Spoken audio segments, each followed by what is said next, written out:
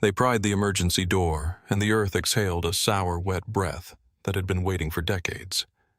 My light caught the row's first empty seats, a pink lunchbox scuffed white along the hinge, and a class list taped to the dash in cheerful ink. Over the names, someone had pressed a thick red line and left 5 words that never stopped echoing. We never made it to Morning Lake. Let me know where you're listening from and share this if you believe remembering is the first step toward justice. I keep my mornings quiet. Coffee at the stove until it just begins to steam boots by the door, radio on low, so I can hear the freight line across the river when it wakes. In the spring, Halstead County smells like damp cedar and gasoline, the sort of air that gets under your shirt and clings. Most days, I step off the front stoop and scan the same small strip of street I've been watching since I was a teenager, 3 mailboxes tilted at different angles, a live oak that dropped its heavy limbs during the '98 ice storm, and the Kelly's front walk, now 2 inches lower along the center from decades of footsteps and 1 summer of drought. The town sits in a shallow bowl, a ring of pines holding us like a hand. Morning Lake glints out their silver when the wind picks up, and darker when it goes still. 39 years ago, it was where our 5th graders went to see how a beaver dam works and learn the names of birds that only pass through in May. You could hear the bus before you saw it, the rattle as it turned off the main road, the squeak of brakes that needed the shop, the chorus of plastic backpack buckles clacking like wind chimes. In 1986, I was 9 a week into chicken pox, and the doctor had told my mother I wasn't setting foot in a school or a bus for 10 days. I had pressed my face to the bedroom window and watched my world roll away without me. Our block was slow, good kind of slow. Porch lights flicked off with the weather report. Mr. Nguyen watered his tomatoes before the temperature rose past 80. The principal's Plymouth passed the playground at 7:20 on the dot, same route, same wave. If you slept with your window open, you could count your day by sound. The paper hitting the driveway. The screen door on Sandra Jean's house where her dad left for the refinery. The commuter bus sighing to a stop 2 blocks down, and the band of grackles that squabbled on the Kelly's big elm before breakfast. People lived in the same houses so long their yards started to look like them, practical shrubs, patient lawns, 1 or 2 impulsive decisions planted near the fence. Nora Kelly lived 2 houses south, a slip of a girl with green eyes and a stubborn swing of her hair when she ran. She would leave a chalk hopscotch on our curb so bright you could see it from the corner store, and somehow the lines stayed straight, even on the cracked concrete. On Saturdays, her mom set a pitcher of tea on their porch, and we'd split popsicles and watch the older kids wheel down the street on 10 speeds, all elbows and knees and scraped palms. Nora gave names to things: corner cats, mailboxes, the pine that leaned like it was listening, and those names stuck if she used them enough. Kimmy Leong sat 1 row back from me in school. Her backpack was always too heavy, and she'd tug the straps forward like a tugboat and grin when I offered to carry it. Kimmy scratched her name into anything she was afraid of losing pencil tape dispenser inside of her shoe. When she got a purple bracelet at the fall festival, the cheap plastic kind that closes with a little snap, she etched KIMI in the band with a safety pin, working the letters until they bit. She said it made her feel like the world would have a harder time misplacing her. We had a teacher that spring everyone liked. Miss Delaney was the kind of 20-something who could keep 30 kids quiet without raising her voice. She brought a portable record player for indoor recess and let us vote for the song. At the back of the room, she thumbtacked a calendar with big clean squares and wrote "Field Trip Morning Lake" across May 19th with a double underline. We talked about it for weeks. Who'd sit where, which trail had the best shade, whether the new camp had real cabins or just canvas on frames, and if we'd be allowed to take the little metal boats out if the wind stayed calm. I remember the phone call more than the conversation. My mother spelling it out, not looking at me while she said it like the words were going to sting twice if we made eye contact. "You're not going, baby." She put her hand on my forehead and said I was warm. I said I'd be cold by Monday. She laughed and shook her head soft and tired the way parents laugh when the decision is already made. Sunday night, she set a glass of ginger ale next to my bed, rolled a washcloth in ice, and kissed my temple. You can wave from the window when the bus goes by. I fell asleep counting the bumps along the plaster ceiling, promising myself I'd save half a popsicle for Nora when she got back. There were things that made sense at the time because adults said them and because we were 9. We were told the school bus would be a different color on Monday because ours needed new brake shoes that the regular... I still see it the same way every time a cedar board pulled free from the living room wall, dust lifting in the air like old breath and a blackened box wedged in the cavity where insulation should have been. The latch fought us. When it finally gave, a leather book slid forward soft with mildew and years the initials faint.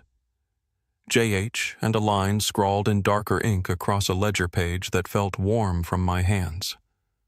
They know. Stop using the lodge. Before I go any further, let me know where you're listening from and share this if you believe remembering is the first step toward justice. Before any of that, before the box and the ledger and the words that turned my stomach, I lived a plain, steady life 2 hours south on I-35. I kept hours at the community college archives in San Antonio, filing grants in the morning, cataloging local newspapers in the afternoon. I knew where every reel of microfilm sat and which decades smelled more like basement than history. Tuesday evenings were for laundry and a pot of chili set low. Saturday mornings for running a cloth over my grandmother's old sideboard until the wood showed its honey again. I liked trains at night the way the sound carried across the Mission Reach when the air cooled into the 70s, and I liked how the light from my neighbor's porch fell in a neat rectangle that never crossed into my yard. It was a life of edges that stayed put. When I was 17, those edges still belonged to Hollow Creek. The hill country has a way of pretending things don't change. Limestone holds heat, then lets it go in a sigh around dusk. Deer stand where the gravel road bends, daring your headlights to blink first. In October of 1997, we were in one of those dry stretches where the river ran just low enough to show polished stones, and the cedar smell rode the air like a thin resin. My mother kept her kitchen window cracked to let that smell in. A church bulletin lay on the counter under a magnet shaped like a cow. Supper was pork chops in a cast-iron skillet. If you set your fork down, you could hear the skillet tick as it cooled. The week Thomas called the word reunion felt harmless. He had a voice that made plans sound inevitable. Friday evening, he said, "Bring jackets. We'll stoke the hearth chase off the cobwebs, remind this place who it belongs to." I wasn't invited. That part came soft careful. "When you're 19, you'll be first on the list," he said, and I pretended it didn't sting, even though my birthday sat just inside November like a taunt. My mother hung up and wiped her hands on a dish towel and said with that tone that closes a subject, "It'll be good for the older ones. You and I will have our own weekend here." The lodge had always been a kind of proof my grandfather's hands set into cedar and stone. He poured the footing himself, told every boy in town that a house needs to stand against heat more than cold, and propped the porch swing with chain thicker than his thumb. The drive up there measured long, nearly 7 miles of washboard gravel after you left the county road. From the porch, you could hear wind run the length of the valley and tuck itself into the limestone bluff like a blanket. We weren't fancy people. We were the kind who counted steps between fence posts and knew the weight of a good crescent wrench. The lodge made us feel like we'd built a small quarter of the earth. Those days had their rhythm. Patricia's porch light flicked on at the same time every evening, a yellow bowl on the end of a cul-de-sac. Jacob's laughter arrived in a driveway before he did.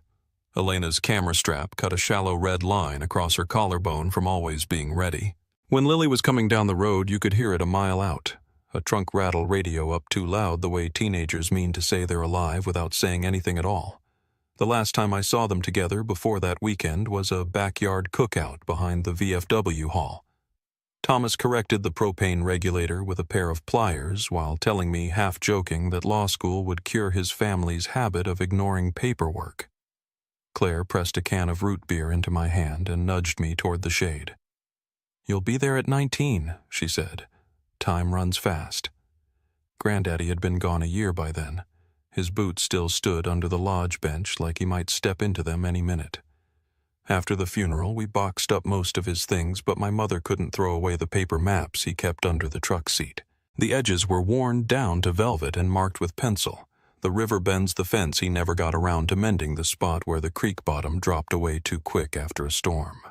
When I smoothed them out on our kitchen table, my fingers traced a single note he had circled years ago in a shaky hand. "Keep shut." I didn't ask what he'd meant. In our family, the rule was simple. If a door is closed and nobody's screaming, you let it be. The Friday the cousins drove up the heat gave us one last grin before sliding toward fall. It read 84 to GF on the pharmacy sign near the square at 5 o'clock, then dropped quick once the sun tipped past the grain elevator. I stood at the screen door and watched my mother tie up the trash, the bag swinging while cicadas scraped the edges of their song down to a thin wire. We could hear tires on gravel a long time before we saw lights across the rise. By the time those headlamps cast a white bar across the cedar trunks, the town had gone quiet in the way small towns do after supper, televisions low, the last porch conversations trailing off a dog letting out one bark just to stay honest.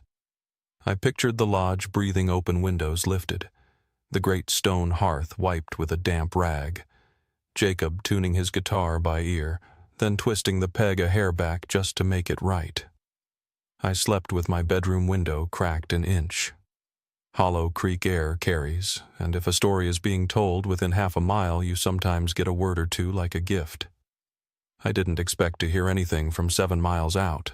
Not real words, just the shape of the night, but around 11 there was a thin breeze that smelled like smoke, and I felt standing there what I've felt since the particular piece of a fire tended by people you love.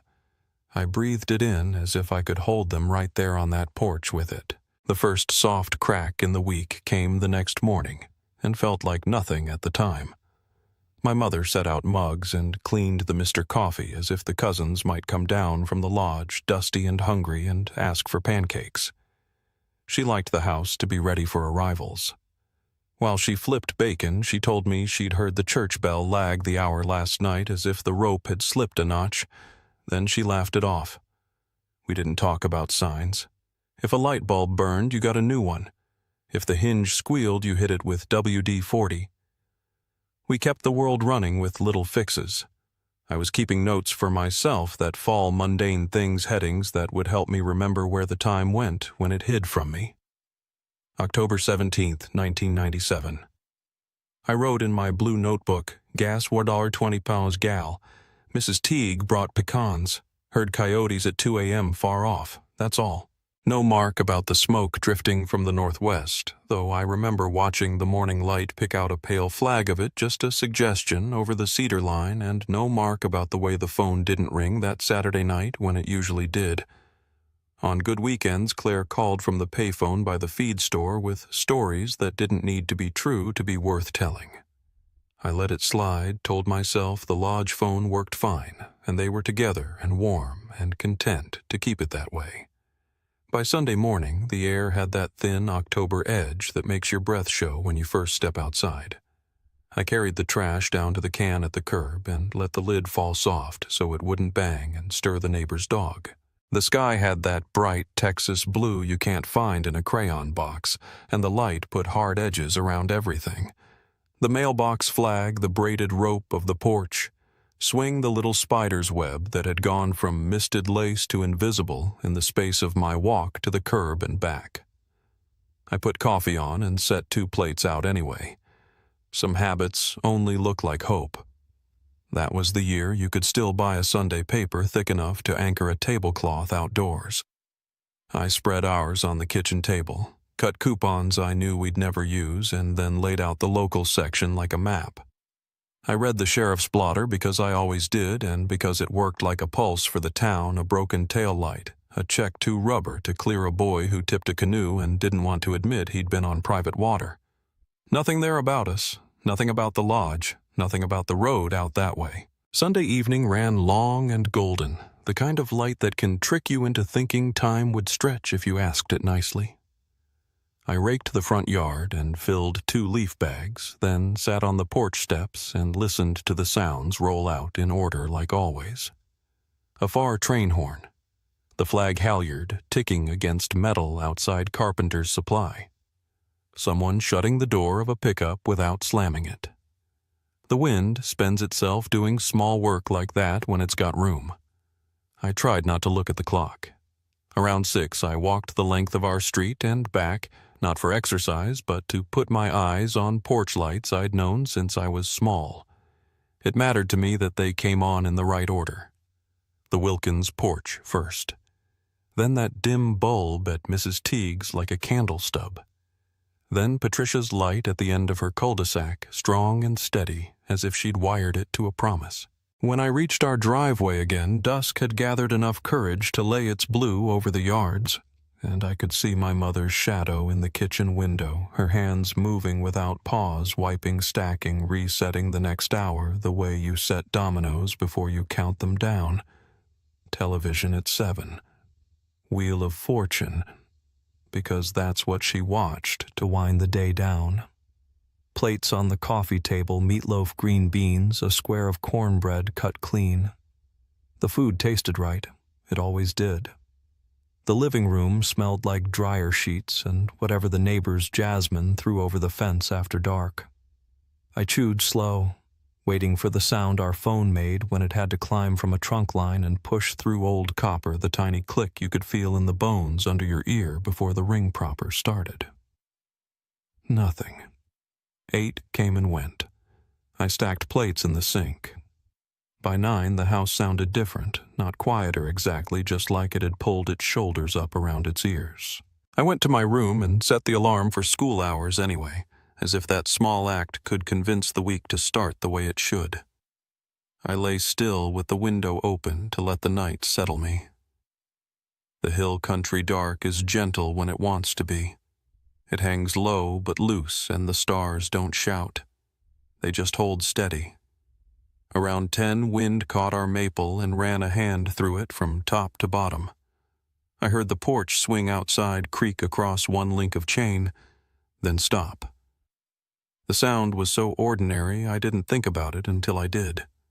When I rose and crossed the floorboards to look through the curtains, our swing sat perfectly still, but at the edge of the street where I could just see down the bend toward the county road, a porch on someone else's house shone a little brighter than usual, like somebody had set it to high.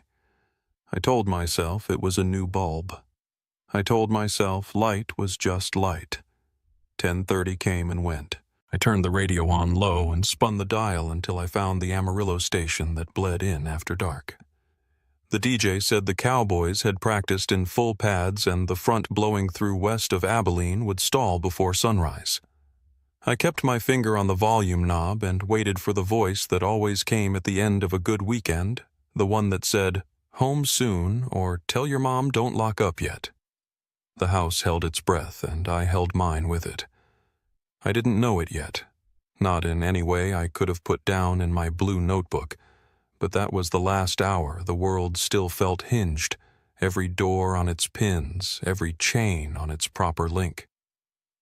At 11, I shut off the radio and set my glasses on the table like I always did. The far porch stayed lit, the road stayed empty. I turned my pillow over for the cool side and closed my eyes against a quiet that pressed so close I could hear it. And then, because habits are heavier than fear, I left our own porch light burning, pointed at a driveway that should have filled with headlights by now, but didn't. I remember the color of that night more than anything else, a pale gold fading into blue, the kind of light that settles when the sun's already gone, and the day hasn't decided what to do with its ghosts. I'd left the porch light burning the way my mother always did when someone was still out there on the road. But the phone never rang, and by the time the last news segment ended, my mother had gone quiet. She stood at the sink, hands still in dishwater eyes on something I couldn't see through that kitchen window. There are silences that don't feel empty. They feel loaded, like the air's holding a secret it hasn't figured out how to tell you. That was Sunday night in Hollow Creek. By Monday morning, the cousins were gone, and none of us knew it yet. The first call came from Aunt Patricia. It wasn't panic, not at first, just that strained, polite tone families use when they're trying not to sound like they're worrying. She said she hadn't heard from Thomas or Claire and asked if they might have stopped by. I told her no, they hadn't. She said the same thing about the others. Probably just stayed late, she said, though her voice faltered halfway through. You know how they get when they're together. But by evening that sentence had worn thin. I could hear her chain smoking through the line, each flick of the lighter punching through the static. The sheriff's office promised to send someone up there the next morning just to check. Routine welfare visit, that's what they called it. Nobody was using the word missing yet. When the deputies finally drove up to the lodge, the air had that brittle stillness after a cold front, the kind where sound doesn't travel right. I wasn't there, but I've seen their photos so many times I can almost convince myself I was. 2 cars still parked outside, keys on the dash trunks packed with weekend bags. The door locked from the inside. No footprints on the porch, no tire tracks past the gravel bend. Inside, the mugs lined up by the sink like someone had rinsed them after breakfast. But there was no breakfast, no smell of bacon or coffee. A fire still smoldered in the hearth, though the deputies said it looked freshly tended. That detail has never stopped bothering me. Someone fed it after the time they should have vanished. Someone alive. When my mother told me, I laughed a dry sound I didn't recognize. I told her there had to be a mistake. 5 of them. All gone. People don't just evaporate. She didn't answer me. She just set down the phone, leaned her elbows on the counter, and said, "Your grandfather's house never liked being empty." It was a strange thing to say, but I understood it even then. That lodge was built on stubborn ground, the kind of land that remembers everything. By midweek, the story reached the local news. 5 cousins missing in Burke County. The anchor tried to make it sound temporary, like a flat tire they'd fix by morning. Reporters stood by the gravel road pointing to cedar trees and limestone cliffs as if they meant something. My aunt's face appeared in every shot, her eyes swollen from crying, but her voice clipped, controlled. She said they were a good family. She said they'd come home. After the cameras left, she stopped saying much of anything at all. That Friday, I drove out there myself. The deputies had already roped the area off, but one of them, a man I vaguely knew from school, let me stand by the gate. The road into Hollow Creek twisted like it didn't want to be found a single ribbon of dirt cut through trees that swallowed sound. The lodge sat deep in the valley, its roof sagging under shadow. Even from a distance it felt wrong, too, still too sealed. I could smell cedar and something else underneath it. Something sour, like rain trapped in old wood. When the wind shifted, the porch swing moved just an inch enough to make its chains whisper. I remember thinking that it shouldn't be moving. There was no breeze strong enough for that. They searched for a week straight. Volunteers, dogs, drones, when those were still new. Nothing. No torn clothing, no dropped keys, not even a footprint past the porch. It was as if the earth had swallowed them whole. People started inventing explanations to fill the silence drugs a suicide packed some stranger from the highway. None of it fit. They were too grounded, too practical for that kind of story. What nobody said out loud, but what everyone thought, was that the land itself might have turned on them. By November, the headlines stopped. The search tapered off. The sheriff's office called it an unresolved disappearance, which was a bureaucratic way of saying they were done. Thanksgiving came and went with 5 empty chairs. That first year, Aunt Patricia didn't cook. She just set out 5 plates and left them untouched as if pretending could pull them back. My mother stopped going to church after that. I think faith asks you to accept too many kinds of loss, and she'd already used up her share. Over time, the world rearranged itself around the hole they left. The lodge was boarded up, its windows nailed shut. The property sat in probate limbo after Granddad's estate dissolved, so nobody had the right or the heart to tear it down. Rumors turned into folklore. Kids dared each other to drive out there after dark, said they saw lights moving through the trees. People claimed to hear laughter on still nights or music drifting across the valley. Maybe they did. Places hold echoes longer than people do. For me, silence became its own habit. I finished school, took a job at the college archives, filed papers by day, and came home to a quiet house.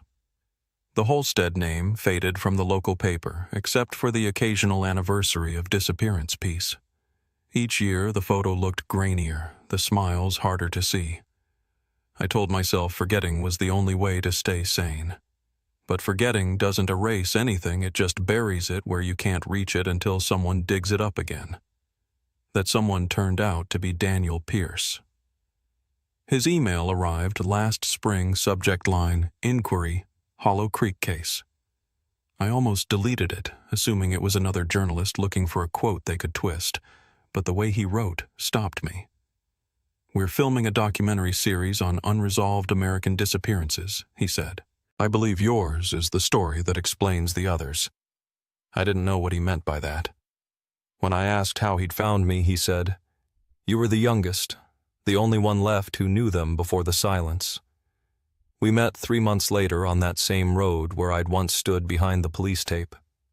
Time had widened it, gravel replaced by crushed limestone county signage where the old mile markers used to lean. The valley hadn't changed, though. It still felt like a place where sound went to die. Daniel was taller than I expected, with a voice that made everything sound deliberate, like each word was weighed before it left his mouth. He wasn't what I'd call friendly, but there was something steady about him, the kind of calm people mistake for confidence. His crew, Ryan, the cameraman, and a young woman on audio, worked with quiet efficiency, like they'd learned not to speak more than the land allowed. When Daniel asked if I was ready, I told him no, but that it didn't matter.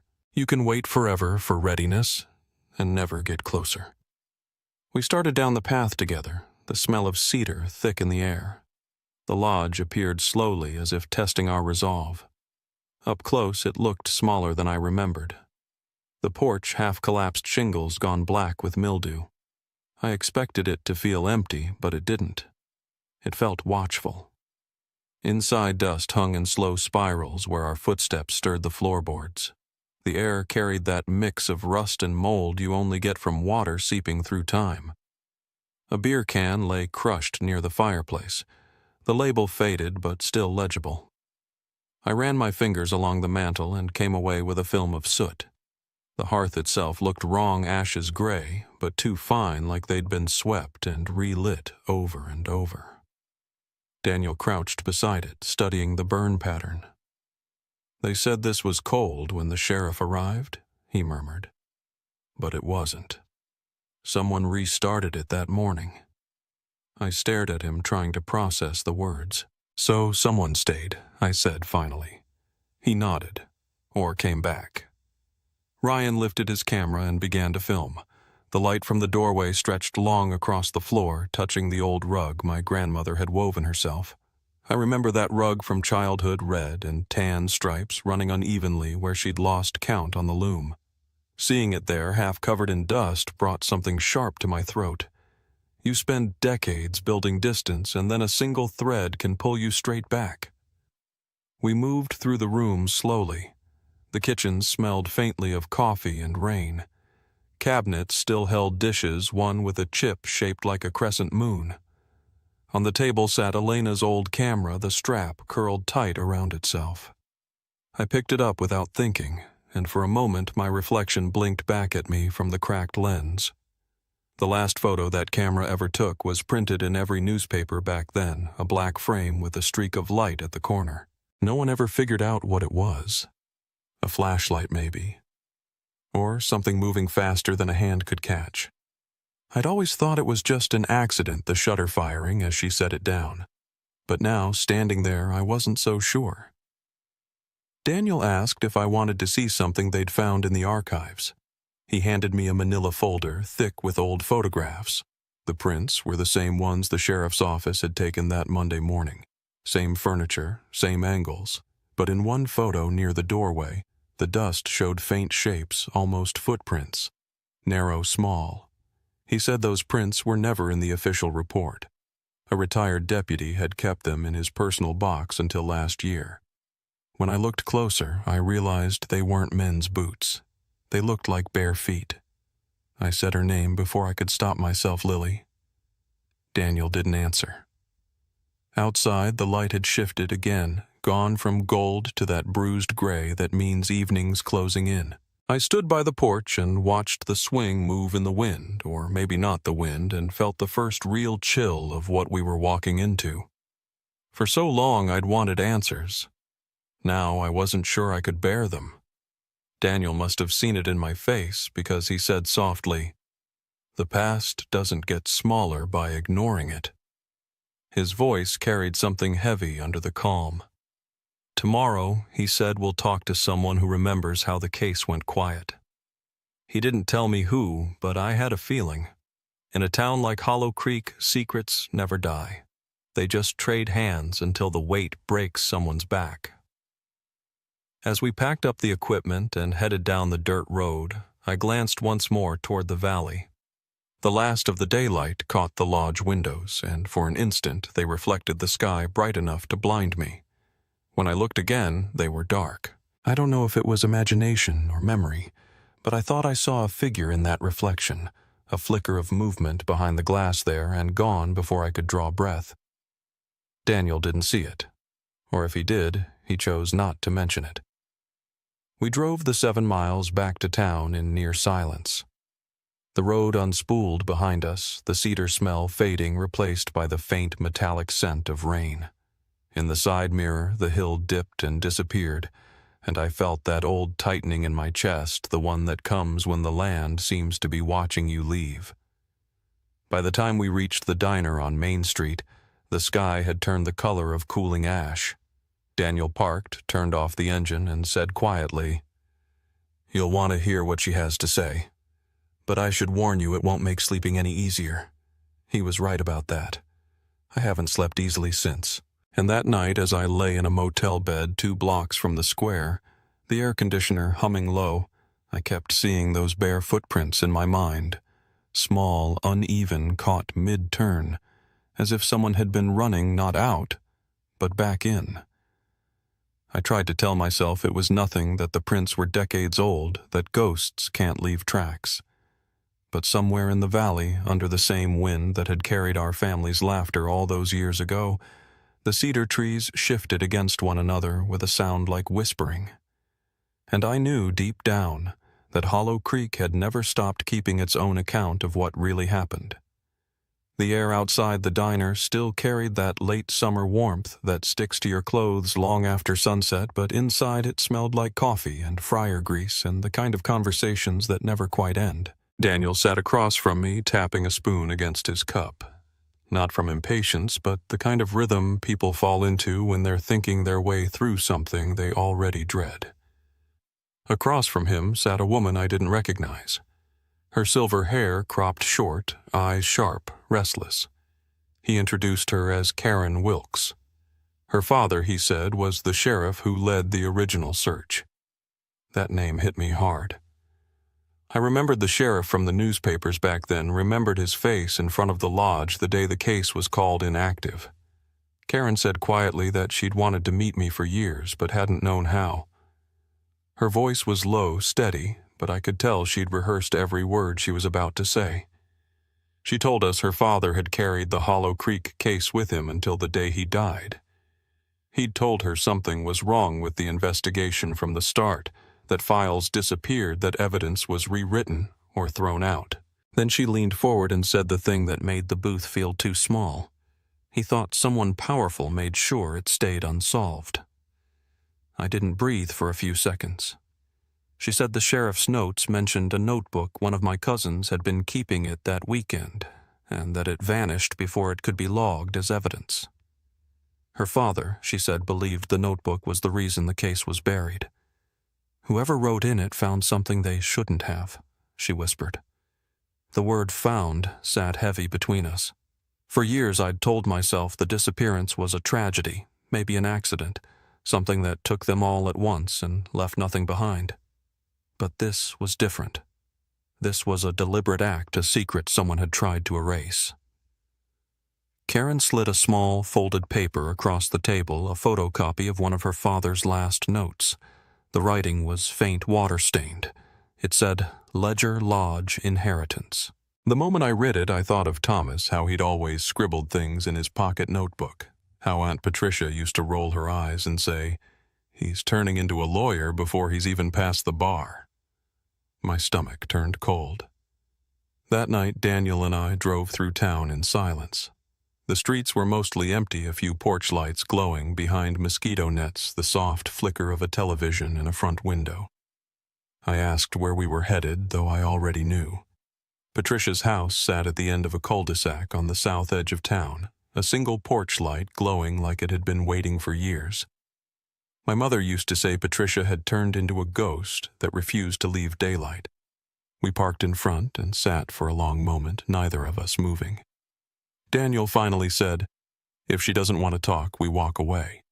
I nodded, but when the door opened before we even reached the steps, I felt that plan slip away. Patricia stood there framed by yellow light, thinner than I remembered hair, gray and loose eyes, the same shade as Claire's. She didn't look surprised to see me.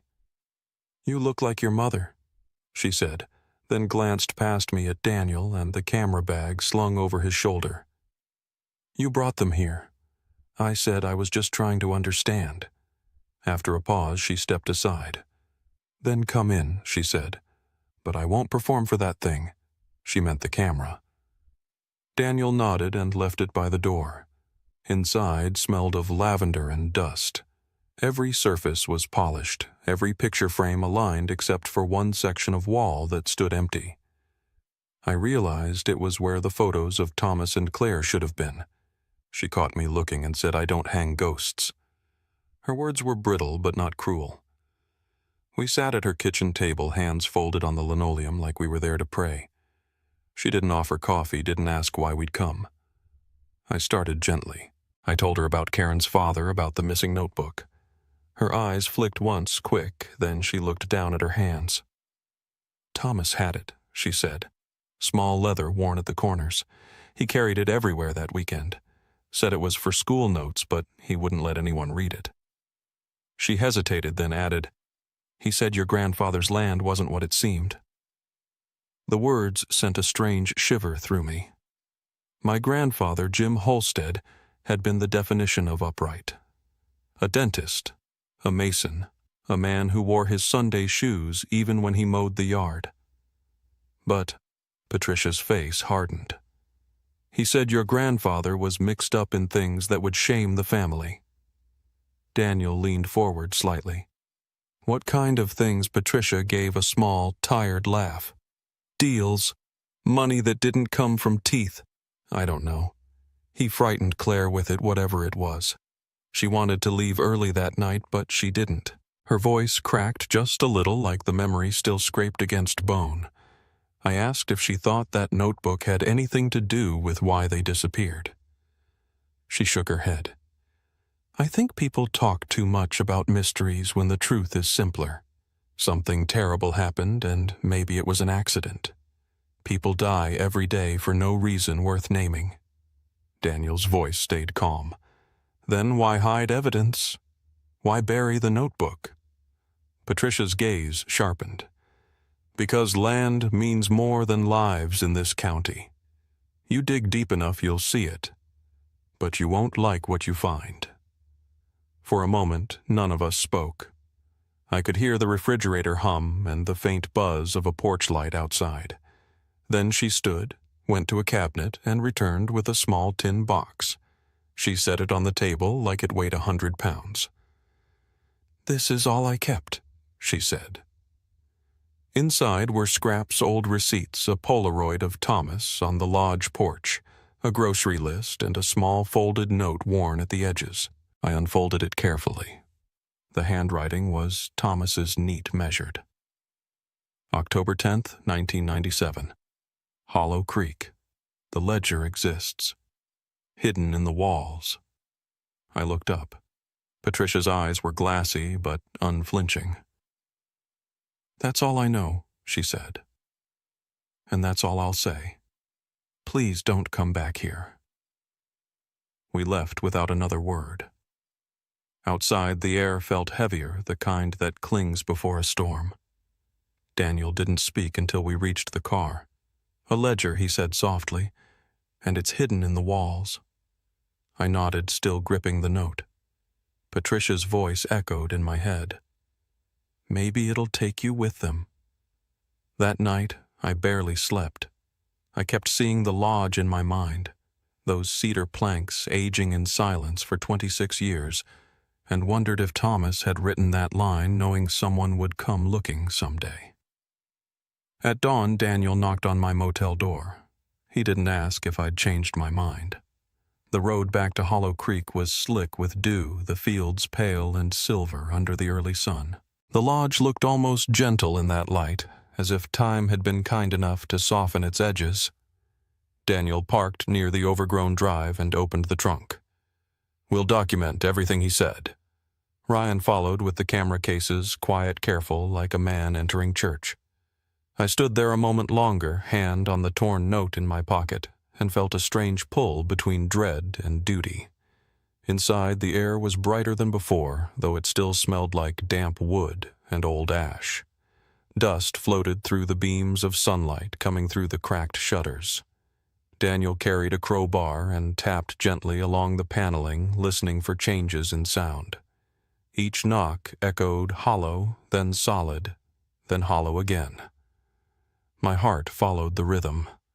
At the far wall beneath the small window, the sound changed duller, as if something sat behind it. Daniel glanced at me. "Here." He wedged the crowbar into a seam and pulled. The board creaked, splintered, and came loose with a sigh of stale air. Behind it, the faint outline of a box sat wedged between studs. It was smaller than a shoebox wood, blackened with age, brass latch green with corrosion. Daniel put on gloves and eased it out. My breath caught as he pried it open.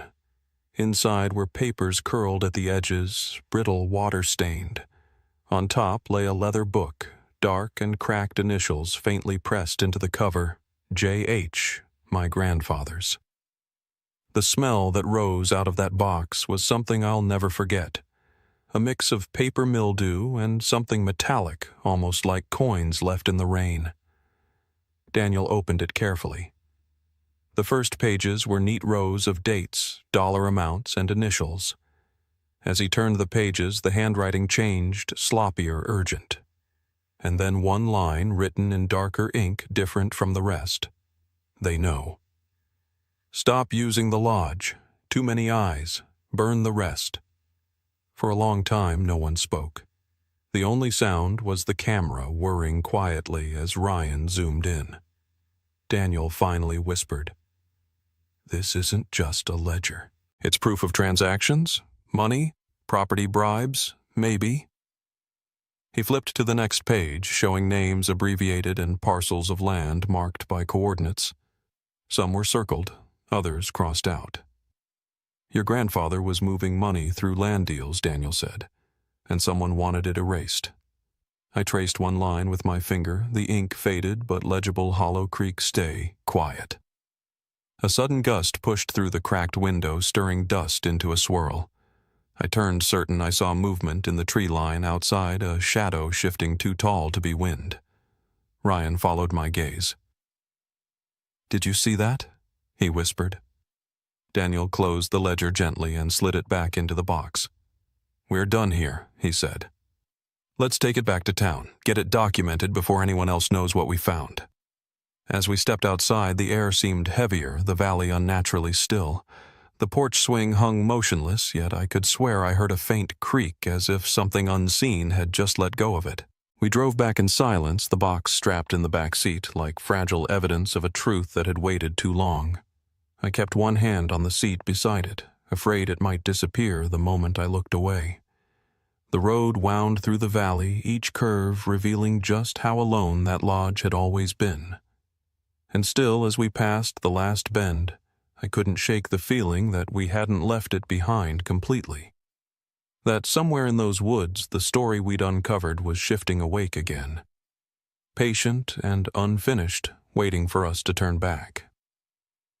We didn't talk much on the drive back into town. Daniel kept both hands tight on the wheel, eyes fixed on the dark road ahead, the headlights sweeping long through the cedar as if they might cut open another secret. The ledger sat in its box behind us, wrapped in a towel from the motel. Every bump in the pavement made it shift with a soft thud, and each time it did, I felt my stomach tighten.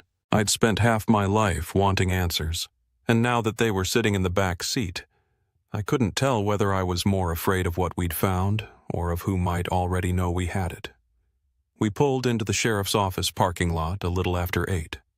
The building looked the same as it had 26 years ago. White siding, 2 flickering bulbs above the door, the smell of dust and coffee leaking out through the cracks. Sheriff Claiborne met us in the hallway. He was in his 60s, then a big man with the kind of politeness that feels practiced. I'd met him once when I was a teenager when my cousins first went missing. He'd shaken my hand and told me, "The truth always finds daylight." I remembered thinking how sure he sounded, but now, all these years later, that same man looked like daylight had cost him something. Daniel set the box down on his desk. "We found this inside the lodge," he said, "behind a wall panel." The sheriff stared at it for a long time, not moving. Then he looked up at me. "Who told you to look there?" His tone wasn't curiosity. It was concern, maybe even warning. "My aunt mentioned a notebook," I said. "Thomas wrote about a ledger. We thought it might help." The sheriff nodded slowly but didn't reach for it. "You shouldn't have gone in there," he said. "That property's under state restriction." Daniel asked. Since when? Claiborne didn't answer. He just stood up, went to the blinds, and turned one slat with his finger. "You folks stay at the motel near the highway?" Daniel said yes. The sheriff nodded again. "I'll have to file this with evidence," he said finally. "You'll get a call when it's logged." The air in that office turned heavy. I could see the clock behind him, 8:47 p.m. And I remember thinking how small that room felt, how the walls seemed closer than they should have been. Daniel said quietly, "You don't want to see what's inside." Claiborne turned his jaw set. "Some things are better left where they were found," he said, then picked up the box, tucking it under his arm. I opened my mouth, ready to argue, but Daniel's hand brushed my sleeve, a silent signal to stop. The sheriff walked down the hall, disappearing into a back room. The door clicked shut behind him. When we stepped outside, the air smelled like rain and metal. Daniel lit a cigarette and didn't speak for nearly a minute. "He's hiding something," I said. "Or protecting someone." Daniel exhaled slow. Maybe both. The sky had gone black. No stars, no moon. Just that low, heavy kind of darkness that presses down on everything. I looked at the sheriff's office, a single light still burning in his back room, and I knew the ledger wasn't staying in evidence. It would vanish like everything else tied to that lodge. The next morning, Daniel woke me early. He'd gotten a call from a woman named Carol, one of the old deputy's widows. She'd heard about the ledger through a friend and said there was something we needed to see before we left town. We drove to her house on the far side of Burke County, past the river and the rusted feed mill. Her porch was lined with wind chimes that barely moved even in the breeze. Carol looked fragile but sharp, the kind of woman who remembered everything but knew better than to share it too soon. She poured coffee into mismatched cups and set a small photo album on the table. "My husband took these," she said. The album was full of Polaroids from the original investigation angles of the lodge. I'd never seen close-ups of the hearth, the window, the porch. She pointed to one in particular. It showed a section of wall where Daniel and I had found the ledger, but the photo was dated October 1997, and in it, that section was already patched over. They sealed that wall 2 days after the search ended, she said. Told us it was for weatherproofing. But my husband, he thought it was something else. Daniel asked what happened to him. Carol looked down. He died in a car crash 3 months later. They said he fell asleep at the wheel. He hadn't slept in days, that much was true. But he was scared of something. He kept saying there were names in that book no one wanted seen. I asked her if she... The creek bed was dry when I stepped into its sand, like sifted flour under my boots, heat humming off the rock. Half buried in a runnel where storm water used to bite, I saw a small oval of tarnish catch the sun. I brushed it loose with 2 fingers and turned it over in my palm, a tiny bracelet initials cut by a careful hand grit, packed tight into the etching. The wind moved through the mesquite and carried a faint, dusty sweetness, the sort of smell you remember years later when you open a box and the past comes up to meet you.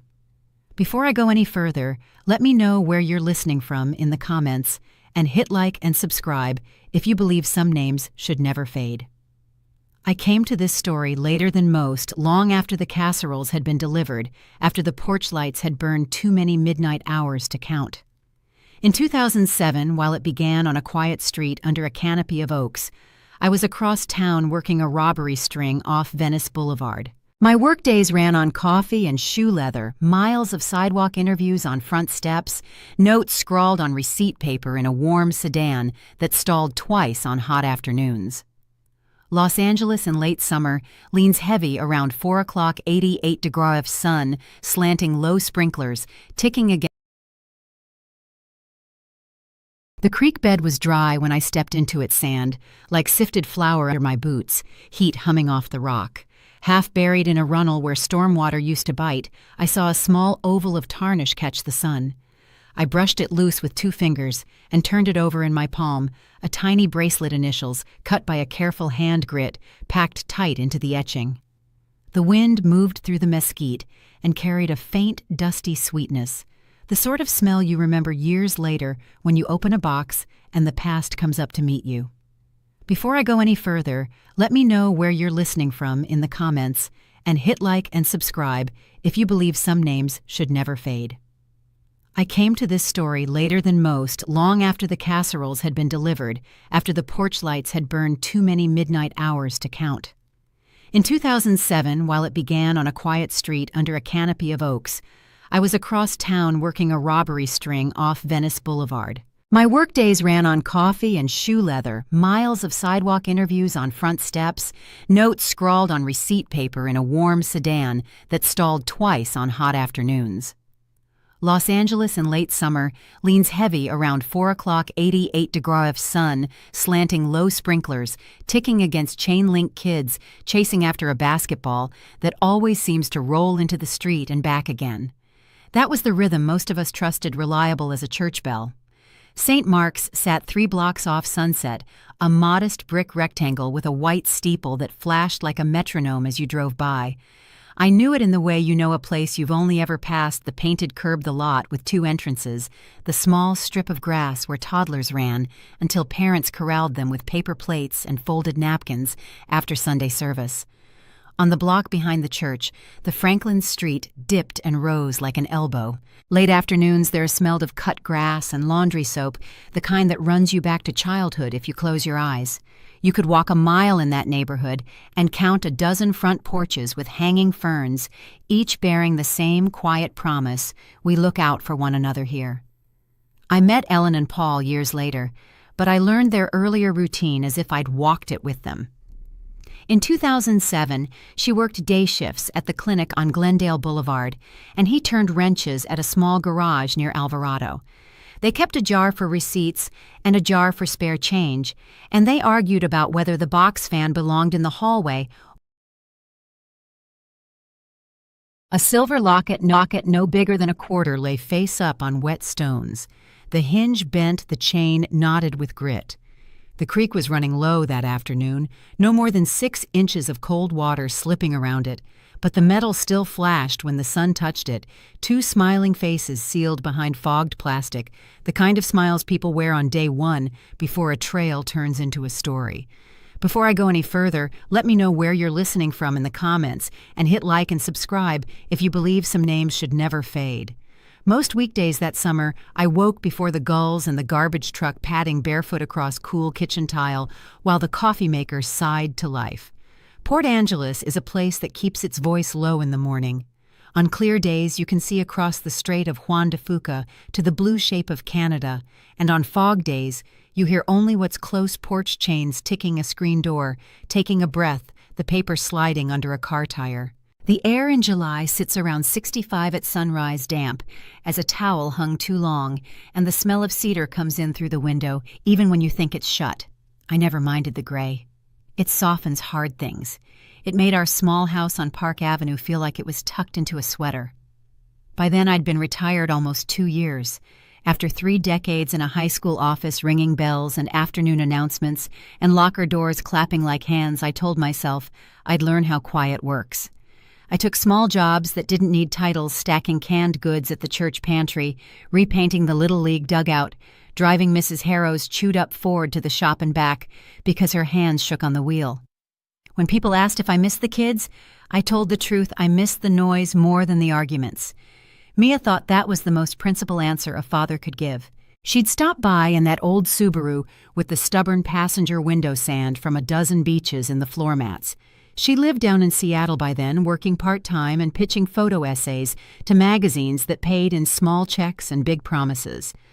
"Light is a living thing," she said once, standing in our driveway and tilting her head so the sun lit just one eye. I nodded as if I understood the way a father nods at talk of lenses and ISO and how fog eats edges. She had a way of holding her camera like a dog carries a stick, proud and practical at once. Sophia and Lila came up that second weekend in July 1, with a cooler full of cut fruit and tortillas, the other with a slim stack of laminated maps that felt like playing cards. They matched in spirit more than in looks, a threesome that clicked into place without trying. I'd seen them sprawled on our living room rug since college days, scheduling their lives in pencil and arrows, big city jobs that still left room for mountains and salt water. They never walked into a room without filling it with motion, arms to shoulders, elbows to elbows, voices climbing and dropping around each other like good harmony. They had permits for a 3-day loop starting at the Hoh Rainforest Trailhead about 80 miles west from my front door, if you take the bends proper and don't try to shave minutes by passing logging trucks. The plan had the sure feel of something prepared mileage, written in blue pen camp miles apart, marked in red and alternate route, highlighted in yellow, in case the river sat too high.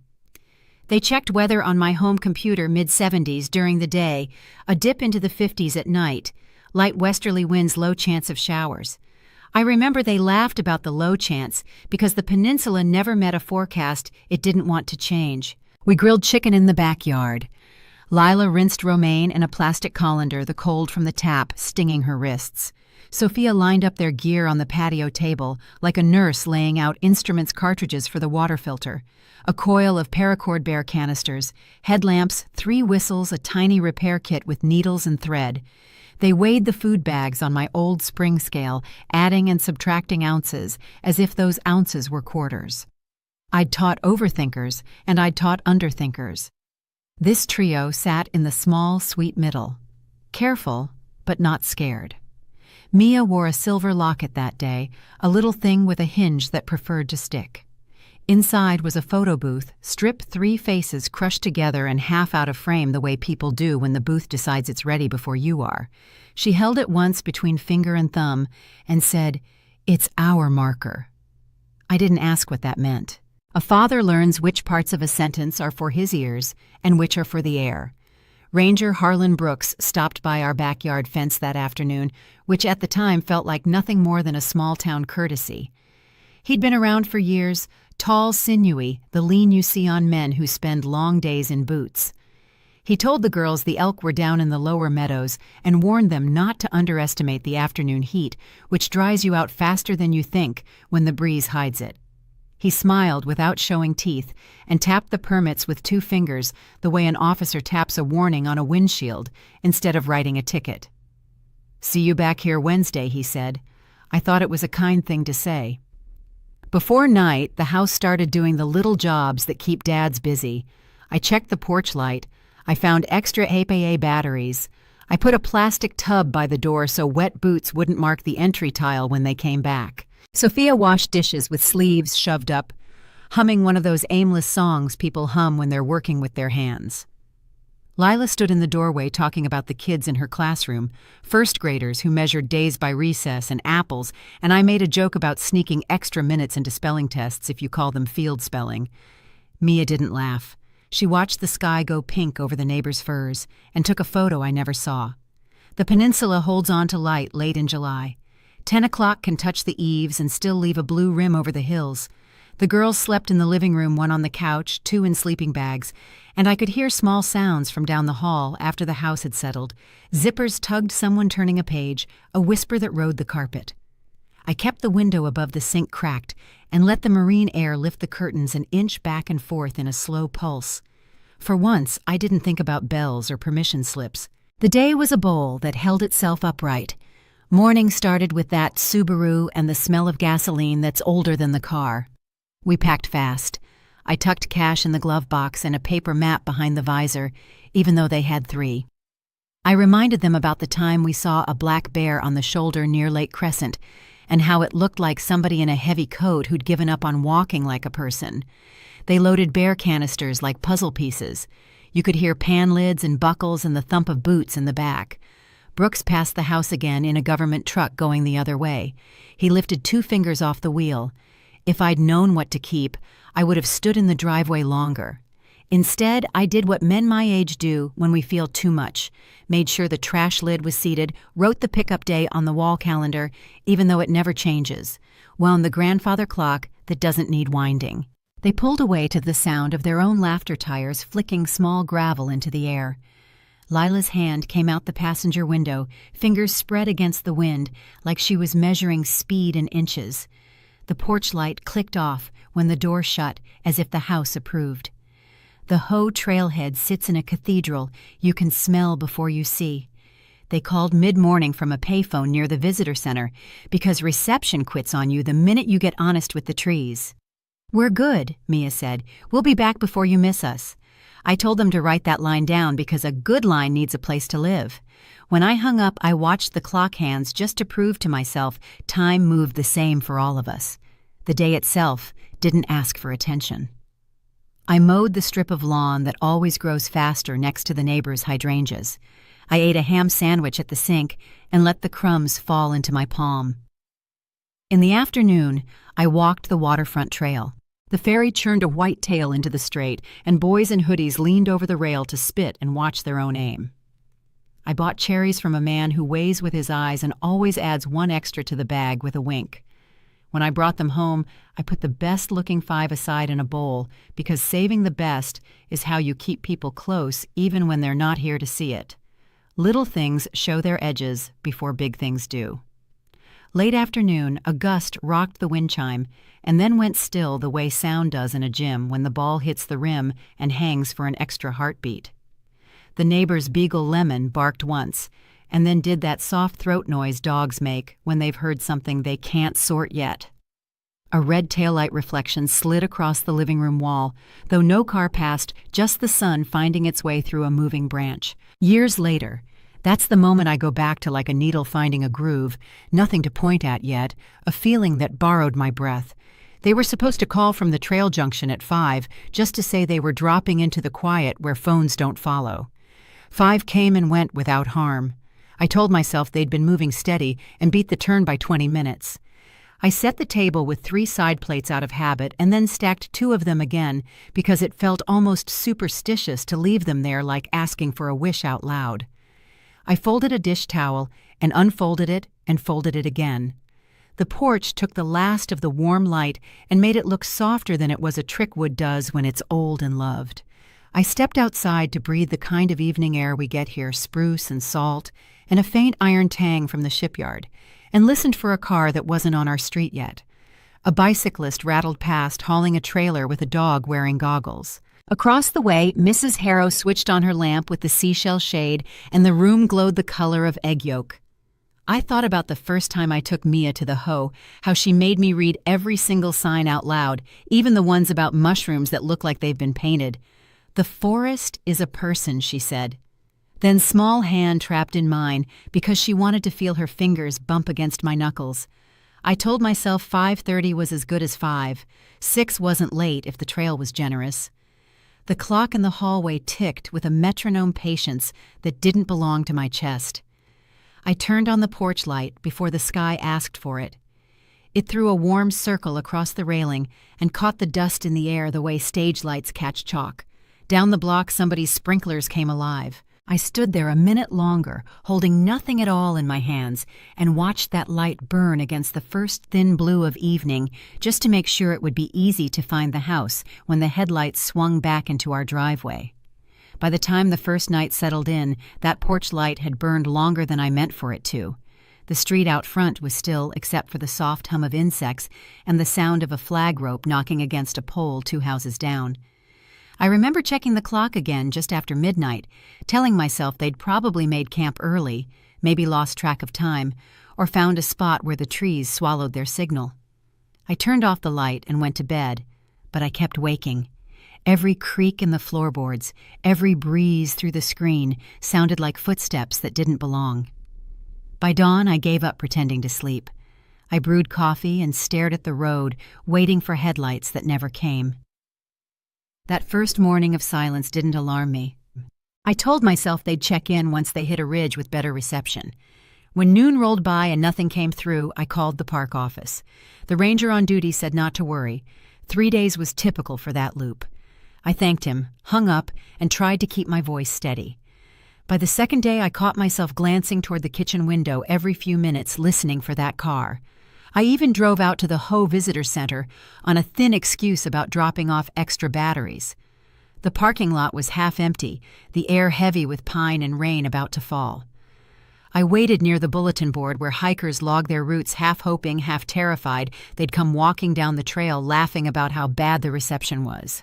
They didn't. On the morning of the 18th, I called again. This time it wasn't routine. The girls should have checked out by noon the previous day. The ranger who answered put me on hold, and the silence on that line stretched until I could hear my own heartbeat in my ear. When she came back, her voice had changed. She said they were initiating a search. That word search lands in your stomach like cold iron.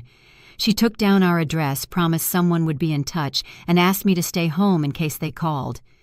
Within hours, the quiet town I'd always trusted shifted into something unrecognizable. Helicopters rolled over the hills low and slow, rattling the windows. You could hear them miles away before you saw them. Trucks from the ranger service lined the edge of the highway, men and women stepping out with radios clipped to their vests and maps spread across their hoods. It was strange watching people move with such precision, while I stood still, hands empty, not knowing where to put them. The air smelled of fuel and wet earth, a mix that still takes me back every time it rains. They found the first camp late that evening, 2 miles off the main loop near a small creek. The ranger who called me was calm, practiced the way people sound when they've learned how to deliver bad news without saying it outright. The tents were damaged, he said. Gear scattered. Looked like maybe an animal. But no blood, no clear sign of what happened. He said they'd expand the perimeter at first light. I thanked him, though I couldn't tell you why. Words fall out of you when the world stops making sense. I drove out early the next morning against their advice. The main road into the park was already sealed with orange cones and a hand-painted sign that read, "Authorized personnel only." I parked behind a ranger truck anyway and walked until a young officer stopped me. His boots were caked in mud, his face drawn and sleepless. "You can't be here, sir," he said, polite but firm. I told him who I was. He hesitated, then pointed toward a makeshift base set up in the visitor lot. "Talk to Ranger Vasquez." That's how I met Elena. She was smaller than I expected, hair tied back, clipboard tucked under one arm, voice steady, like a metronome. She told me what they knew, which wasn't much. No tracks beyond the campsite, no sign of wildlife aggression, no gear that suggested they'd planned to leave early. She said they'd run scent dogs along the creek and into the tree line. The dogs had picked up something faint, then lost it near a washout. She showed me a topographic map, red circles marking search zones. Her finger rested on one spot longer than the others. "This area here," she said quietly, "is where we'll focus today." I remember the smell of pine sap, the crunch of gravel under her boots, and how everyone avoided looking at the family members who'd begun to arrive. Sophia's mother stood near her car, both hands clutched around a photo, her lips moving in prayer. Lila's father paced the asphalt, muttering the same question to every ranger who passed. "Have you found their packs?" as if repetition might change the answer. I just sat on the tailgate of my truck waiting for something to make sense. The search went on for days. Each night the helicopters returned to base, the hum fading into the dark, and I'd drive home under a sky that looked too calm for what it was hiding. News vans began to line the highway pullouts, reporters trying to turn grief into airtime. They called the girls the Olympic Three. It sounded too neat, too small for who they were. The newspapers ran their college photos, bright faces, unaware of what captions would one day sit beneath them. On the 5th day, a searcher found one of Mia's boots half buried near the creek bank. Same brand, same size. I asked to see it, but Elena said it was better that I didn't. The rain came in hard that afternoon, the kind that eats tracks and carries things downstream. When the dogs came back empty again, you could feel the shift, the unspoken turn from rescue to recovery. But no one dared to say it. I stayed in Port Angeles even after most volunteers went home. Every evening, I'd drive out to the park boundary park near the entrance sign and wait. I don't know for what an update, a mistake, a miracle. One night, long after midnight, a truck pulled up beside me. The driver's window rolled down and a man in uniform nodded. It was Ranger Brooks. I recognized him from the day the girls left. He looked tired, almost hollow. "You should go home, Mr. Carter," he said. "The forest has a way of keeping its own time." I didn't answer. He lingered a second longer, eyes fixed somewhere over my shoulder, then drove off into the dark. Something about him stayed with me, the tone, the way his gaze never quite met mine. Still at the time, I didn't know what to make of it. I chalked it up to exhaustion. Everyone out there was running on fumes. The next morning, Elena mentioned he'd filed the initial report on seeing the girls at the trailhead, said they'd checked their permits, and seemed fine. It sounded ordinary enough, but something in her expression told me she wasn't sure it was. Weeks passed. The forest began to swallow the signs of the search tire tracks, covered in moss, flagging tape, fading under rain. One by one, families went back to their lives that no longer fit right. We organized vigils, candlelight gatherings on the waterfront where we said their names aloud. Each flame looked fragile against the wind, like hope trying to hold its shape. Reporters moved on to new tragedies, and the calls from the park slowed until they stopped.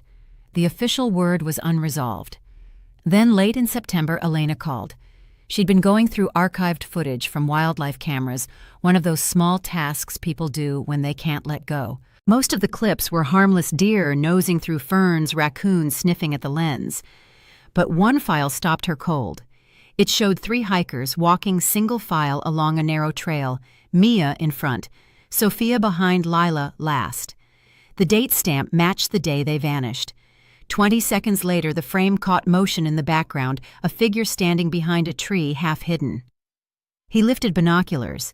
Even in grainy black and white, the shape of his hat and jacket were unmistakable park ranger issue. She didn't tell me that over the phone. She waited until I came in. When she showed me the footage, the room seemed to tighten around us. I remember the hum of the monitor and the smell of dust from old carpet.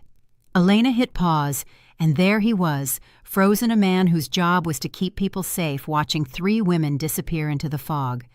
She said they'd already identified him, Ranger Brooks. They questioned him that same week. He claimed he'd been patrolling, making sure hikers followed the right trail. Said he'd never approached them, that the camera angle made it look closer than it was. His report said he'd returned to his cabin before nightfall, but his alibi didn't hold up. No one saw him there. No radio check-in, no patrol log entry after 6 p.m. He had a reputation for being thorough, almost obsessive, yet his paperwork that night was blank. The investigators combed through old complaints, women hikers who'd said they felt watched, a few who reported a ranger shadowing them from a distance. Nothing that ever stuck, but enough to sketch a pattern. They searched his cabin, a small clapboard shack near the Quinault boundary, and found nothing but coffee cups, old field guides, and a shortwave radio that crackled even when unplugged. Still, the silence around his name started to thin. The rangers who'd once vouched for him began speaking carefully, like people testing ice. That fall dragged itself toward winter. Fog thickened along the highway, and the air took on that wet metal taste that comes before snow. I spent most evenings sitting by the window flipping through Mia's notebooks. She'd drawn trail maps on napkins, labeled them with small notes in pencil moss, bright as neon stream, cold enough to hurt. I'd trace those words with my thumb and try to imagine what she saw that last day. One night in early November, Elena came by the house. She didn't call first. She just knocked rain dripping from her hat. When I opened the door, she looked like she hadn't slept in days. They'd found something new, she said quietly, a strand of hair on one of the slashed tents from the original campsite. It didn't match any of the girls. They were rushing DNA comparison now. Her eyes met mine, steady but heavy. "We're close," she said. "I just don't know to what." That night I couldn't bring myself to turn off the porch light. The rain fell straight down, no wind to carry it, and the bulb made every drop shine before it hit the railing. Somewhere beyond the dark line of trees, machines hummed generators from the search team still working late. The house smelled of damp wood and coffee gone cold. I thought about that creek where the locket was found, how light can catch on the smallest thing and make you think it's hope. I stayed by the window until the lamp flickered and the woods went black again, holding more than they should. When morning came, the rain had turned the street into a gray mirror. I sat at the table with the blinds half open, watching it trace crooked lines down the glass. The porch light still burned haloed by drizzle. I hadn't slept, just drifted in and out of half-dreams, where footsteps circled the house and stopped short of the door. The phone finally rang at 6:42. It was Elena. Her voice had that tone people use when they're trying to keep themselves upright. The lab had rushed the test. The hair they found on the tent belonged to Ranger Brooks. I remember the pause that followed, like she was waiting to hear what that did to me. But what could I say? My mouth went dry, and all I managed was, "What happens now?" They brought him in that afternoon. The local paper would later call it routine questioning, but I'd seen enough to know it was anything but. Elena told me later how it went, how he sat at the end of the table, with his hands folded, his ranger hat set neatly beside him, as if that small act of order could erase what was coming. He said he'd already explained everything he was patrolling doing his job. The forest was big, easy to misinterpret where a man stood. But then they showed him the footage, the grainy stills of him watching from the trees, and his face changed. His jaw tightened. Not guilt yet, but fear of where the conversation was headed. I wasn't in that room, but I imagined the air felt heavy. Elena said he kept glancing toward the window, toward the line of trees visible from the station parking lot. When they mentioned the campsite, the boot prints, the slashed tents, his breathing turned shallow. One of the detectives asked him about the night of July 15th. He said he'd gone home early, felt unwell. No one could confirm it. The logs were empty, the cabin dark. Then they told him about the DNA. That's when his eyes filled. A man can hold on to denial until something with numbers next to it shows up. Then it's over.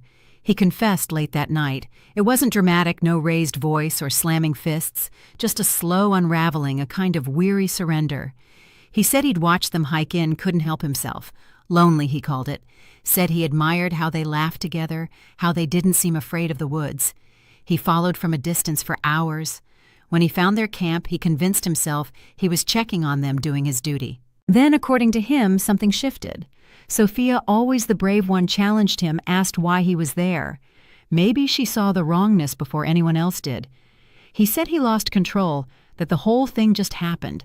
That phrase stuck with me, just happened, as if the wind knocked the world sideways and he went along with it. He described panic, how they fought, how he struck out and didn't stop soon enough. Then silence. He said the other two tried to run. One slipped near the creek. The rest blurred into chaos. When he finished, he broke down crying, begged to see a chaplain. The officers let him. They said he wept for hours, though I never learned if it was for them or for himself. I found out about the discovery 2 days later. Elena called again. Her voice was lower this time, careful. "We located them," she said. That was all she could manage before the words caught. She didn't say where or how. I didn't ask. When the official statement came, it said divers had recovered the remains from a lake tucked behind a waterfall, an area so remote most hikers never knew it existed. The girls had been weighted down with rocks and tarp. I drove out there once, weeks later, just to stand at the trailhead. The air smelled of moss and diesel from the rescue boats.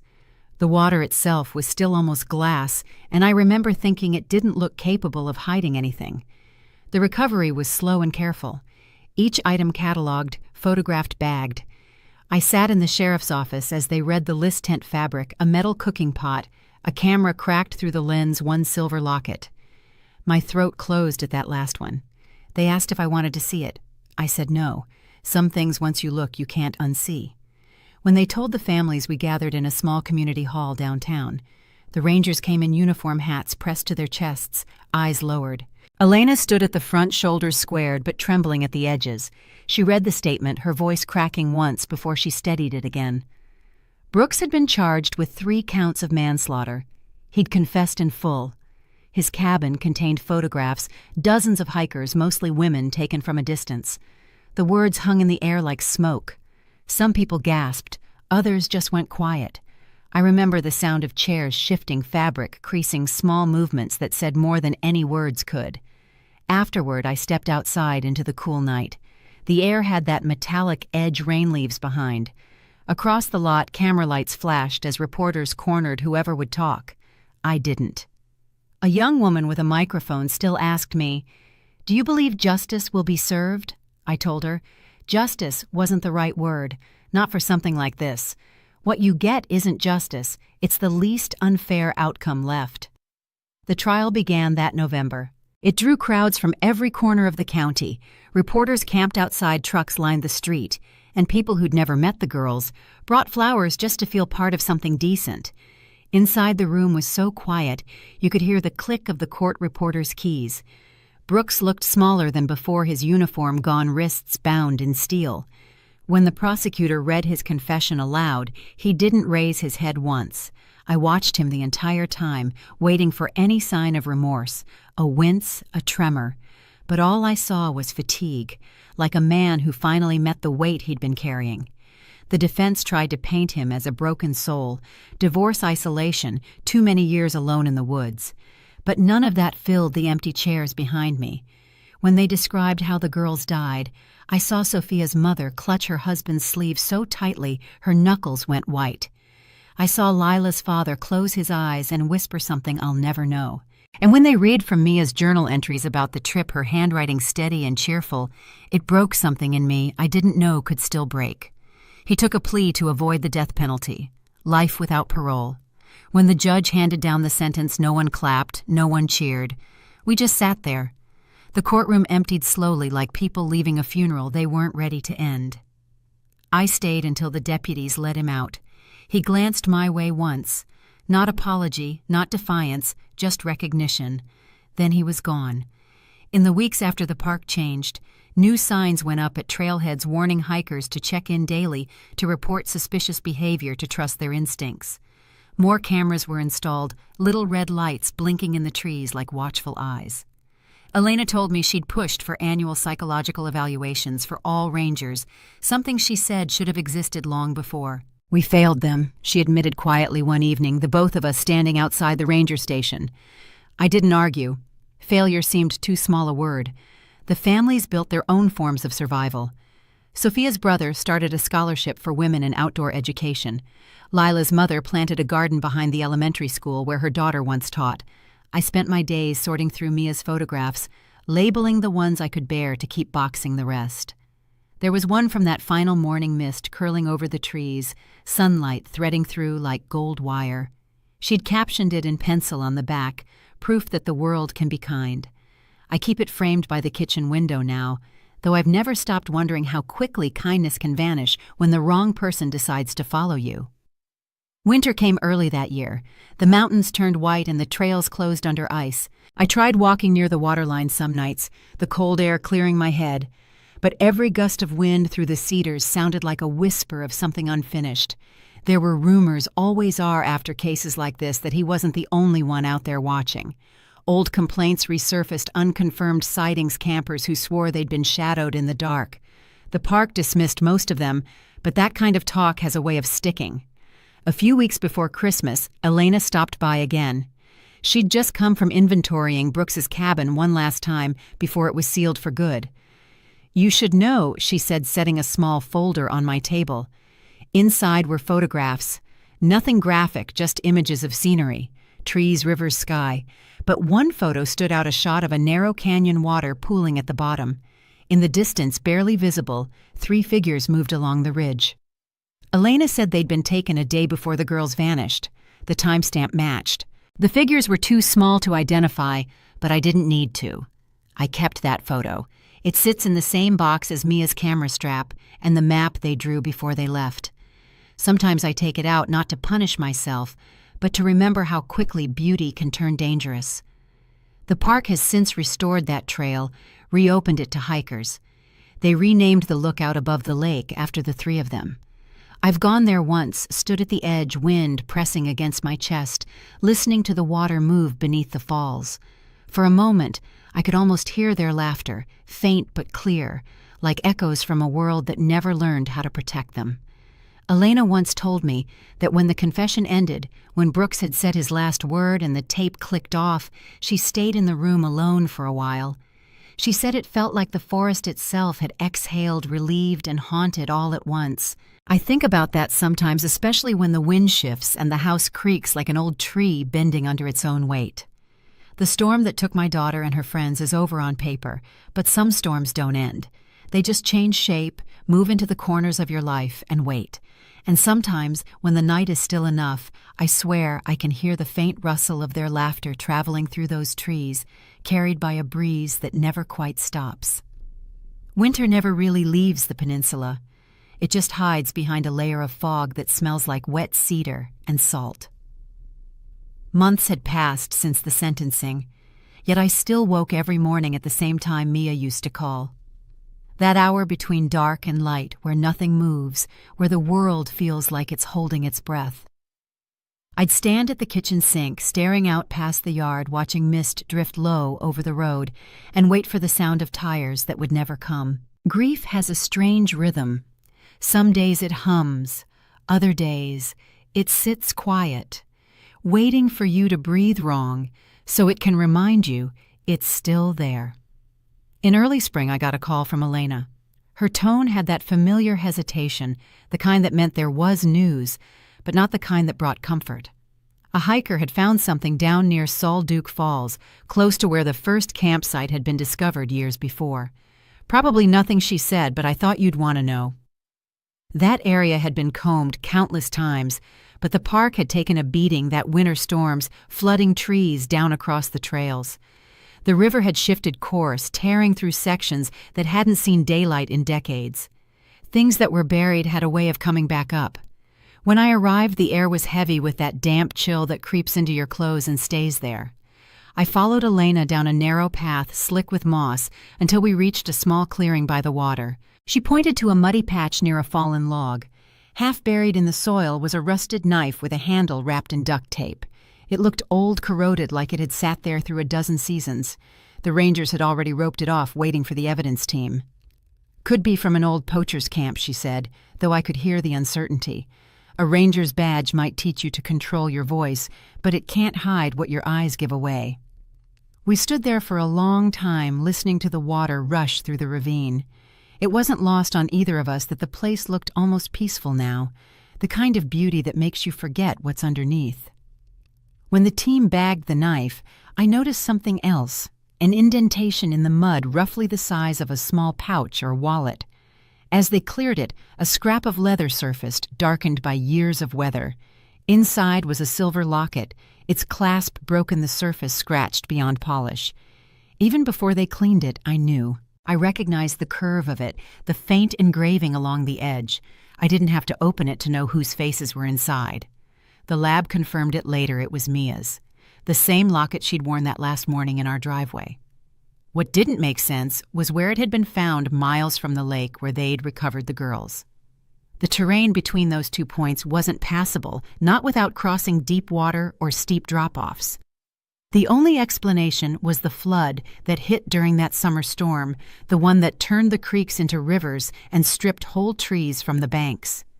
Maybe the current had carried debris from the crime scene downstream. Maybe Brooks, in his panic, had tried to scatter evidence before the storm. Or maybe, and this thought kept me awake more nights than I'll admit, someone else had moved it. Elena ordered a quiet re-examination of the area. She didn't want to spook the families again, not without proof of something new. They brought in geologists to map how the water had flowed that year. The results were strange. The pattern didn't match a typical flood path. There was too much debris clustered near one ridge, too little downstream. It was as if someone had dammed the flow for a time, then released it. That's when Elena started digging through old ranger logs, looking for any mention of maintenance or construction near the falls. She found one entry, a repair request signed off by a man named Dale Marrow. I remembered that name faintly from the early reports. Maintenance crew short-term hire fired once before for theft, rehired the year the girls disappeared. Back then, he'd been assigned to work under Brooks maintaining backcountry trails and storage facilities. No one had connected him to the case because he'd left shortly after the disappearance, claiming family issues. He'd been questioned, cleared, and forgotten. But now, years later, his name sitting beside that strange discovery felt like a door reopening. Elena tracked him down to a small trailer park in Aberdeen. He'd been living alone, working odd jobs, barely scraping by.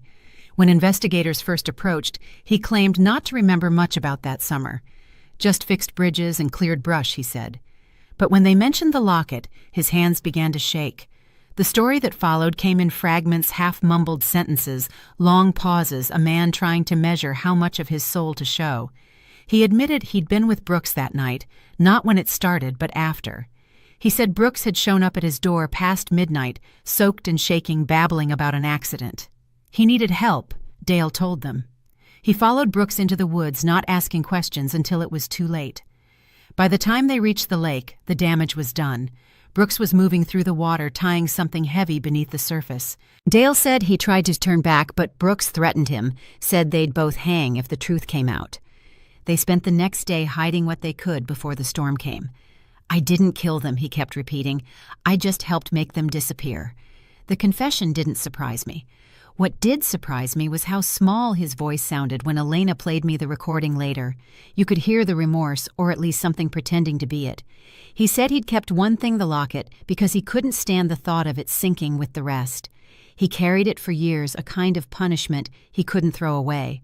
When the floods came, his trailer washed out, and he lost it somewhere near the ridge. Fate, I suppose, has a way of digging up what people try to bury. They arrested him quietly that September. The charge was accessory to manslaughter. It didn't bring anyone back, but it filled in one last blank space on the map. The trial was shorter this time, quieter too. Most of the press had moved on, and the courtroom felt like a faded echo of the first. Dale pleaded guilty. He didn't look at the families, didn't say he was sorry. The judge gave him 25 years. I watched as they led him out, his hands trembling in front of him, like someone who knew the ghosts were coming whether he lived or not. Afterward, Elena stopped by with something she'd kept, a photograph recovered from Brooks's cabin, one they'd missed before. It showed a narrow canyon sunlight cutting through the trees, water pooling below. 3 figures stood on the ridge in the distance.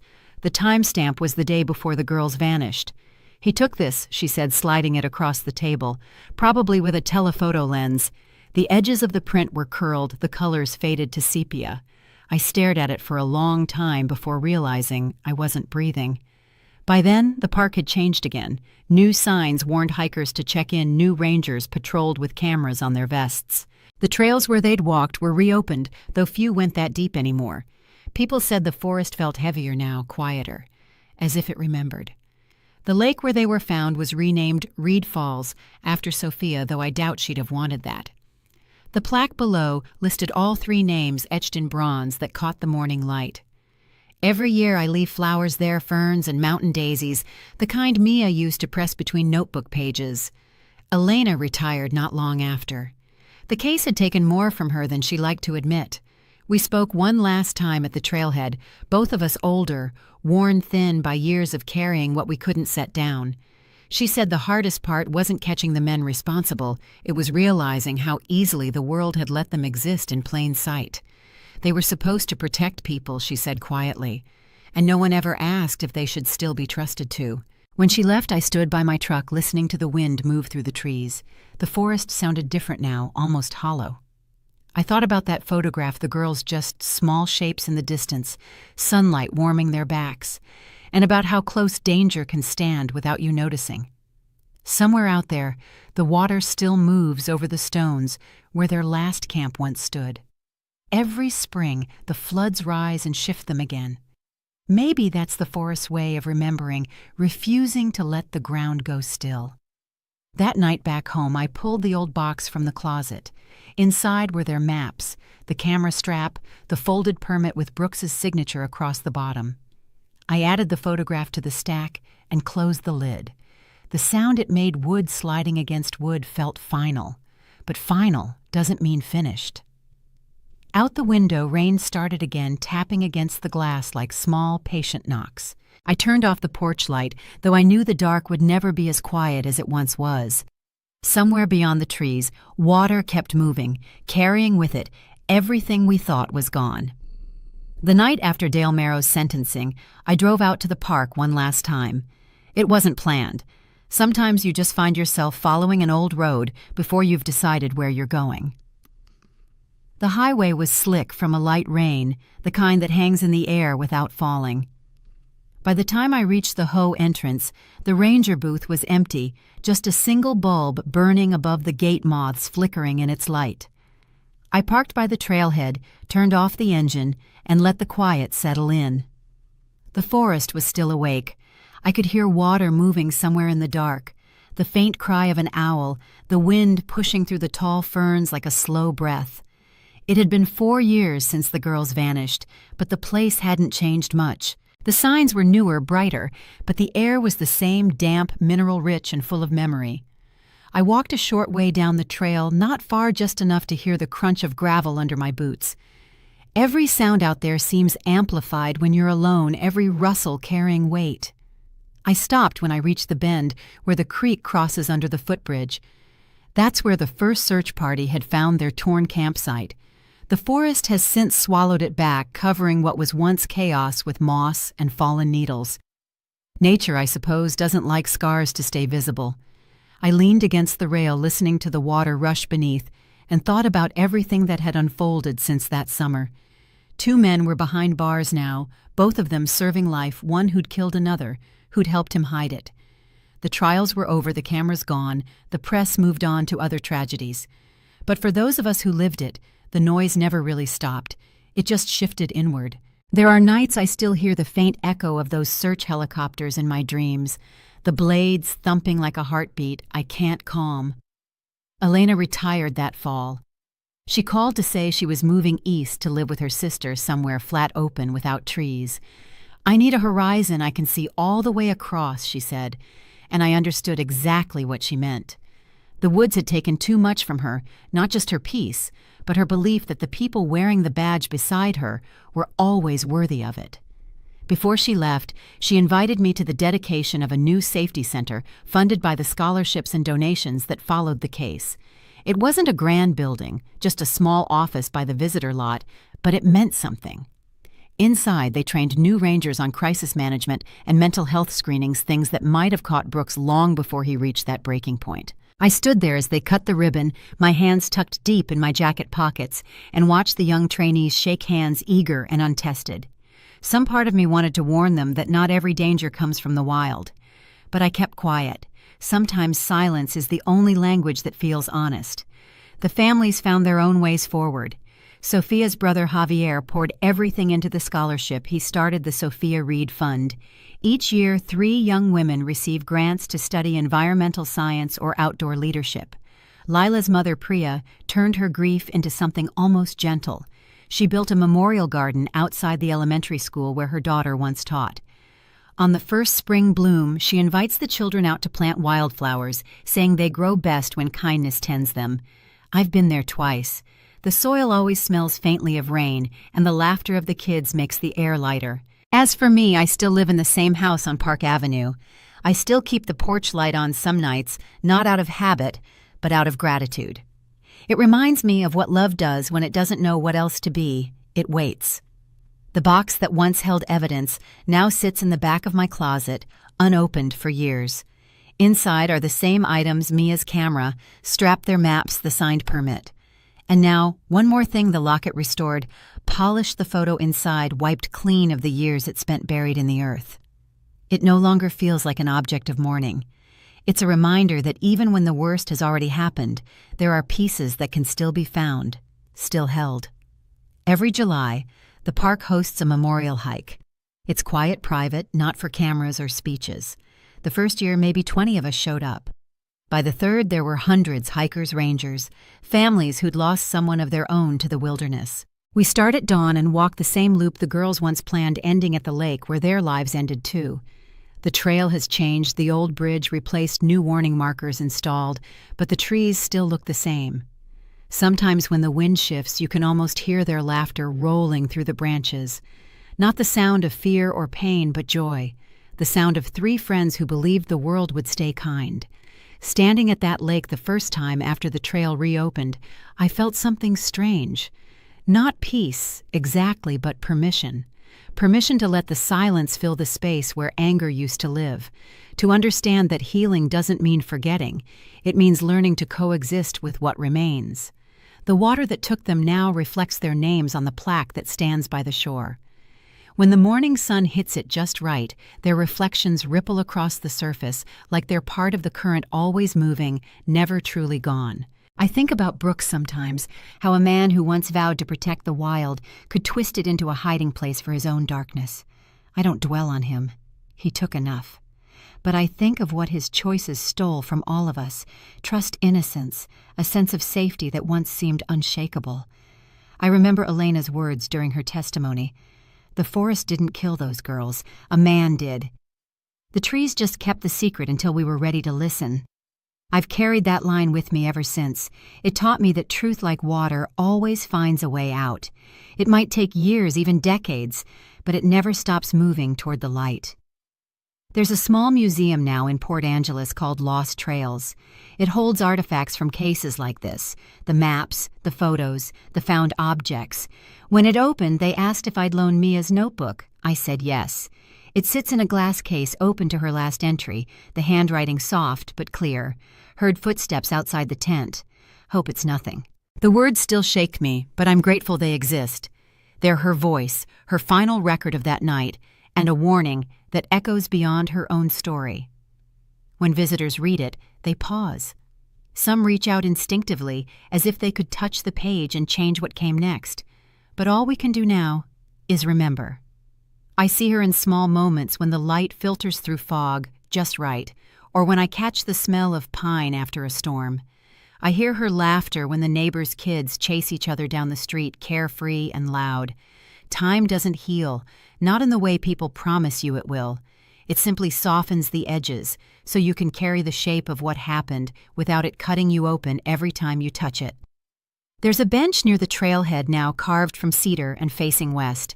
On clear evenings, the setting sun burns through the mist and hits the brass plate in the middle. It reads, "For Sophia, Lila, and Mia Explorers, Teachers' Daughters. May the wild remember your light."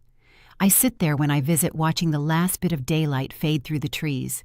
The forest feels quieter now, but not empty. More like it's listening, finally listening to the stories that once went unheard. I've come to believe that places hold memory just like people do. You can clear the trails, build new signs, seal the caves, but the land remembers. Every footstep, every whisper, every promise broken, or kept it stays woven into the roots. That's what I hear now when the wind passes through the evergreens. Not fear, Not ghosts, just memory, still breathing under all that green. When I stand at that spot by the creek where their laughter was last heard, I don't see the crime anymore. I see who they were, 3 young women, fearless, curious, alive in a world they believed was good.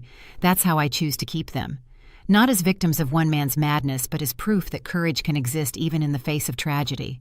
The world can take almost everything from you, but not the love that made it hurt in the first place. That stays. If this story stayed with you, share it not for views, not for noise, but so no one's name gets lost to the dark. Because remembering is the one thing we owe to those who can't come back. And sometimes when we say their names out loud, it's enough to keep the silence from winning. The cassette was no bigger than a book of matches, its label hand-printed in neat block letters M8 to 2893. When the wheels caught and the tape began to move, the tent held its breath. A young woman's voice rose through the hiss and the heat, thin, steady, unmistakably alive like a porch light burning in a storm. Tell me where you're listening from, and tap subscribe if you think every buried truth deserves daylight. Most mornings that summer started the same way for me. Flat irons lifting out of a pale, chalky sky, sunlight catching the stone like a slow spark, coffee cooling on a file cabinet, because I never finished it while it was hot. The older officers called our side of the building the museum. I didn't mind. Museums hold what a place refuses to forget. When I unlocked my office, the first thing I saw was a corkboard with faces from years that no longer felt real Polaroids and photocopies hand-drawn maps, ledger lines in pencil that had faded to the color of straw. I kept the windows open whenever it stayed under 90 degrees, so I could hear lawn sprinklers stitching the morning and the occasional freight horn nudging the day awake down in the valley. That sound made the city feel smaller, containable, like the world had edges we could find and hold. By mid-August, the air tasted like campfire. Out west, the timberlands were burning again. Even in boulder ash drifted down in specks so fine they vanished on your sleeve. Inside the station, our days clicked along the soft thrum of the copier, someone's chair rolling over worn linoleum, a detective laughing too loud at something that wasn't funny, but broke up the quiet. On my desk sat a stack of overdue maintenance requests and a single cold case file. I rotated to the top every Monday the way some folks rotate which roses they water first. The file was thinner than it should have been for 31 years. A few photographs, some receipts, 2 typed forms with edges as sharp as they were the day they were stamped. When I turned that folder open, I didn't start with paperwork. I started with the 2 passport-size photos clipped to the inside cover. Young faces, summer squinting eyes, the kind of smiles you can still hear if you look long enough. You learn the morning rhythms of people you've never met. Megan's paperwork told me she liked early starts. Her time cards from the daycare in Boulder had check-ins at 7:02 a.m., 7:05, 7:01, never late, never loose. Ryan's graduate notes in the box were neat in the margins and messy in the middle, he thought, like a river straight lines until a bend.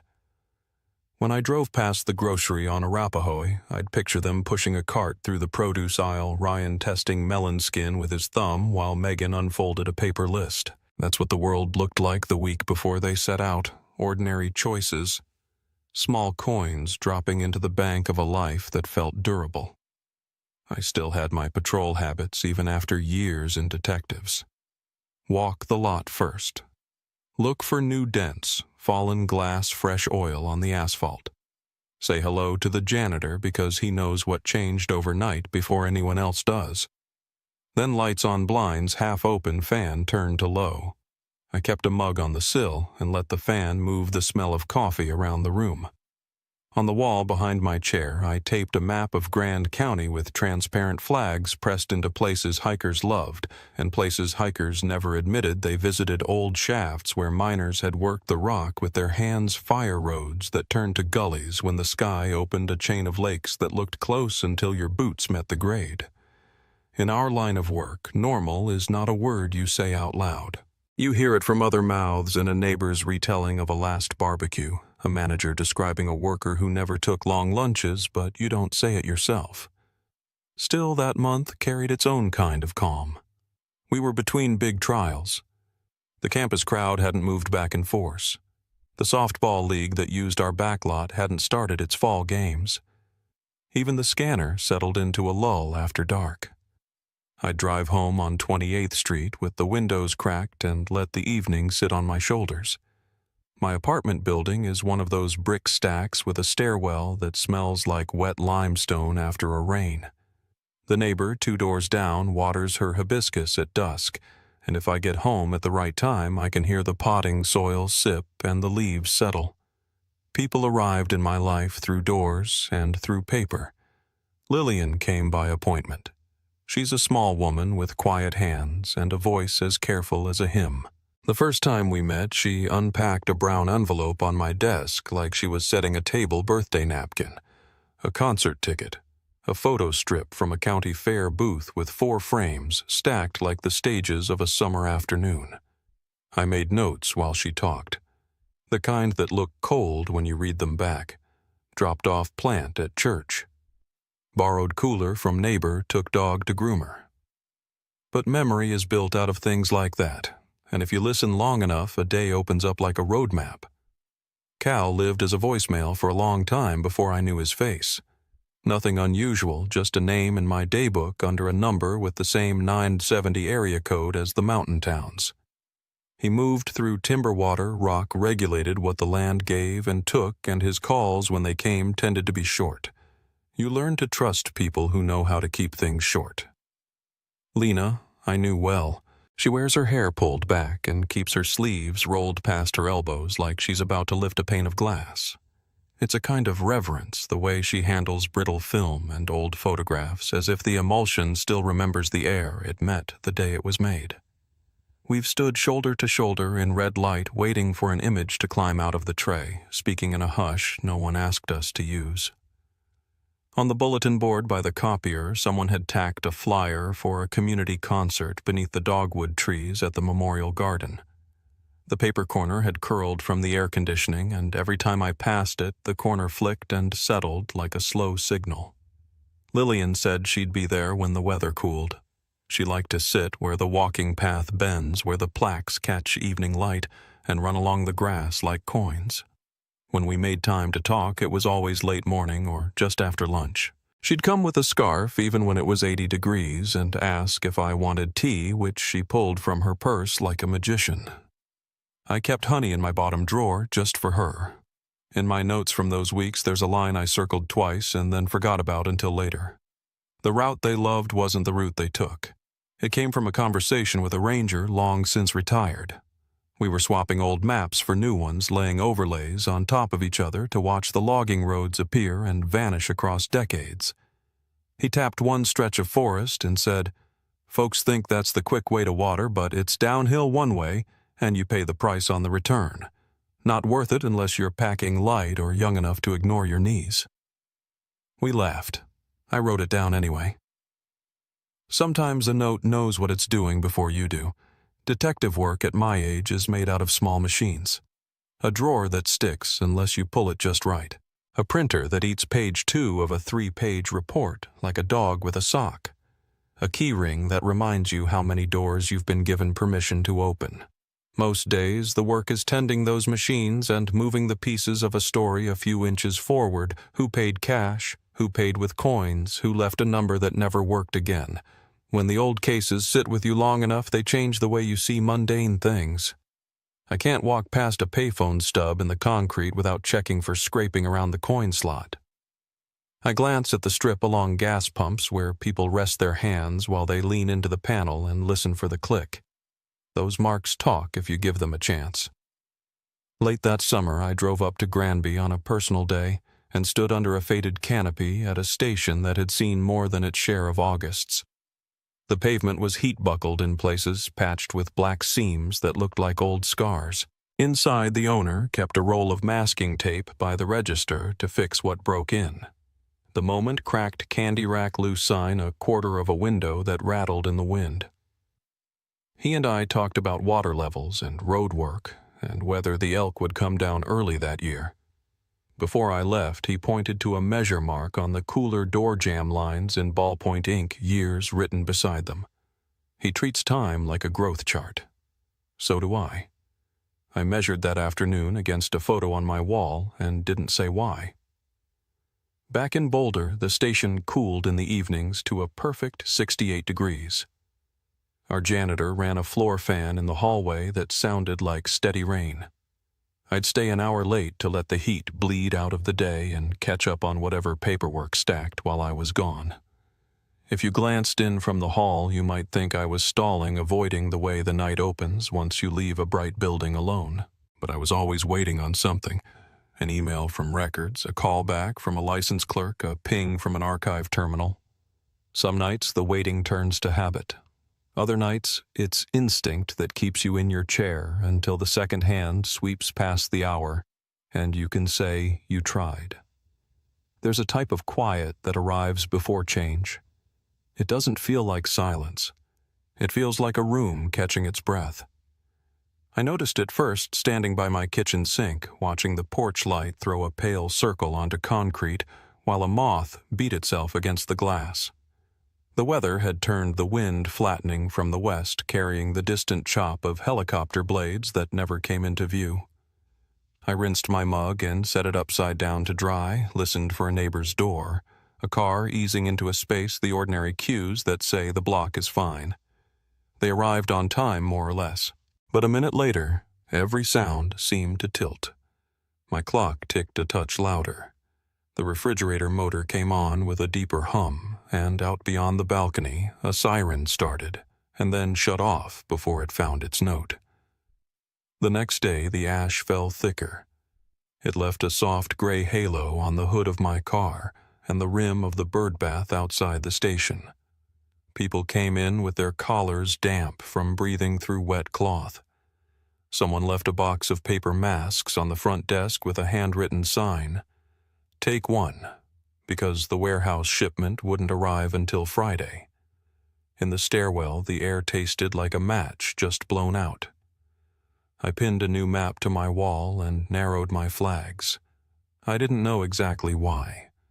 Some things you prepare for without the benefit of reason. Toward the end of that week, the phone on my desk blinked a single light after hours. It could have been spam. It could have been a wrong number. I let it blink while I finished a paragraph in an email to evidence no drama, just a request for chain of custody clarification on a camera bag that once belonged to no one in particular. When I pressed the button and lifted the receiver, the message opened with the scrape of wind across a microphone and a man's voice clipped by static. He said his name like it wasn't important and gave me the miles marker first, then a description of the ground-burned slope, heat fracture steel in the dirt, where steel had no business being. He said he'd call back once they had a closer look. I put the receiver down and stood in the doorway of my office, letting the sound of the building tell me what to do. Down the hall, Lena's red light glowed through the half-closed door of the lab. The copier was quiet.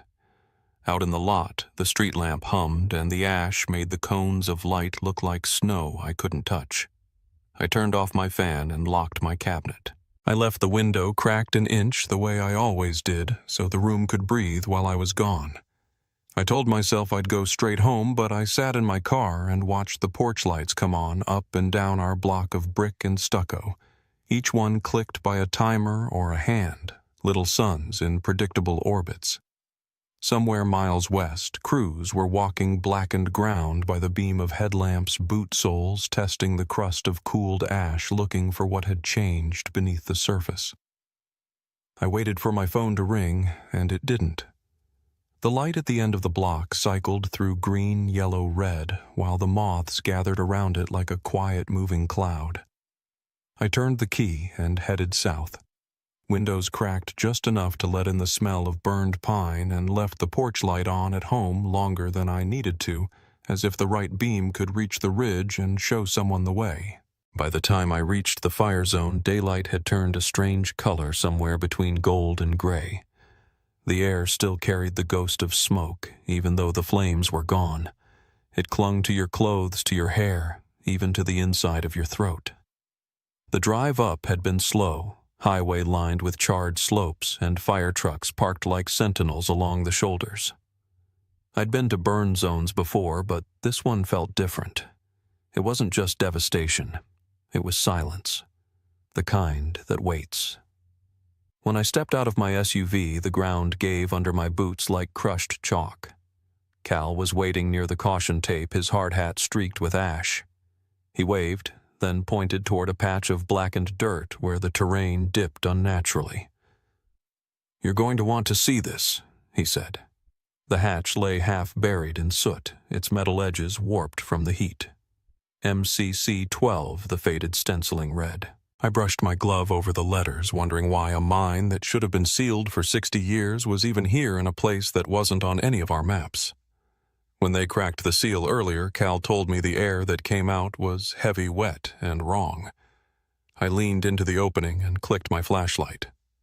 The beam caught a wall of darkness that seemed to breathe on its own. Just a few feet down, something pale glinted back. I climbed partway into the shaft, keeping one hand braced against the cool metal.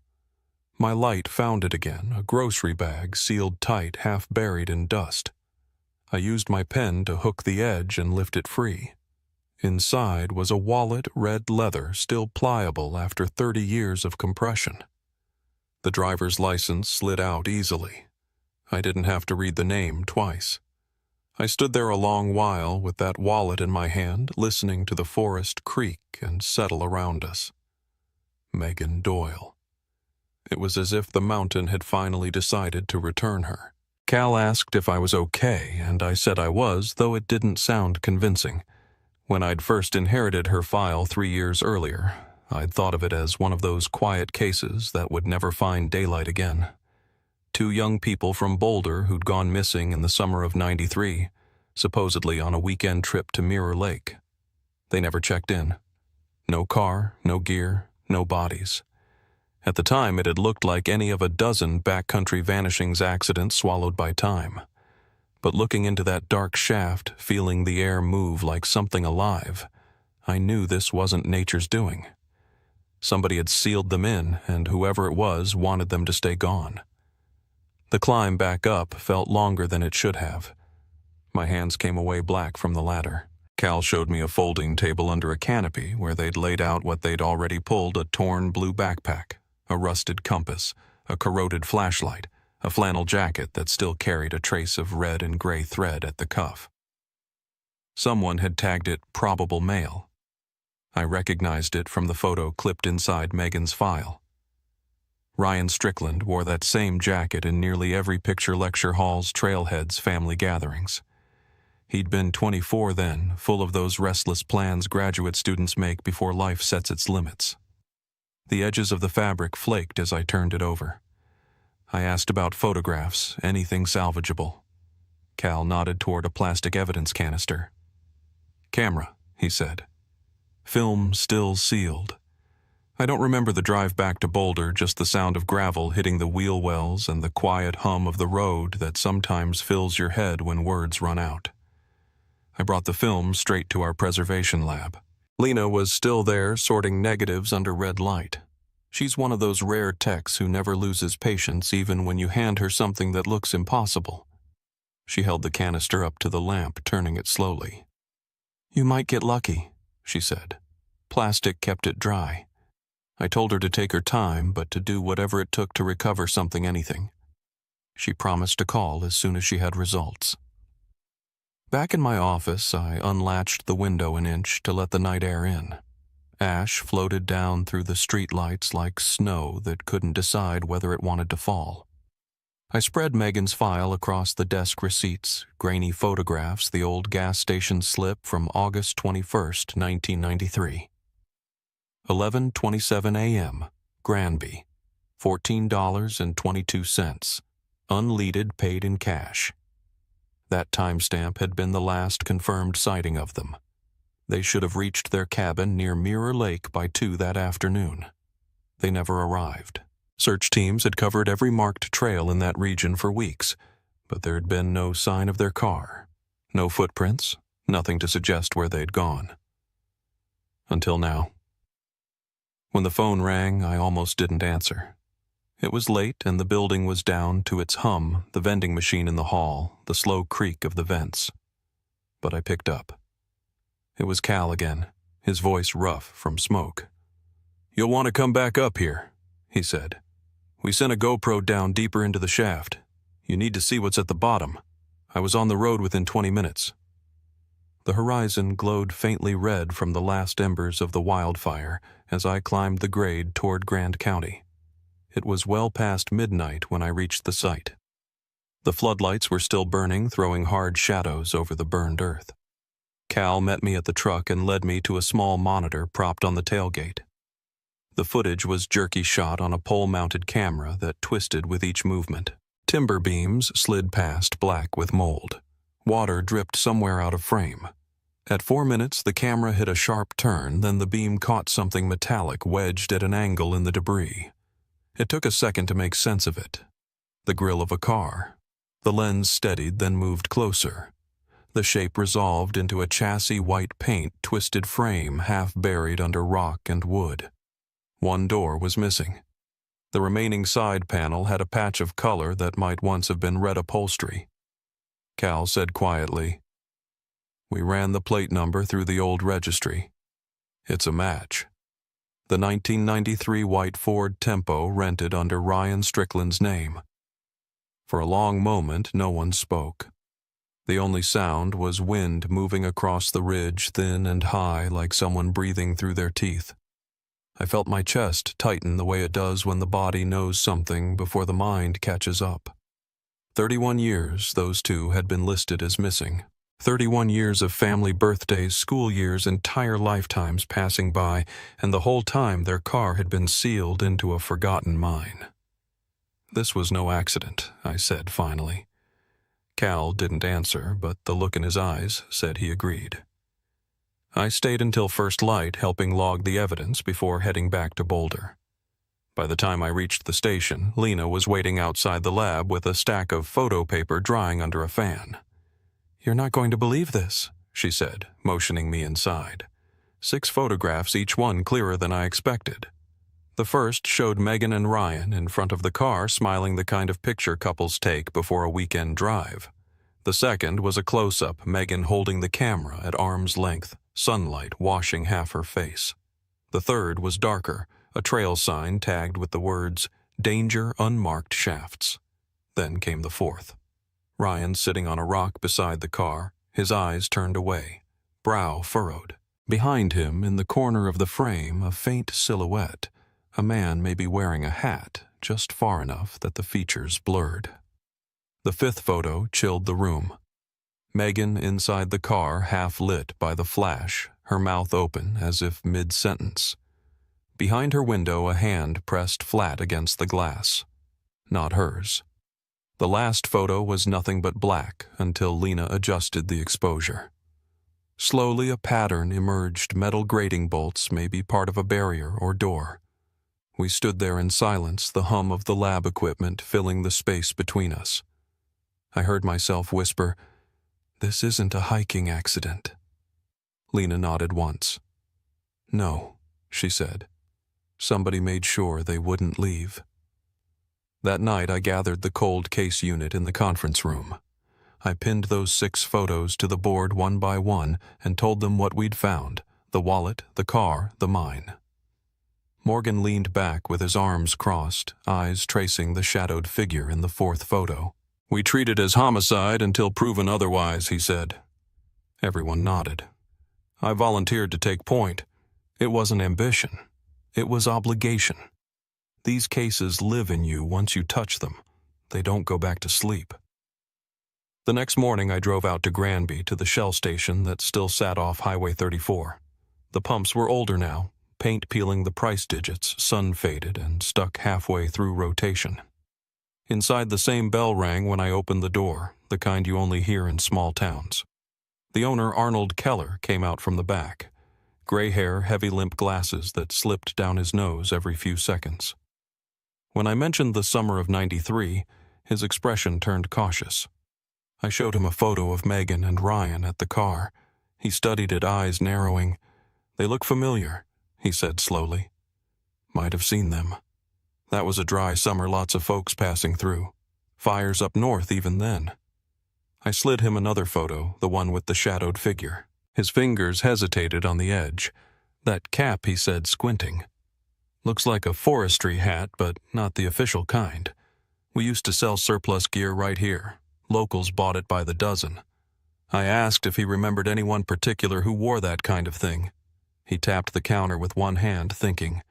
"Guy named Boone. Lived out near Little Elk Creek. Stayed to himself. Used to buy jerky beer, sometimes film."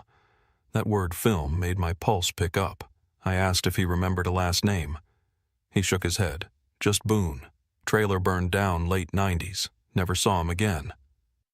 I thanked him and was halfway to the door when he added quietly, "That mine they found. He hunted near there. Used to brag about knowing spots no ranger could find." Back in the car, I called our records unit and asked them to check for any property or complaints under the name Boone near Grand County in the early 90s. It didn't take long.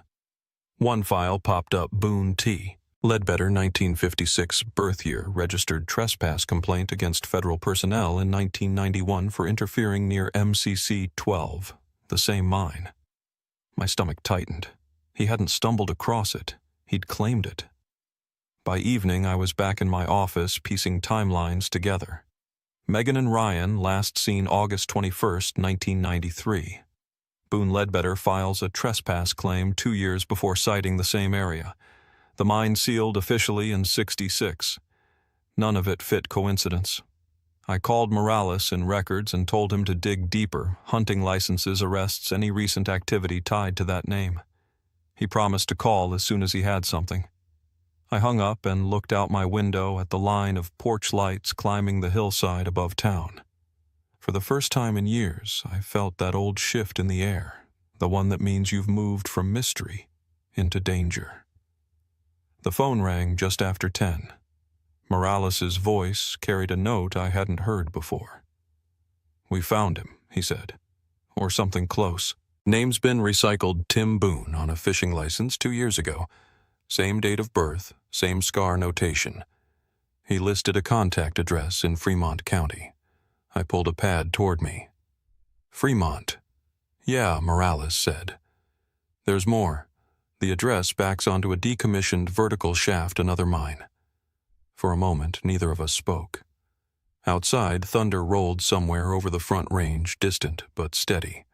I drew a small circle on the pad around the words Fremont County and another around Boone Ledbetter, then connected them with a line. "Send me everything I said. He's not a ghost. He's just been underground longer than anyone thought." That night I left the station long after midnight. The streets were slick from a light rain that had fallen while we worked, cooling the pavement enough to steam under the lamps. I stood by my car and looked west. The mountains were dark, their outlines soft under low clouds. Somewhere out there between fire and ash, a door had been welded shut over the lives of 2 young people. And 31 years later it had opened again, not by mercy, but by accident. Whatever we found next wouldn't stay buried much longer. The morning after Morales called, I drove out before sunrise. The sky was pale gray, the kind of color that makes the mountains look farther away than they are. My headlights caught the edges of dry grass bowing under the wind. Fremont County was almost 6 hours from Boulder, but the drive didn't feel long. There's a certain stillness you fall into when the road stretches out empty for miles. No radio, no phone, just the hum of tires and the faint ache behind your ribs that tells you something's waiting at the end. By the time I reached the dirt road that split toward the old hunting parcel, the sun was a weak gold line behind the ridges. Maddie rode beside me, flipping through a printout of property records. "No taxes filed since '99, she said. Club dissolved after one of the founders died. Nothing since." I nodded, eyes on the trail ahead. We were close.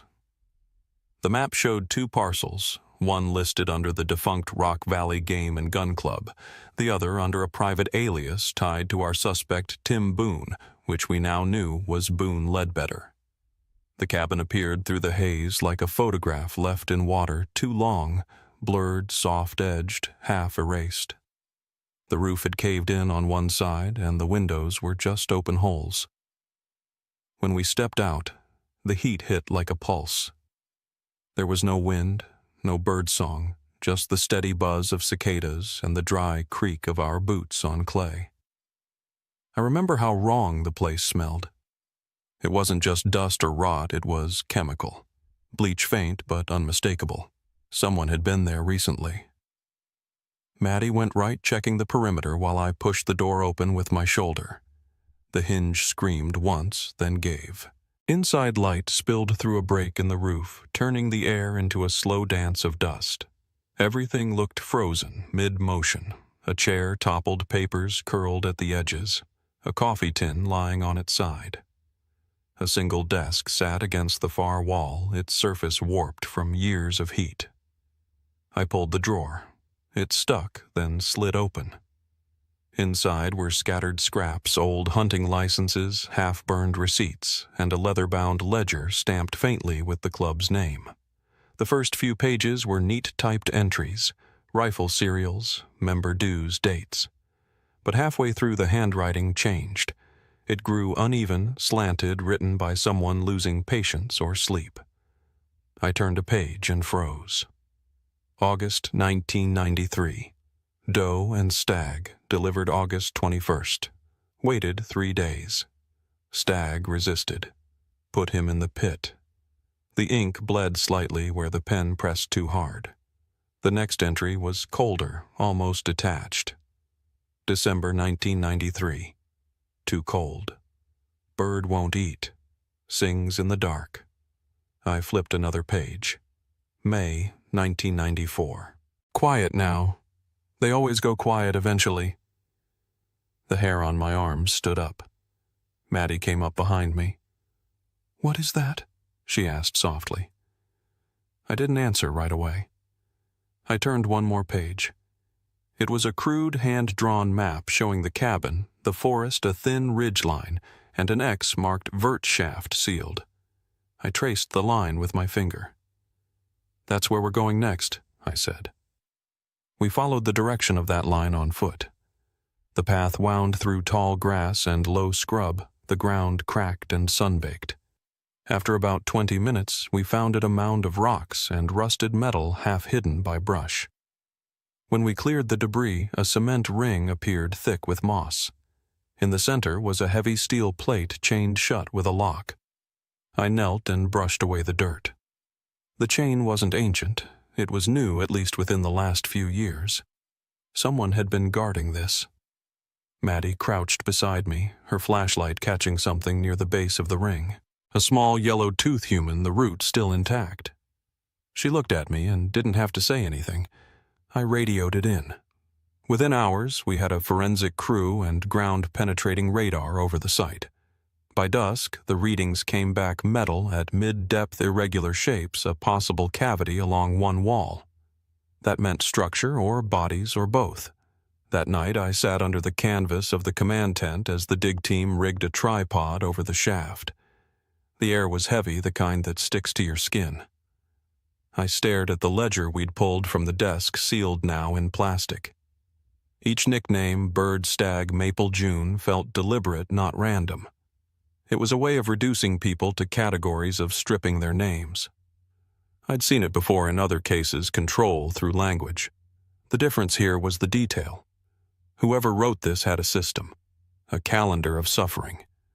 I kept reading, hoping to find an end, but the pages only grew darker. At the bottom of one entry, written smaller than the rest, was a note that said, "He says I keep them too long." It made my throat tighten. He. That single word changed everything. Around midnight, Morales called from Boulder. "We've got movement," he said. "DMV records just hit. Boone Ledbetter's expired license was flagged in a phishing database 2 years ago, registered under the name Tim Boone. Address lists a P.O. box in Fremont County, but there's a secondary contact, some rural property outside Canyon City. I asked if it was still active. No taxes filed, no recent utilities, he said. But the parcel backs up against another decommissioned mine. I didn't say anything for a moment, just listened to the static hum through the line. Send me everything, I said finally. He's not done. We reached that property by late morning the next day. The road was barely a road anymore, just two worn ruts winding through sage and stone. The heat shimmered above the hood of the SUV, blurring the horizon. When the shack came into view, it was smaller than I expected, just a rectangle of wood and tin sagging against the hillside. We approached, slow, weapons holstered but ready. Inside, the air was stale, no wildlife sounds at all, as if the place held its breath. A layer of dust coated everything except one strip of floor that looked freshly swept. Maddie moved toward a set of shelves, tracing her flashlight over stacked boxes. I went to a desk in the corner. On top was another ledger, similar to the one we found before, but thicker, heavier. The first pages listed the same mundane hunting data, but toward the back, the handwriting changed again. Different hand this time, smaller, steadier. The words were sharp, deliberate. September 1993. Doe and stag processed. Pattern stable. Bird remains unpredictable. The next line stopped me cold. The mine is full. We'd barely processed that when a call came from the team at the shaft. They'd broken into a lower chamber, a sealed-off pocket dug into the side wall. Inside were personal items, a woman's necklace with a bird-shaped pendant, a Polaroid photo curled from age, and a small notebook wrapped in cloth. The photo showed a woman sitting on a log, her wrists resting on her knees. The figure standing behind her was little more than a shadow. The pendant matched the one Megan wore in the last photo recovered from her camera roll. I felt my pulse in my throat. The notebook was worse.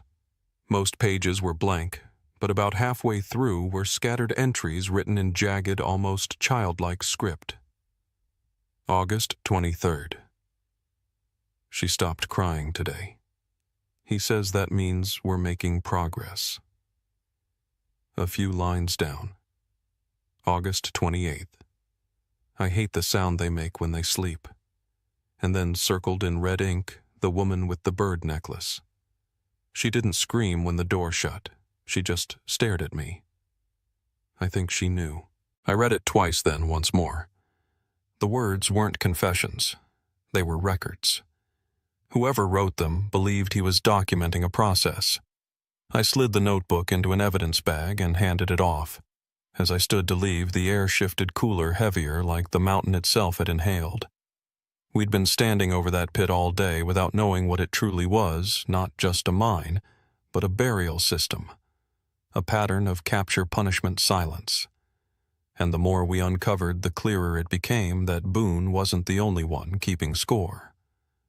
Back at the tent, I spread both ledgers side by side under the light. The handwriting told a story, Boone's early entries frantic and erratic, followed by this second author who treated the acts like inventory. Boone might have started the violence, but someone else had refined it, structured it, given it order. The idea of two hands on the same cruelty made my stomach turn. I was still studying the differences when Morales radioed in again. "We've located Boone Ledbetter," he said. "Or at least someone using his old alias. The ID matches, the license cross-checks. He's alive." My breath caught. "Where?" I asked. "Just outside Canyon City," Morales said. "And get this, his secondary property backs right up to that Rock Valley parcel you're standing on." For a long time after that call, I just sat there listening to the low drone of the generators outside the tent. The heat had broken, and the first cool wind since the fires swept through the valley. Somewhere down in the dark beyond, where the radar could read, lay the last pieces of Megan and Ryan's story, hidden behind concrete and rock. But now, there was a trail, a man still breathing, still moving, who had once held the keys to that sealed world. I thought of Lillian back in Boulder, her voice soft when she said she'd never stopped setting a place for her daughter at Christmas. 31 years of waiting. Maybe we were finally close enough to tell her the truth, though I wasn't sure yet if that truth would offer peace or just another kind of ache. Before turning in, I walked out to the edge of the ridge. The sky was the color of iron clouds rolling over the peaks to the west. In the distance, lightning flashed, and for a moment the entire landscape lit up. Charred trunks, rusted tools, the open mouth of the mine gleaming faintly in the dark. It struck me then that what we were dealing with wasn't buried at all. It had been sitting there the whole time, waiting for the right season to expose itself. As I stood there, the first drops of rain began to fall cold and scattered, tapping against my jacket like fingers on a door. I looked back toward the tent, where the evidence bags lay drying under light, the ledgers sealed, the Polaroid face down. We weren't done, not by a long shot. And I had the feeling that the next step, the one that would finally open this case up, wouldn't come from what was found in the ground, but from someone still above it, someone who'd learned to live with what they'd done. By the time I made it back to Grand County, the rain had burned itself out, leaving the air thin and electric. The clouds hung low enough to scrape the ridgeline, and everything charred stumps, scorched gravel. Even the steel mouth of the mine looked washed clean and strange, as if the land itself had paused to exhale. The crews were already packing up for the night when I arrived, their headlamps glowing faintly through the fog. One of the techs waved me toward a folding table under the canopy. On it sat a small cloth-wrapped bundle and an evidence slip marked Recovered Subchamber B. I eased the wrap open and saw the object inside a cassette, the old kind with 2 small reels and a faded label marked in black pen. Just 3 characters, M, 828.93. I don't remember breathing for a long moment. It felt like the air around me thinned until there was only that tape and the weight of what it might hold. Maddie was beside me, her face pale in the floodlight. We found it wedged in a crack behind the cot, she said quietly. Looked like it had been wrapped in cloth and sealed in place. Her voice was steady, but her eyes said the rest. Whoever left it had meant for someone to find it, just not right away. I slipped the cassette into an evidence bag and signed the chain of custody form. Then I called Lena. I need playback capability analog, I told her. She didn't ask why. She just said, I'll have something ready when you get back. The drive to Boulder that night felt endless. I kept my window cracked, the cold air biting my knuckles where they rested on the wheel. My headlights swept over the dark ribbon of highway, catching the shine of guardrails and the glassy eyes of elk frozen on the shoulder. The storm clouds had broken by then, and far-off lightning stitched the sky over the peaks. I remember thinking how those flashes looked like the light from an old projector, brief, imperfect, but real. Somewhere out there, Megan had been alive long enough to press record. That thought kept me from blinking too long. When I reached the lab, the building was quiet, except for the hum of the ventilation. Lena had pulled an old micro-cassette recorder from storage, its plastic yellowed with age. She'd already spooled the tape onto fresh reels to prevent snapping. "It's fragile," she said, "but it should play." I nodded, though I wasn't sure I wanted to hear it. The room was dim except for the lamp over her workstation, its circle of light cutting a small island in the dark. She pressed play. At first, there was only static, soft, rhythmic, like a breath caught inside the machine. Then a voice rose through it, faint but clear enough to recognize as a young woman. "My name is Megan Doyle," she said. Her tone was calm, deliberate, but there was something in it, a tremor just below the words, the sound of someone who's made peace with what can't be changed. "If someone's hearing this, I don't know how much time I have." There was a faint clicking in the background. Maybe footsteps, maybe tools. "He calls me Bird," she continued. "I don't know why. I haven't seen Ryan in 4 days. I think he's—" A pause, breath catching. "He keeps saying he's making us better, that we were chosen because we stopped." Then a choked inhale followed by the smallest whisper. If this tape survives me, please find my mother. Her name is Lillian Doyle. She lives in Boulder. Tell her I didn't forget her." The sound cut off, there replaced by static and the faint scrape of movement before the tape wound to its end. No screams, no final words, just silence so dense it pressed against your ears. When Lena stopped the machine, the room stayed still. Neither of us spoke. After a long moment, she said, "That's her. It has to be." I nodded. There was nothing else to say. I carried the digital copy to the command tent at dawn. The sun hadn't cleared the ridge yet, and the ground was damp under my boots. The team gathered quietly, Morales, Maddie, a few of the forensic techs. I set the player on the table and hit play again. They listened the same way I had, their faces flattening as the words unfolded, the silence at the end stretching longer each time. When it finished, Morales leaned back, rubbing his jaw.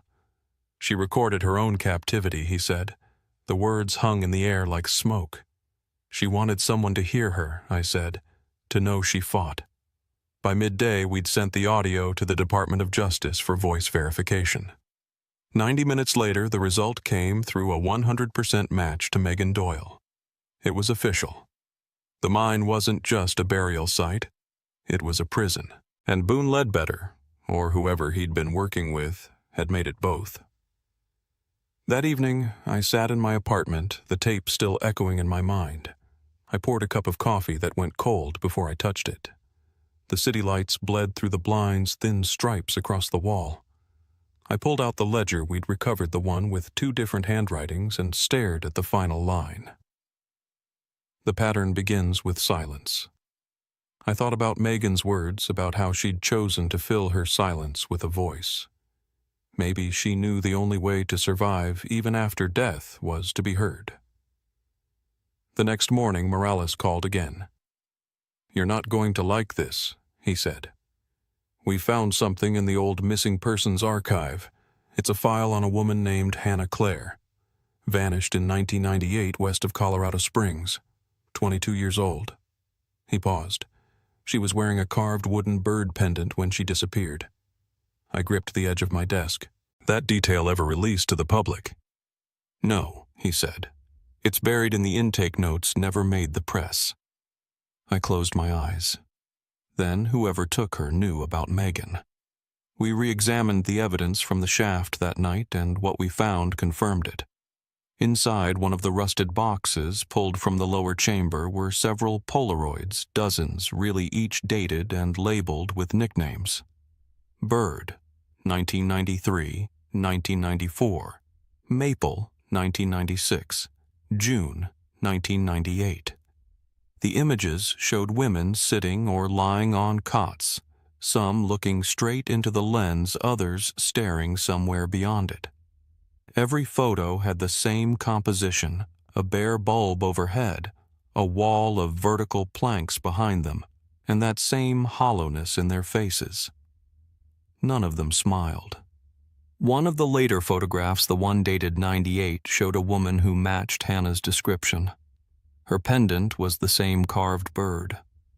I remember how quiet the chamber was when we found those prints. Even the air seemed to pull back from the light. Boone hadn't been documenting victims. He'd been archiving them, naming them like species, tracking their endurance, their silence, their submission. And now the timeline stretched farther than anyone expected. This wasn't a single outburst of violence. It was a cycle. Late that night, I went back through the second ledger, the one we'd taken from the Canyon City property. Near the middle, written in smaller script, was a line I hadn't noticed before. I tried to keep Bird. I really did. But she was too clever, too quiet. I never found where she hid the tape. My pulse kicked hard. Megan's cassette hadn't been a message in panic. It was a calculated act of resistance. She'd hidden proof knowing someone might find it years later. And if she'd done that once, there might be more. The next morning, we sent a small team back into the mine with her last entry from Boone's journal as a guide. The note she'd written. "The bird sang before she flew" sounded poetic at first, but I'd learned to read survivors' language differently. It wasn't poetry, it was a map. The phrase pointed to a specific wall near the second cot, the place where the tape had been found. I joined the crew underground, the temperature dropping as we descended. The rock was slick, the air metallic and stale. We reached the cot, its frame half rusted, the mattress collapsed in on itself. I ran my hand along the wall behind it until my glove caught on a small chip in the stone. Beneath that, wedged in a narrow groove, was something wrapped in cloth. I pulled gently until it came free. Another cassette identical to the first, its label barely visible but legible enough, M82993. Back at the surface, I watched as Lena prepped it for playback. The room smelled faintly of ozone and dust. When the tape began, the sound came through clearer this time, as if Megan had recorded it closer to the mic. "It's raining," she said, voice trembling but steady. "He says the mine keeps us safe, that the fire will pass, and then we'll be better. I can hear the water dripping. It sounds like counting." There was a pause, then a faint thud. Maybe a stone kicked or dropped. "If you find this," she whispered, "tell her I tried to go." I tried. Then, barely audible, "He says I can leave if I sing." The tape cut there. We didn't need to guess what happened next. Boone had probably realized she'd hidden the first recording, maybe even caught her trying to make another. The fact that the second tape ended mid-sentence told me she'd never been allowed to finish. Afterward, we sent a team to re-examine the surrounding ground near the ridge above Mirror Lake, following the map Megan had left in her last letter. The search was slow, methodical, sifting through layers of burned debris and gravel. Near what used to be the tree line, a technician called out. Beneath a shallow layer of soil, they'd uncovered a small metal tin. Inside was a folded sheet of paper sealed in a cracked Ziploc bag. The writing was faint. The ink bled, but it was hers. She'd written it before the end. In it, she said she'd hidden the tape behind the wall and that if it was ever found, it meant he never came back. "Tell my mother," it read. I remember the sound of her singing by the kitchen window. That's what kept me alive. When I finished reading it, the wind came up hard across the ridge, and for a moment, I swear I could hear it, just the faintest echo of a melody moving through the burned trees. Maybe it was my mind filling in what I needed to believe, but I prefer to think it was something else. A woman's voice carried farther than she ever meant it to go. That night I met with Lillian at the station. I played the tape for her myself. She sat perfectly still as Megan's voice filled the room, her hands folded tight in her lap. When it ended, she didn't cry. She just whispered. She remembered. I told her her daughter had fought until the very end, that she hadn't given in. Lillian nodded once. "Then she won," she said. And I believed her. After she left, I sat alone with the case board. Megan, Ryan, Hannah, the others whose names we didn't yet know. All threads of the same dark fabric woven through decades and silence. Boone might have started it, but there was another hand guiding him, someone who believed the pattern belonged to him. That thought wouldn't let me sleep. I kept replaying the last line in Boone's journal. He says the pattern belongs to him, but he doesn't understand it was never his. I looked up at the wall of faces one more time. The storm outside was breaking again, rain drumming against the glass. Somewhere out there, another man was waiting in the dark, guarding what was left of the pattern. And by then, I knew exactly what the next call would bring. When the call finally came, it was a Tuesday morning, cool and windless, the kind of day when even the birds seemed slow to start. Morales's voice came through the line with that flat steadiness he only used when something heavy had settled in. "They found him," he said. For a second, I didn't ask who some part of me already knew. He gave the location, a cabin near the edge of Fremont County, about 10 miles from the property we'd searched before. I remember sitting there, phone in my hand, staring at the steam from my coffee rising like smoke. I thought about Megan's voice on that tape, how calm she'd sounded even at the edge of her life, and how somewhere, maybe not so far, the man who took it from her had been sleeping under the same sky. We rolled out before noon, Maddie driving Morales behind us with a convoy. The road was narrow-cut deep through brush and shale, the kind that turns your tires gray with dust. The place came into view like something time had forgotten. A sagging porch roof bowed under the weight of years, one window boarded from the inside. A single plume of smoke rose from a rusted chimney. For a long moment, nobody moved. Then the wind shifted, carrying a low sound music, faint, almost tuneless. It was humming. A man's voice. I'll never forget the way it trembled in and out like he couldn't decide whether he wanted to be heard. The entry was quiet, practiced. No shouting, no chaos. Just doors opening, boots on wood, the click of safety releases.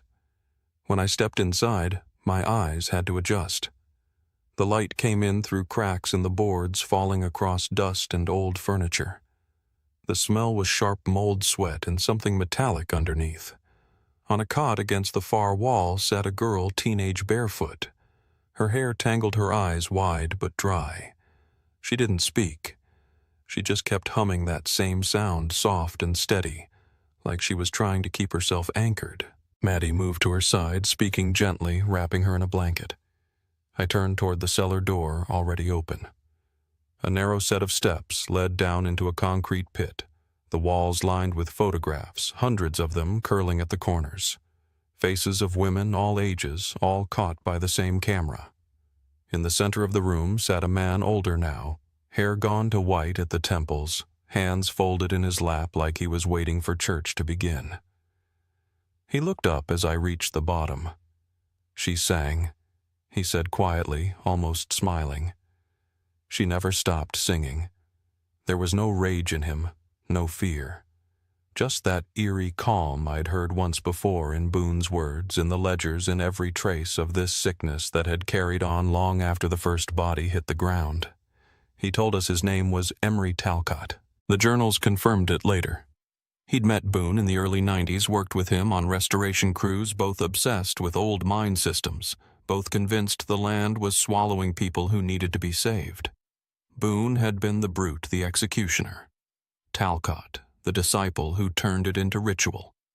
When Boone disappeared after the fires, Talcott kept the pattern alive. New victims, new recordings, new rules. What he said to us in that basement was almost word for word what Boone had written 30 years earlier. They all go quiet, eventually. It's the quiet that keeps them pure. I remember stepping closer, not because I wanted to hear more, but because I needed to see what kind of man could say something like that and still look human. He just looked old, ordinary, small. Monsters rarely announce themselves, they just keep breathing. The rest moved quickly, arrest transport evidence sealed and tagged. The girl from the cot, her name was Elise, was taken to a hospital in Canyon City. She'd been missing 3 weeks. Her mother arrived that night shaking so hard she couldn't sign the intake forms. I stood in the hallway while she thanked the nurses, her voice trembling with relief and disbelief all tangled together. That's the part of this work no one prepares you for, not the horror itself, but the shock of goodness breaking through after so much rot. Back in Boulder, the case turned into headlines for a while. The mine keeper, the pattern killer. They wrote it like a ghost story because that's easier to swallow than the truth that a man can disappear into the cracks of our country and stay there decades deep unnoticed. Talcott was charged with 5 counts of first-degree murder, among other things. The evidence from the mine, Megan's recordings, the journals, the Polaroids was enough to bury him without a confession. But he confessed anyway. In detail. Cold, methodical, almost academic. When the trial came, he didn't fight it. He sat through every day like he was attending his own lecture. The sentence was life without parole. When it was read, he nodded once like a man who'd already known the answer. Lillian sat beside me in the front row. She wore a small silver locket with Megan's picture inside, the same smile that had stared out from the photos we'd studied for months. When the gavel came down, she closed her eyes and exhaled through her nose, slow and steady. Not triumph, just release. Afterward, she turned to me and said, "You found her voice. That's enough." I wanted to tell her it didn't feel like enough, that no verdict could undo what 31 years had taken from her. But I kept quiet. Some silences aren't empty. They're the only space where truth can rest. After the sentencing, I went back to the site one last time. The mine had been sealed again. Concrete poured thick over the entrance. The land around it was trying to heal stubborn little shoots of green pushing up through the ash. Cal met me there, leaning on a shovel. He said the reclamation team would reroute the runoff, let the forest reclaim what it could. Places like this, he said, they don't forget easy, but they do grow back. We stood there a long while, watching the clouds roll in from the west. The air smelled like rain again. A few weeks later, I drove to Boulder's Memorial Garden. Lillian had asked the city for permission to add a plaque beneath the dogwood tree where the summer concerts used to be. When I arrived, the ground was still soft from recent watering. The plaque was simple bronze, small, nothing fancy. It read, "In memory of Megan Doyle, 1971-1993. She sang louder than the silence. Someone had placed a small carved bird beside it, worn smooth from touch. I sat on the bench across from it, listening to the faint sounds of traffic and the wind moving through the branches. Every so often I thought I heard that same low humming from the cabin, just the sound of the wind, I'm sure. But it carried the same rhythm, the same defiance. I've kept the tapes all these years, or rather copies of them. The originals are sealed in evidence, but I keep the digital versions locked away, not out of morbid curiosity, but as a reminder. People ask sometimes why I still do this work after everything I've seen. I tell them because silence has weight, and stories, real ones, are the only way to lift it. When you hear someone's voice carried across decades through dirt and darkness, it changes the way you think about what justice really means. It's not about punishment. It's about being heard. Lena retired last spring. Morales moved to missing persons in Denver. Maddie's still out there working wilderness cases, the kind that start with a footprint and end in questions that don't always have answers. As for me, I still keep a map on my wall dotted with pins, some red, some blue, a few white for the ones that came home. Every so often I run my finger over the one marked Grand County and think about the mine, about how close it came to staying buried forever. And then I remember Megan sitting somewhere in that dark, pressing record, leaving behind proof that the human spirit doesn't vanish easy. Not long ago, I got a letter from Lillian. She's living with her sister in New Mexico now, near a small church that looks out over a dry field. She said the mornings are quiet there, and sometimes she still hears a song she can't name drifting on the wind. She thinks it's her daughter's voice carried farther than anyone thought possible. I don't know if that's true, but I hope it is. These cases never leave you. They change shape like light shifting through water, but they never fade. You learn to carry them carefully like fragile things that still have a pulse. And if you're lucky, they teach you something simple and impossible at the same time, that even in the darkest places a voice can survive. If this story stayed with you, share it not for views, not for noise, but so no one's name gets lost to the dark. They pried the emergency door, and the earth exhaled a sour, wet breath that had been waiting for decades. My light caught the row's first empty seats, a pink lunchbox scuffed white along the hinge, and a class list taped to the dash in cheerful ink. Over the names, someone had pressed a thick red line and left 5 words that never stopped echoing. We never made it to Morning Lake. Let me know where you're listening from and share this if you believe remembering is the first step toward justice. I keep my mornings quiet. Coffee at the stove until it just begins to steam boots by the door, radio on low, so I can hear the freight line across the river when it wakes.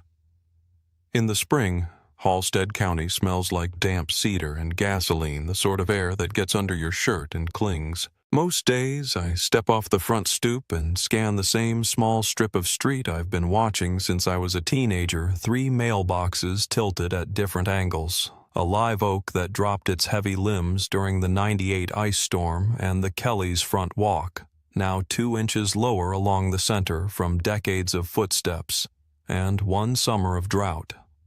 The town sits in a shallow bowl, a ring of pines holding us like a hand. Morning Lake glints out their silver when the wind picks up, and darker when it goes still. 39 years ago, it was where our 5th graders went to see how a beaver dam works and learn the names of birds that only pass through in May. You could hear the bus before you saw it, the rattle as it turned off the main road, the squeak of brakes that needed the shop, the chorus of plastic backpack buckles clacking like wind chimes.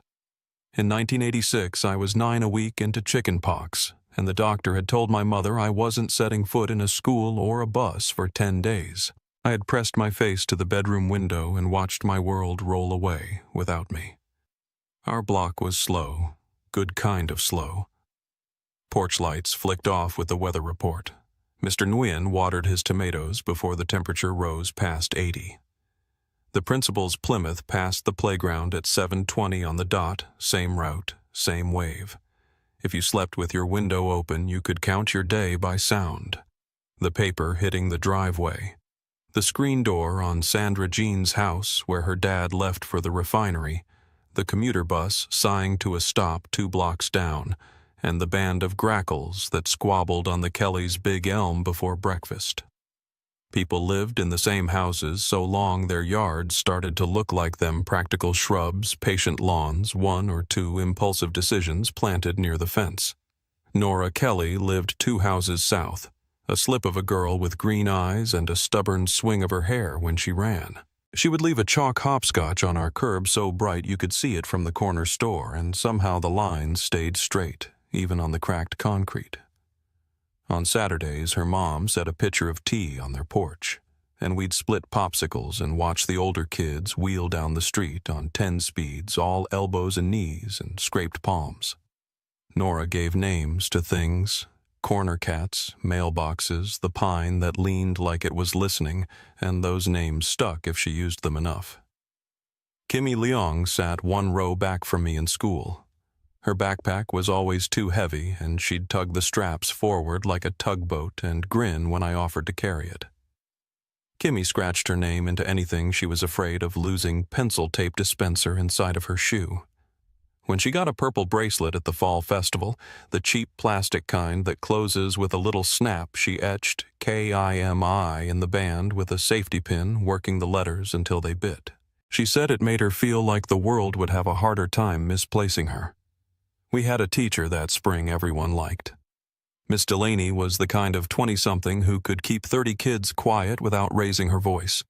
She brought a portable record player for indoor recess and let us vote for the song.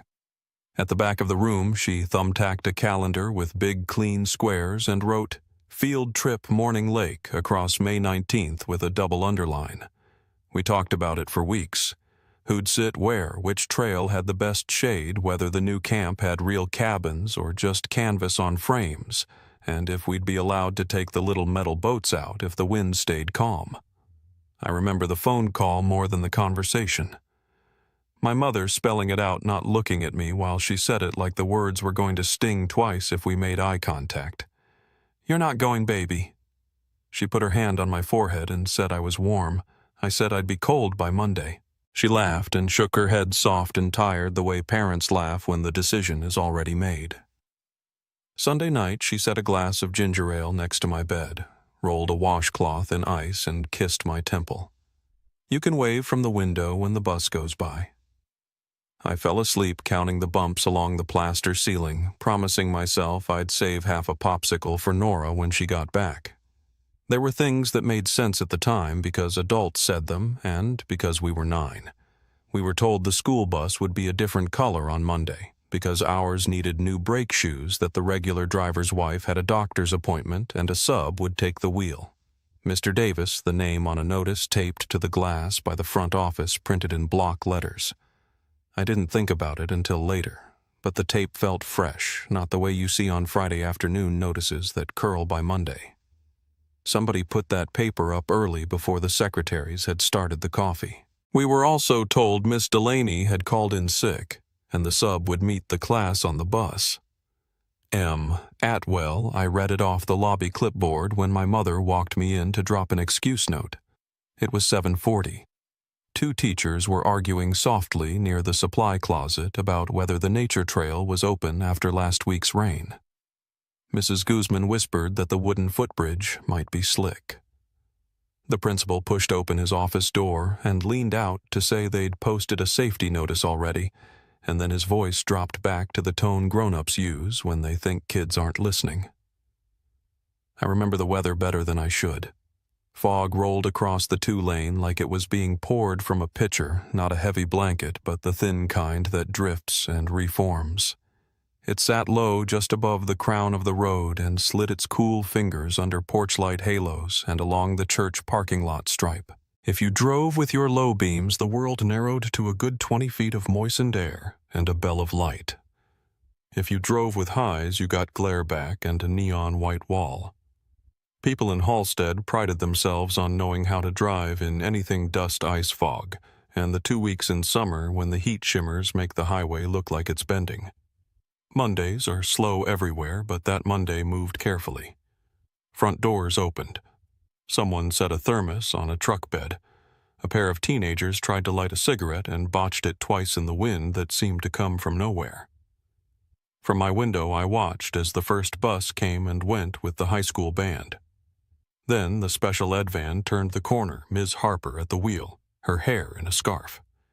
After that, the elementary buses rattled by one, carrying those stomp drum afternoons that sound like sneakers and milk cartons, and the thwack of a 4-square ball. When the lake bus turned down our street, it looked clean. The yellow, not faded like ours, but bright and a touch glossy as if it had rolled straight out of the wash. I could hear the big door fold open and the driver call mornin' with a voice that didn't carry much of our town in it. Windows flapped down halfway. A hand stuck out and flicked a paper football against the breeze. Nora stepped into view and turned to look up at my window, like maybe I'd break the rules at the last second and climb aboard. She lifted her fist, red ribbon tucked at the wrist, and made a little runner's pump at me tomorrow. I thumped the pane back and nodded tomorrow. The bus puffed a diesel sigh, a sound that means departure in any county. It wobbled forward with the usual shiver, just enough to jiggle the kids' heads like laughter moves water. I saw the white square of a clipboard in the front Miss Delaney's calendar edge, peeking from under someone else's elbow. On our block, folks come out to wave at kids, even if they don't have one on board, because that's what you do in Texas, when the city is a long way off, and you still take pride in your little corner of the map. Mrs. Kelly raised her dish towel the way she always did when her hands were full. Mr. Ramos tapped his mailbox and nodded at the driver as the bus rolled past. I tracked the bright rectangle of it until the fog swallowed its taillights like a mouth closing after a polite bite. At 9, you don't have the words for watchfulness. You have the feeling. That morning, our block kept itself clean and ordinary trash cans rolled back against fences. Dog water bowls topped off before the heat. But something about the quiet between sounds lingered a little too long. The bell at St. Agnes hit 9 o'clock, and then the space after it thinned out like the town waited for a reply. The refinery whistle on the far edge of the county announced shift change at 10, and the sound drifted across the pines with a tired ache. My mother rinsed grapes at the sink and turned the radio up to catch the farm report. I lay on the couch blanket to my chin and counted the seconds between the announcer's sentences. Even then, it felt like a pause had opened up big enough to see. You learn a place by its routines. The office secretary called the cafeteria at 9:30 to confirm headcount for lunch trays. The long-distance ring at the sheriff's desk, 2 short, 1 long, came at 9:40 when the state lab wanted to warn us about a phone outage in the next county. The crossing guard at Pine and 3rd waved a slow sign like he was a metronome. By mid-morning, the fog thinned to a pearl sheen that made the blacktop shine. The sun found the tops of the pines and turned them the color of sweet tea. All the regular noises came back in order a ladder clanked against the side of Garcia's body shop. The post office cart rattled over the broken tile at the door, and Mrs. Vaughn's terrier barked 3 times at the same squirrel that tormented it every weekday. I walked out to our front steps in socks and sat careful not to pick at the scabs along my wrist, where the itching was worst. A breeze came through and pressed the smell of lake water against the back of my throat clean at first, and then green the way shore edges smell when it's been a wet spring. From where I sat, you couldn't see the 2-lane after it dipped behind the church, but you could hear it if a truck downshifted to take that bend. When the wind slacked, another sound slid in from far off, thin but clear, a single whistle you could mistake for a train if you didn't know the logging spur closed years ago. The adults said it was the mill's pressure valve. Kids said it was the lake telling secrets. I didn't buy either that day. The tone of it was wrong, warmer, and more deliberate, like a man making a note through his teeth. Back then, I'd mark the time by the hardware store's radio. The noon farm prices came on a little after 11:30 because the owner liked to get ahead of lunch. He'd lean against the doorway with a styrofoam cup of black coffee, and if you walked by, he'd tip it toward you without taking his eyes off a sky he pretended to read. On May 19th, the radio caught static in the middle of the steer report. You could hear it trying to grab hold of the signal, that harsh scrape like a sweater snagging on a nail before it locked back in place. The owner tapped the dial once slow. I watched him from the curb and felt a curl in my stomach that I didn't know how to name. My mother ironed in the front room, careful with the steam, and set the shirt cuffs in a neat row that made her proud. She said the bus would be back before dinner, that the camp served hot dogs if the weather stayed good, and the kids washed up their hands. She set the porch light to the early timer anyway, an old habit from when my father worked swing shift. The timer clicked once, a soft plastic sound that always made me think of a throat clearing before a speech. Halstead is the kind of county where people wave when they pass you and honk as they turn at the feed store. It's polite and predictable, the 2 qualities that keep an old place steady. You can plan your day around the regulars and still have time to fix a flat for a stranger. I became a cop because I like it that way. Most trouble answers to a polite knock and a second question asked a little slower. I still believe in that order. I still believe most people do the right thing when you hand them the chance. That afternoon in 1986, I lay back on the couch with the fan ticking and mapped the route in my head the same way I do now when I'm working a missing vehicle out of the school lot left at the bleachers over the dip at Mill Creek, past the old ranger station, then the last stretch where the pines grow close and the asphalt narrows to 2 tight lanes. I pictured the cabin roofs catching the sun, the dock lining up with the edge of the camp road, and the bus settling into its spot with the practiced sigh of something that knows where it's meant to be. Toward evening, the heat leaked out of the day in slow inches. A cloud bank parked itself above the far ridge, the kind that turns the air still and makes you taste rain that doesn't arrive. Someone down the street started a grill, and the smell of lighter fluid lifted like a memory you can't place. The church bell took its 5 o'clock swing and then stilled, and the block fell into that soft quiet when suppers close and radios go low. My mother wiped her hands and looked at the clock. She flipped the porch light on ahead of the timer just in case and nudged the front door open with her hip. I sat on the top step, the concrete still warm through my socks, and waited to hear tires on our street familiar tread on familiar gravel, children's voices carrying around the corner before the bus itself appeared. The light above us glowed steady and pale, catching the moths as they started their small circles. Somewhere in the neighborhood a phone rang once and stopped like someone had remembered they were calling too late. The air settled. The road stayed empty. And the porch light burned on. The night after the bus vanished into the fog, the porch light still burned. I remember it clearly because my mother forgot to switch it off before bed, and that never happened. She said it helped her sleep, but I knew it was worry that kept her up. The next morning, when I came down for breakfast, she was sitting at the kitchen table with her hands around a cup of cold coffee. The radio turned low. There was a tone in the announcer's voice one I'd never heard before. It wasn't breaking news. It was something quieter, like hesitation wrapped in disbelief. He said a school bus from Holstead Ridge Elementary was overdue from a field trip to Morning Lake. I didn't move at first. I just watched my mother's mouth tighten as she turned the dial down to silence.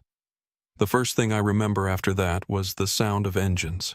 Not the normal kind from our block, the deep, steady rumble of county trucks and patrol cars. By 9 that morning, the whole stretch of Morning Lake Road was lined with vehicles, their hazard lights blinking through the mist like a second sunrise.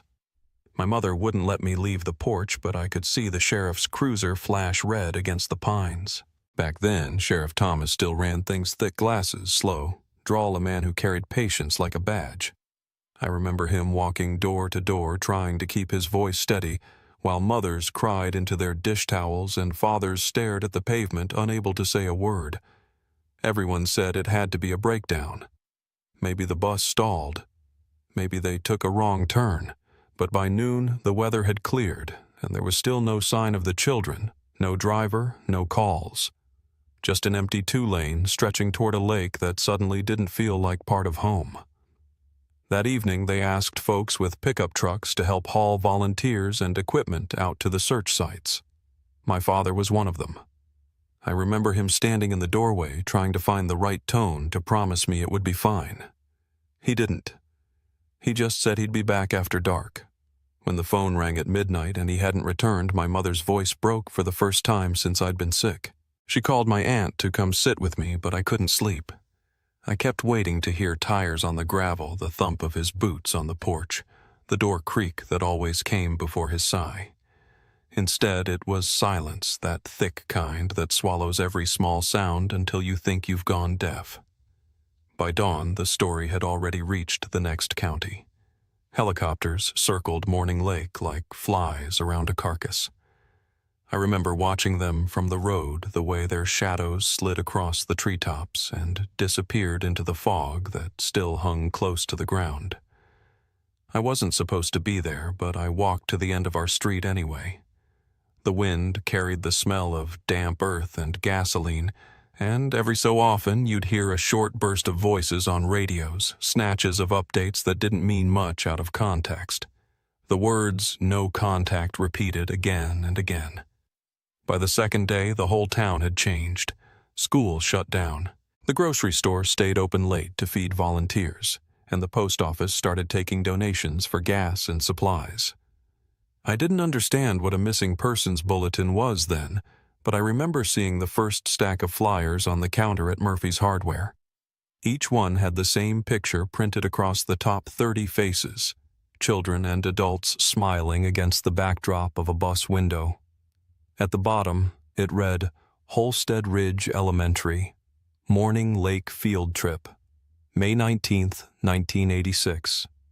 My own classmates, their faces just as I remembered them, frozen in an image that already looked like history.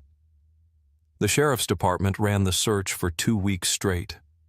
They combed every logging trail, every dirt turnoff, every abandoned cabin within 20 miles. They dragged the lake twice, sent divers down with weighted lines and spotlights that caught nothing but silt and cold fish scales. Some volunteers swore they saw tracks along the service road that matched bus tires, but they ended in soft mud like the earth had swallowed them whole.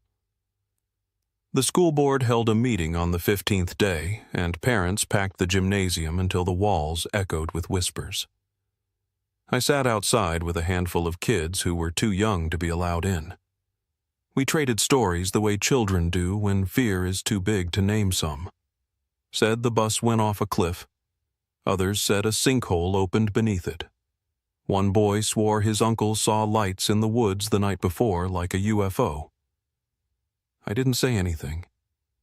I just stared at the reflection of the gym lights on the blacktop and thought about Nora's red ribbon, how it caught the sun that morning as she waved from her seat.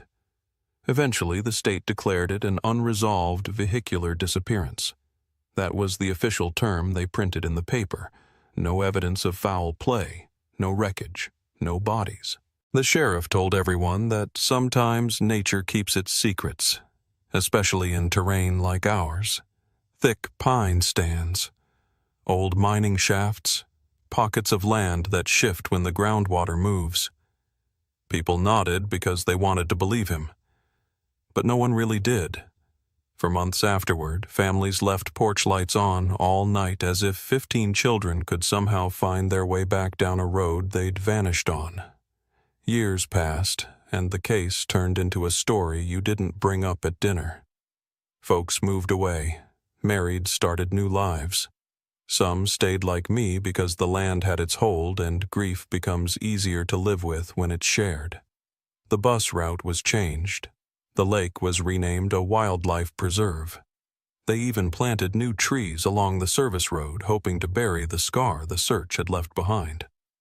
By the time I joined the sheriff's department in my 20s, the Morning Lake case was a dusty folder at the back of the records room. Every new deputy took one look at it, shook their head, and said what we all said. Nothing there but ghosts.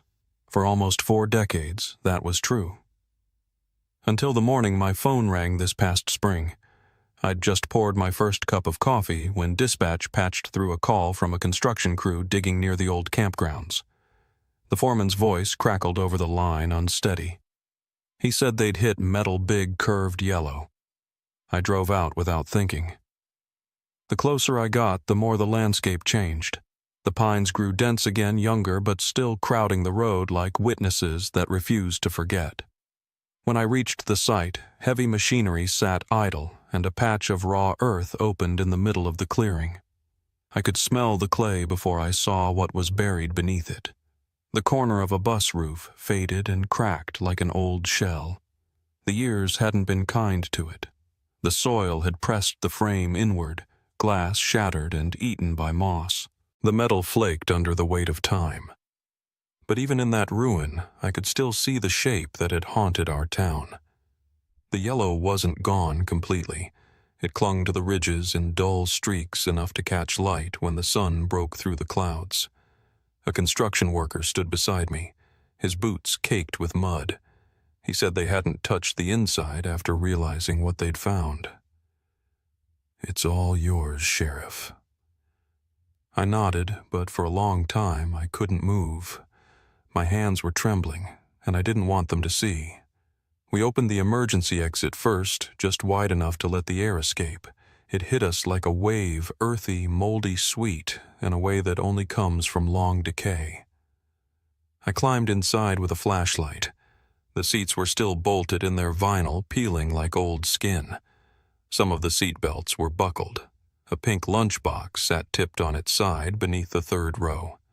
On the back step, a small shoe lay half buried in moss.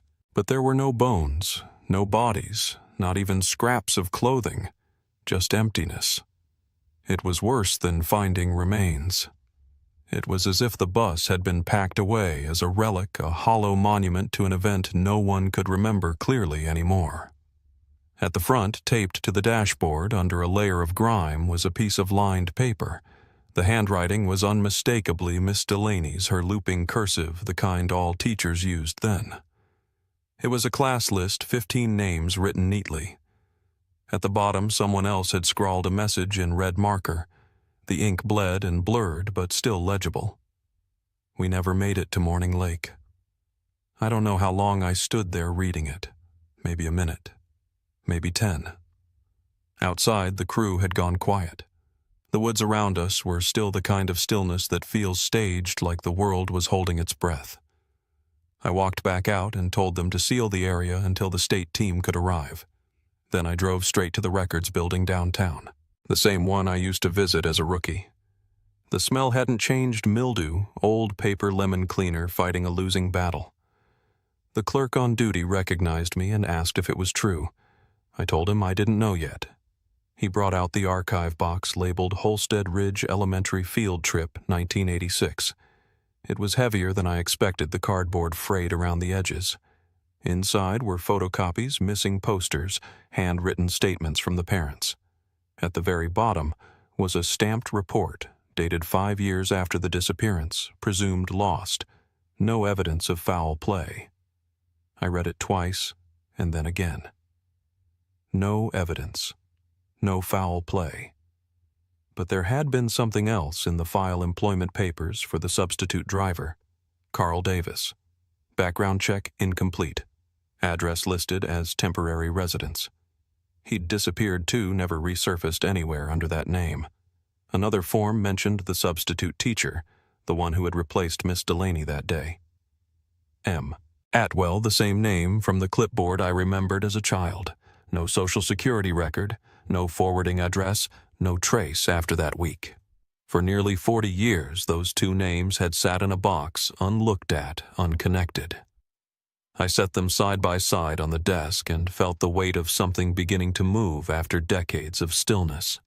I was halfway through scanning the files when Harris, one of my younger deputies, came through the door, pale as chalk.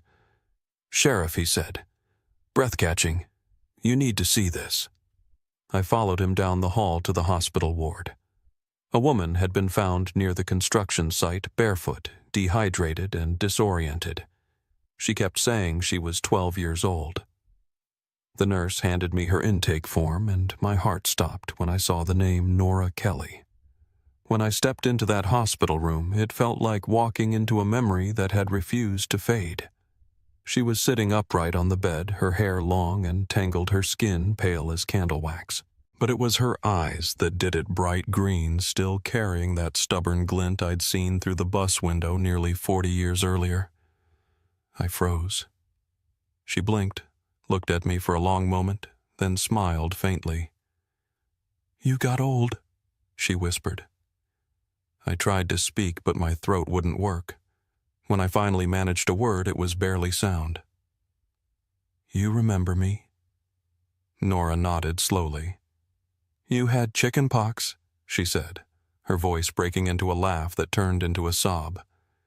"You were supposed to come too." I pulled the chair up beside her bed and sat down, my knees weak. "They told me no one would remember," she said after a long pause, "that no one would come." I asked who told her that. She looked past me out the window where the fog was rising off the morning field. Then she turned back and said the same words I'd seen written on that paper. "We never made it to Morning Lake." That night I returned to the station and pinned her name at the top of the old caseboard. Beneath it, I wrote one word in red: survived. Then I sat there in the quiet office, the hum of the fluorescent light above me, the rain ticking against the window, and tried to understand what had just happened. If Nora was alive, where had she been all this time? And more importantly, where were the others? I didn't know it yet, but that question would take me places I'd never wanted to go, and back into a part of this town that had been waiting patient as the lake itself for someone to start asking again.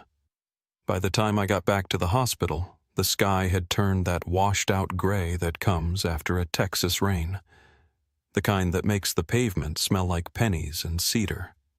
I parked close to the side entrance where they kept the overnight patients and sat there for a while with the engine running. My hand rested on the steering wheel, but my mind was somewhere else, back in that bus in the smell of rot and dust and time. I kept seeing that note in my head. We never made it to Morning Lake. It didn't feel like a message written in 1986. It felt like something written yesterday. When I finally walked inside, Nora was sitting up in bed. Her hair still tangled, but her skin less gray than before. She looked small in that hospital gown, like a child wearing her mother's clothes. A nurse had braided part of her hair, and it made her look almost like the girl I remembered from our street, the one who'd once chalked hopscotch grids down the sidewalk in front of my house. When she saw me, she smiled faintly, that polite kind of smile people give when they're not sure if they should trust you yet. "You came back," she said quietly.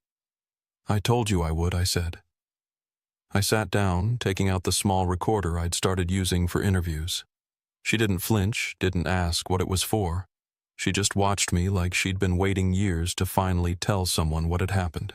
I asked her if she remembered the bus ride. She closed her eyes for a long moment, her lips barely moving as she spoke. The morning felt strange, she said. The air tasted like metal. Nobody was talking much, not even the boys in the back. The driver didn't look like our regular one. He was quiet. There was someone else waiting by the road, a man with a beard. He climbed on when we stopped at the fork. Her voice shook when she said that word fork. I waited until she looked up again. He told us the lake wasn't ready, she whispered. He said we had to wait somewhere else first. Then, I don't remember much after that. Just waking up in a place that wasn't the camp. I asked what kind of place. She said it looked like a barn, but the windows were boarded from the inside. They told her it was a school, but no one was allowed to talk about before. Every time she said her voice dropped an octave like she was afraid the word itself could summon something. She said there were 2 adults at first, a man and a woman. The woman disappeared after a while, got sick, Nora said. Then only the man remained. I asked if she remembered his name. She hesitated. He called himself Mr. Avery, she said. But later others called him something else. I'd heard that name before. The Avery family used to own land all over the northern ridge, old barns, broken campsites, an entire summer lodge that burned down sometime in the late 80s. I'd seen the name on foreclosure deeds when I was a rookie. It was a long shot, but it was something. Before I left that night, I showed Nora a copy of the old yearbook photo, 15 children bright-eyed and sunburned, all of them crowding around Miss Delaney's chair. Her hand trembled as she traced her finger over the image. "That's me," she said softly. "And that's Caleb and Kimmy." Then she stopped. Her eyes went glassy, her lips pressed tight. "They told us not to remember their names," she whispered. They said names were dangerous. When I walked out of her room, the hallway lights flickered once. Hospitals always hum at night, that low electric sound mixed with the shuffle of nurses' shoes and the faint hiss of oxygen through vents. But as I stood there, something about the sound felt heavier, slower, like the building itself was holding its breath. Back at the office, I started digging. Property, records, missing persons, old tax ledgers, anything with the Avery name on it. The older files were on microfilm, and the machine clicked every few seconds as it scrolled. I found one listing from 1984, a transfer of an old summer camp on the north edge of the county. Riverview Youth Retreat, purchased by a family trust. The name on the signature line, Frank Avery. He'd died in 2003, but he had a son, Martin. Last known address unknown. It was nearly midnight when I drove out to what was left of the Avery property. The rain had started again, thin and cold, just enough to slick the road and bring the smell of pine sap out of the woods. The barn stood in the clearing like a skeleton leaning silent, half swallowed by weeds. The moonlight caught the edge of its rusted tin roof, and for a moment it looked like it was breathing. I stepped inside with my flashlight. The beam sliced through dust thick as fog. Old feed barrels lined the walls. A rope hung from a crossbeam frayed at the end. I walked toward the far corner where the dirt met the wall and something glinted near the ground. I knelt down and brushed it free. A small bracelet, plastic, faded purple with a name scratched in block letters. K-I-M-I. I sat there for a long time holding that little thing in my hand, remembering the girl who wore it. She'd been quiet, shy, the kind who drew cartoons on her math homework. I'd seen her mother once at the grocery store years after the disappearance. She never stopped carrying a photo of her daughter in her wallet, even when her hair went gray. When I got back to the station, I laid the bracelet on my desk beside the yearbook photo. I lined it up under Kimmy's face and just stared. That was when I called the state cold case unit and left a message about the Avery family and the newly discovered evidence. I didn't expect to hear back until morning, but I needed someone else to know what I'd found. Sleep wasn't possible that night. My office clock ticked loud enough to sound like footsteps. Around 2 a.m., I went back through the evidence from the bus. We'd finished a preliminary sweep that afternoon. No prints, no blood, just that single photograph tucked behind the paneling near the back window. I took it out of the bag and laid it under the desk lamp. 8 or 9 children standing in front of a low wooden building with boarded windows. Their faces were blank. I could name some of them: Caleb, Marcy, Kimmy, and right there in the middle, Nora. But the man standing in the doorway behind them was what froze me. He was tall, bearded, wearing a hat that shadowed most of his face. You could barely make out his eyes, but even in that blurred image there was something cold in his stance. On the back of the photo, someone had written 2 words in marker the chosen: Year 2. That meant they'd been held somewhere for at least 2 years. And whoever took that picture wanted to document it. The next morning, I brought the photo to Nora. When she saw it, she went pale. Her hand flew to her mouth, and her eyes filled instantly. This was after the first winter, she said quietly. We had to pose once every season. He called it proof. I asked her if she remembered where the picture was taken. She shook her head. We weren't allowed outside without blindfolds, she said. But I remember sounds. A river close by and something that blew like a whistle at sunset. And the air, it smelled like burning pine. I didn't say it out loud, but I knew exactly what she was describing. Riverview Camp sat along a river bend, and for decades an old logging train used to pass through at dusk, blowing its whistle before crossing the bridge. That line had closed in '89, but the sound she remembered fit too perfectly to ignore. Later that evening, I drove north. The road to the old Riverview property was little more than a scar through the trees, gravel turning to dirt, turning to roots. The fog hung low again, the way it always did in that stretch of forest curling between the trunks like smoke that never learned how to rise. My headlights caught the corner of a wooden sign half-eaten by vines. Riverview Youth Retreat, private land. The first thing I noticed when I stepped out was the silence, not the quiet kind that comes at dusk, but an emptiness that pressed on your ears as if sound itself had been driven out of the place. I followed what was left of the old path, my boots sinking into soft ground. After about 50 yards, I saw the building from the photograph. Its roof sagged, the porch half collapsed, the walls blackened at the corners. The windows were boarded from the inside, just like Nora said. When I reached the steps, I froze.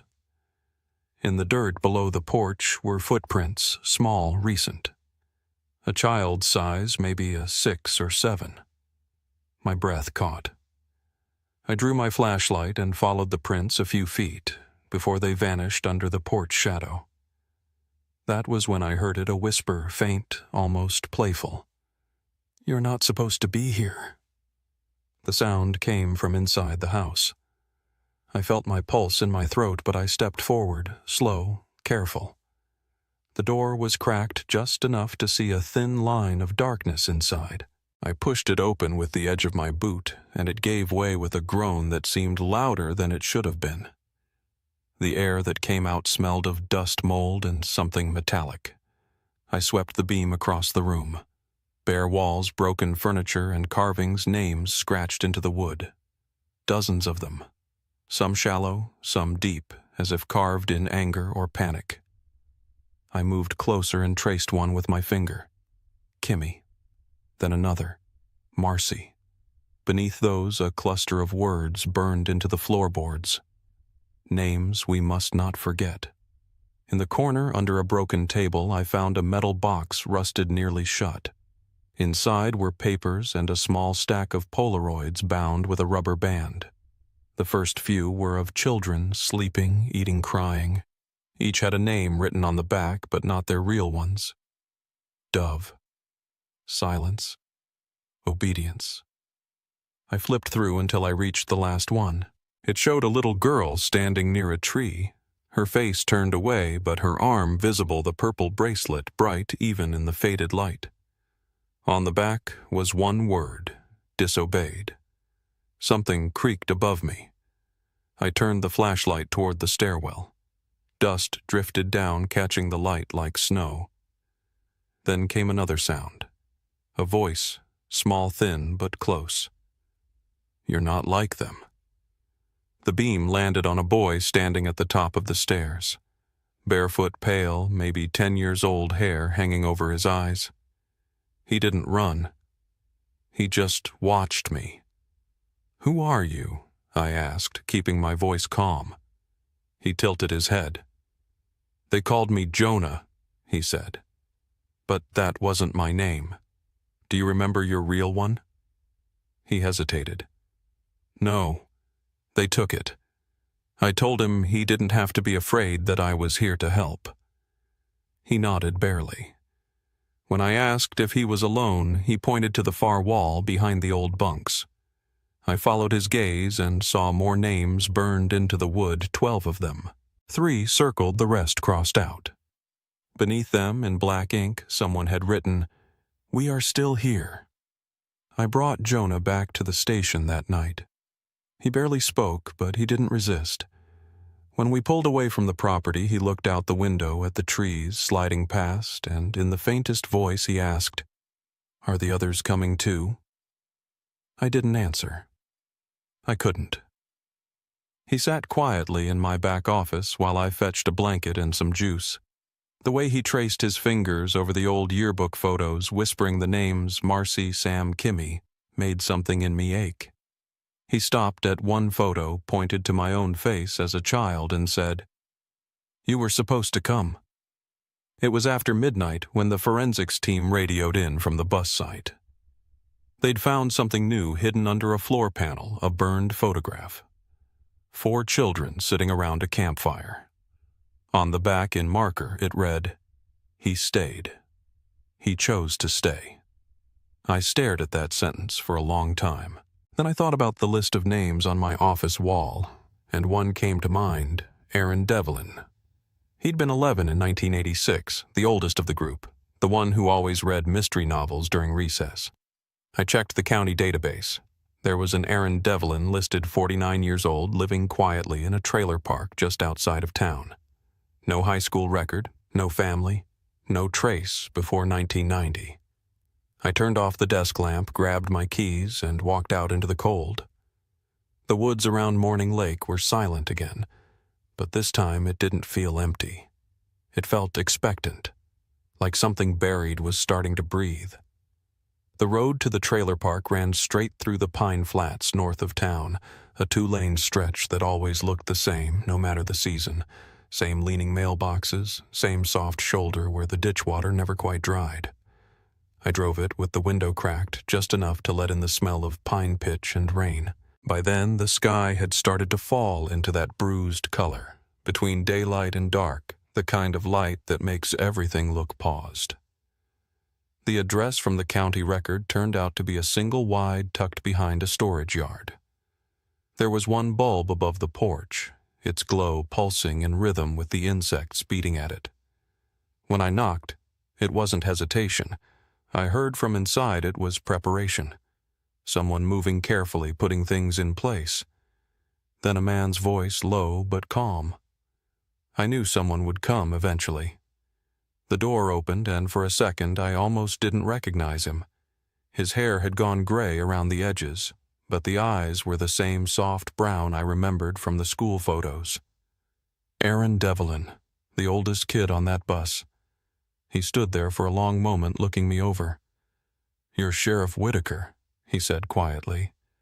"You used to wear your hair in braids, had a green backpack." I nodded, and he smiled, sad, almost relieved. Inside his place was tidy to the point of discomfort. Books stacked in perfect lines, a chessboard set out mid-game dust, nowhere to be found. He gestured toward the couch and sat opposite me. For a while, neither of us said anything. The rain had started up again, tapping against the aluminum siding, and that sound filled the space like static. When I asked why he never came forward, he rubbed his hands together slowly, like he was trying to warm something that wasn't there. "Because not everyone wanted to leave," he said. "And because I wasn't sure if I had."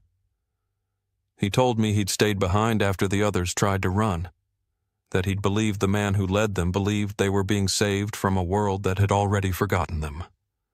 He called it a sanctuary. We thought we were the lucky ones, he said.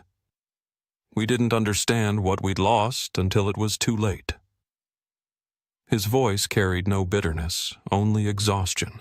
When I asked who had built that sanctuary, he said it began with a man named Elijah, someone who called himself Father long before anyone asked him to. But after a fire year 4, he said the group splintered. Some of the kids escaped. Others were moved to different sites hidden under new names. I asked where those sites were, but he only shook his head. Buried, he said. But I can take you to where it started. We drove out before dawn, heading north toward the ridge. The forest changed as we climbed pines, giving way to older growth oaks twisted from decades of wind. Aaron sat in silence beside me, one hand clenched around the seatbelt strap. By the time we reached the clearing, the morning fog had thinned to a silver film over the grass. The place he led me to wasn't marked on any map, just a break in the tree line that opened onto a slope of blackened timber and stone. What remained of the original sanctuary leaned against the hill, its roof collapsed inward, vines creeping through the gaps. This was it, he said quietly. The first home. The word home didn't fit, not with the smell of ash still clinging to the ground. I followed him inside. The air was cold still, carrying a trace of smoke after all those years. Beneath a fallen beam, we found a row of small lockers, rusted but upright. Aaron knelt beside them and brushed away the dirt. They made us keep what they gave us, he said. One book, one spoon, one change of clothes, but some of us hid things anyway. He pried open the third locker with his hand and pulled out a small bundle wrapped in cloth. Inside was a cracked cassette player, a child's bracelet, the same purple kind as Kimmy's, and a drawing folded into plastic. It showed a girl on a hill beneath a full moon holding a sign that read, "We are still here." Aaron's voice caught. Nora drew that the day before she ran. I didn't say anything. I just traced the edge of the paper, feeling the brittle texture where time had tried to erase it. "You said the others were moved," I asked. "Where?" He pointed toward the ridge behind the building. "They called it Haven," he said. "It was where they took the younger ones, the ones who didn't ask questions anymore." We hiked the ridge for nearly 2 hours. The air grew heavy, and the forest thickened until the light barely reached the ground. Finally, the path dropped into a small basin, and there it was a concrete structure built into the hillside, its door rusted but intact. Aaron's voice lowered. "This is where they watched us," he said. "Where they waited for us to forget." The word "waited" landed like a stone. We pried the door open with a jack from my truck. The air that escaped was cold and dry, the kind of cold that doesn't belong to weather. Inside, the walls were lined with metal bunks, names etched into the concrete, some scratched, others burned. In one corner, a crooked sign still hung above a smaller doorway. "The garden." I asked what that meant, but Aaron didn't answer right away. "It wasn't a garden," he said finally. "It was a place to listen." His eyes stayed fixed on the floor. "They told us the world couldn't find us if we forgot who we were, so they made us practice forgetting. We found a small tape recorder buried under the debris near the wall. The casing cracked, the label worn to nothing. When I turned it over, someone had carved a sentence into the plastic with what looked like a nail for the ones who remember. I took it back to the station, handed it to the tech team, and asked them to restore whatever was left.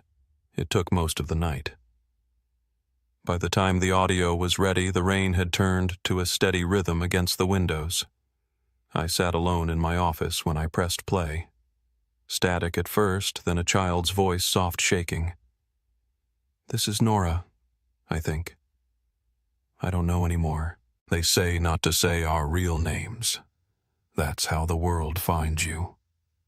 The tape hissed, and I heard breathing, a whisper that might have been another child in the background. If anyone finds this, the voice continued, don't believe them when they say we ran away. We didn't. We were taken. Then silence.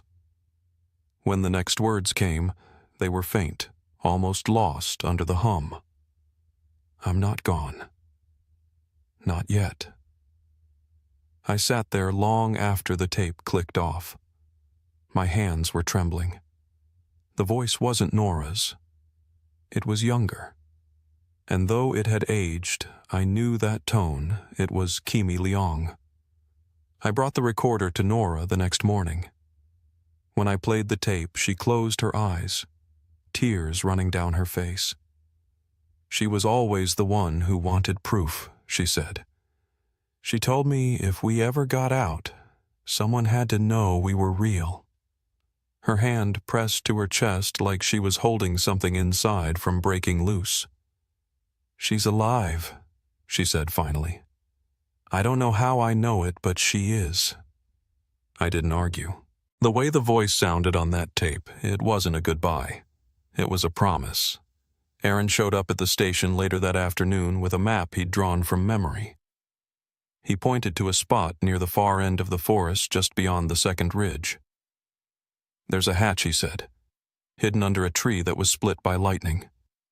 We used it when they moved us between places. I asked how sure he was, and he met my eyes for the first time since we'd left Haven. If it's still there, he said that's where they'll be. We drove out that evening. The light was fading fast, the trees closing in tight over the road. We parked near the old riverbed and hiked the rest on foot. It took nearly an hour before we found a cedar tree cleaved down the middle, its roots twisted around a patch of stone. Beneath the brush hidden by years of growth was a metal hatch fused with rust. The engraving at the edge was almost gone, but I could still make out the letters, TS2 Transfer Station 2. The metal groaned when we forced it open. Cold air poured out like the earth was sighing. We climbed down a narrow shaft into a tunnel lined with concrete. 10 rooms branched off the main corridor, each no bigger than a closet. Each filled with remnants of a life stopped mid-sentence. A child's drawing, a tin cup, a blanket turned to dust. The air was so still that even our breathing seemed too loud. At the center of the structure was a round room with 15 desks arranged in a perfect circle, each one with a nameplate. Some I recognized, some I didn't. A glass case stood in the middle. Inside was a black leather book. I broke the glass and opened it. Page after page of handwriting, different styles, different ages. The same phrases repeated again and again.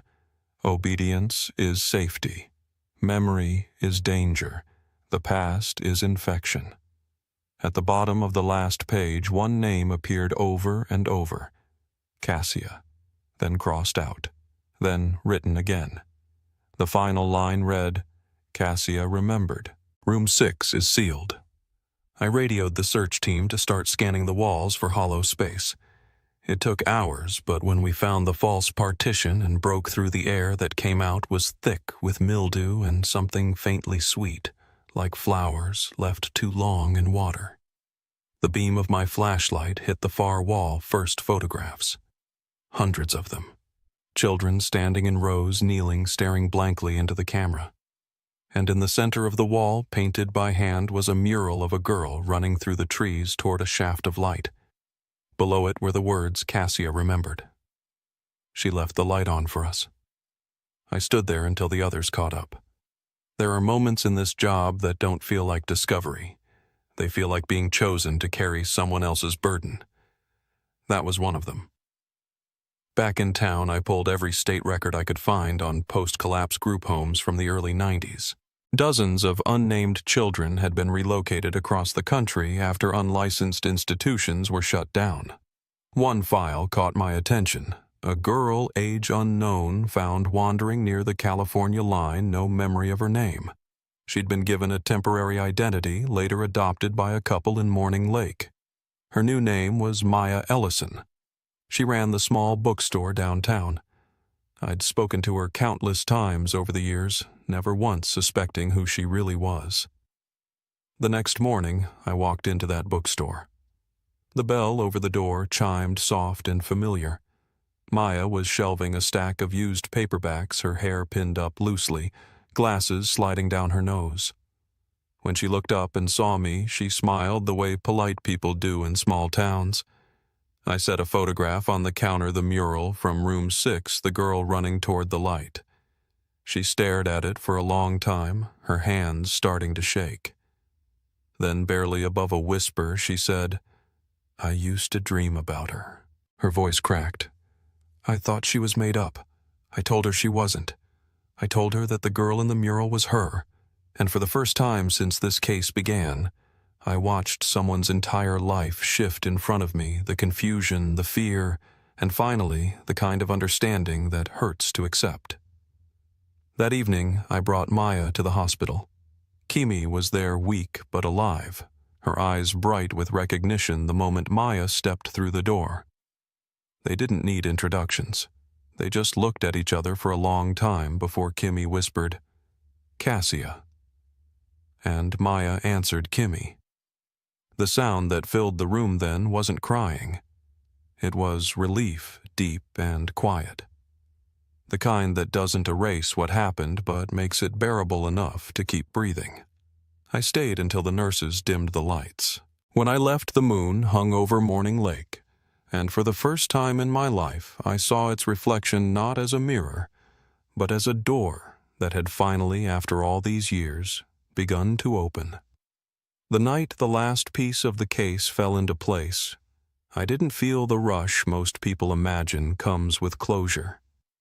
It wasn't triumph or relief or even peace. It was quieter than that, an ache that settled behind the ribs and stayed there steady as a heartbeat. After almost 4 decades, we had found what was left of the Morning Lake children. Not just the ones who came home in flesh and bone, but the ones who lived on through stories whispered in the walls of those old camps, in tapes buried underground, in the drawings of a girl who refused to stop remembering. For weeks after Kimi and Maya were reunited, the hospital room became a kind of chapel. No prayers, no sermons, just the sound of 2 people relearning what it meant to exist in the same world again. They would sit together in silence for hours, holding hands like sisters separated by a lifetime. Some nights Aaron would join them, sitting in the corner by the window, his face half in shadow, listening but never interrupting. He was the one who'd stayed behind the longest, and I think part of him still lived in that place, even as his body sat in that room with us. Nora came often, too. She brought small things, a sketch pad, a radio, a bag of oranges that reminded her of the camp summers she thought she'd lost. Watching them together felt like seeing ghosts learning how to breathe again. The investigation stretched for months. The state brought in forensic teams to excavate the site beneath the cedar tree. What they found were artifacts of a system that had buried itself to avoid being found: birth records, false identities, medical charts, and traces of other locations linked to the same network. The deeper they dug, the clearer it became that the Avery property wasn't just one man's crime. It was part of a larger sickness that had spread quietly across state lines, hidden behind names like sanctuary and home. Some of those involved were long dead. Others had slipped through the cracks, their paper trails erased, before anyone had learned what questions to ask. The man who called himself Father Elijah had died in 2001 under a different name in a nursing home 3 counties over. The caregivers said he spent his last years painting crosses on the walls of his room with rust-colored ink and muttering about the chosen. The news of his death didn't bring satisfaction to anyone. Justice delayed that long stops being justice. It becomes history, something to file, something to learn from, but never something that truly balances the scales. The district attorney's office reviewed what remained of the case, but most charges were impossible to bring. Too much time, too many missing records, too many people who'd already gone to their graves with the truth. What they did do was reopen dozens of missing children's files from the 1980s and 90s, comparing DNA samples, tracking down survivors who'd been given new identities. One by one, names began to surface again. Some matched those from the Morning Lake list. Others belonged to children taken from entirely different places, folded into the same broken system that called itself salvation. When the federal report came out a year later, it filled nearly 600 pages. It described a coordinated pattern of abduction, coercive indoctrination, and identity erasure across multiple facilities operating under religious exemption. Most people in town didn't read past the headline. For them, the story ended when the bus was found. For me, it never did. I kept reading until the last page, until I reached the section labeled Recovered Individuals. There were 5 names printed there, each marked as living: Nora Kelly, Kimi Leong, Aaron Devlin, Maya Ellison, and one listed as unidentified juvenile, alias Jonah.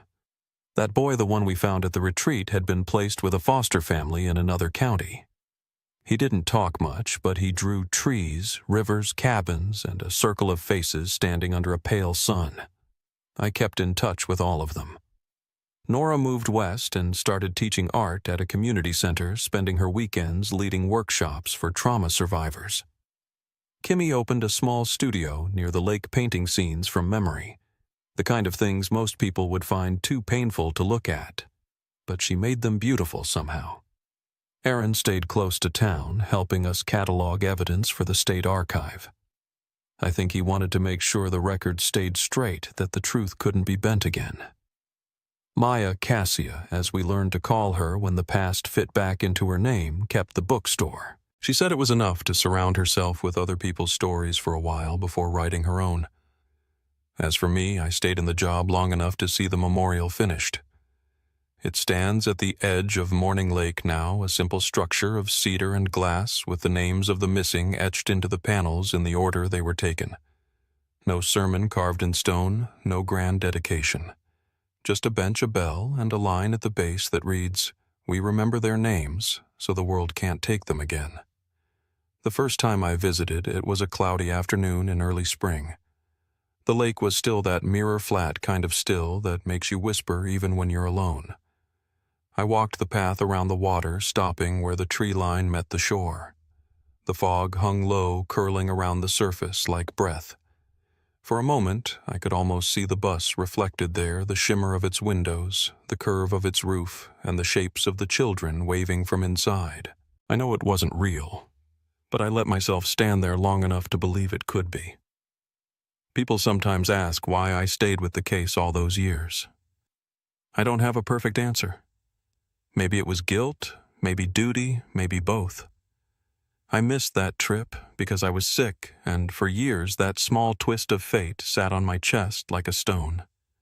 Every time I passed the lake, I'd count the seconds between the waves hitting the shore, wondering if those children had heard the same rhythm before they vanished. Now I know they did. And somehow, through all the years and all the silence, a few of them managed to keep that rhythm alive long enough to be found again. This case taught me something I didn't expect, that truth doesn't always save people, not in the way we hope it will. Sometimes it just lets them rest. It gives a name back to the lost and a little bit of light to the ones who survived. The rest of us, we carry it. We make sure it doesn't disappear into rumor or myth. We say their names out loud, not as ghosts, but as reminders of how fragile a life can be when no one's looking. There's a night sound out here near the lake that I've learned to live with. It's the wind through the reeds mixed with the faint hum of water against stone. Some say it's just air moving through hollow places. But when I hear it, I think of voices, children's voices caught somewhere between this world and whatever comes after. They're not crying or calling for help. They're just speaking the way memory speaks when it's been waiting too long to be heard.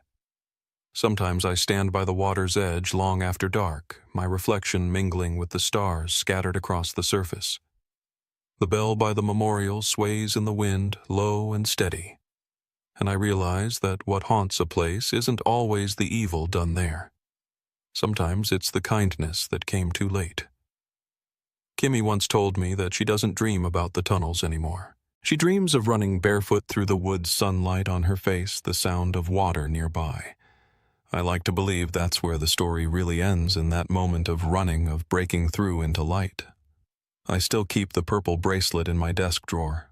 It's faded now, brittle around the edges, but when I hold it, it feels like a heartbeat. It reminds me that survival isn't about what you escape.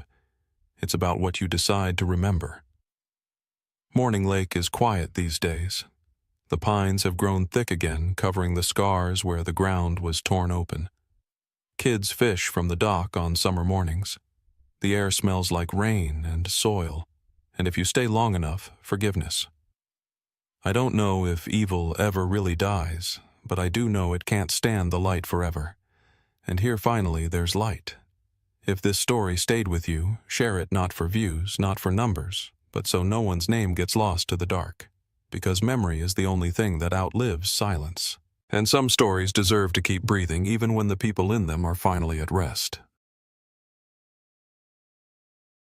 The creek bed was dry when I stepped into its sand, like sifted flour under my boots, heat humming off the rock.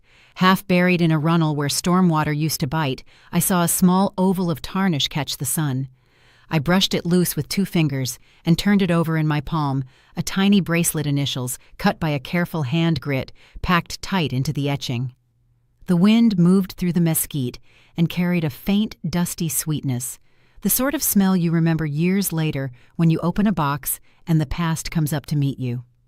Before I go any further, let me know where you're listening from in the comments, and hit like and subscribe if you believe some names should never fade. I came to this story later than most, long after the casseroles had been delivered, after the porch lights had burned too many midnight hours to count. In 2007, while it began on a quiet street under a canopy of oaks, I was across town working a robbery string off Venice Boulevard. My workdays ran on coffee and shoe leather, miles of sidewalk interviews on front steps, notes scrawled on receipt paper in a warm sedan that stalled twice on hot afternoons. Los Angeles in late summer leans heavy around 4 o'clock 88-degree sun, slanting low sprinklers, ticking against chain-link kids chasing after a basketball that always seems to roll into the street and back again. That was the rhythm most of us trusted reliable as a church bell. St. Mark's sat 3 blocks off Sunset, a modest brick rectangle with a white steeple that flashed like a metronome as you drove by. I knew it in the way you know a place you've only ever passed the painted curb the lot with 2 entrances, the small strip of grass where toddlers ran until parents corralled them with paper plates and folded napkins after Sunday service. On the block behind the church, the Franklin Street dipped and rose like an elbow. Late afternoons there smelled of cut grass and laundry soap, the kind that runs you back to childhood if you close your eyes. You could walk a mile in that neighborhood and count a dozen front porches with hanging ferns, each bearing the same quiet promise: we look out for one another here. I met Ellen and Paul years later, but I learned their earlier routine as if I'd walked it with them. In 2007, she worked day shifts at the clinic on Glendale Boulevard, and he turned wrenches at a small garage near Alvarado. They kept a jar for receipts and a jar for spare change, and they argued about whether the box fan belonged in the hallway or the bedroom, small ordinary debates that tell you a house is lived in. They had one child, Georgia, who loved coloring the margins of church bulletins and asking for more grape juice than any communion tray could honestly hold. She wore her hair in a red sweep that didn't like to stay put, and when Ellen combed it out before service, she tucked a little lavender fabric flower just behind the ear to keep the wisps from the girl's eyes. That Sunday, the one that would anchor my timeline years later, didn't smell like trouble. It smelled like lemon polish on pews and warmed wax from half-burned candles. Reverend Reed added a community blessing to the service the city had been through a rough summer, and he liked to leave people with a steadier heart. The sanctuary ran a little long.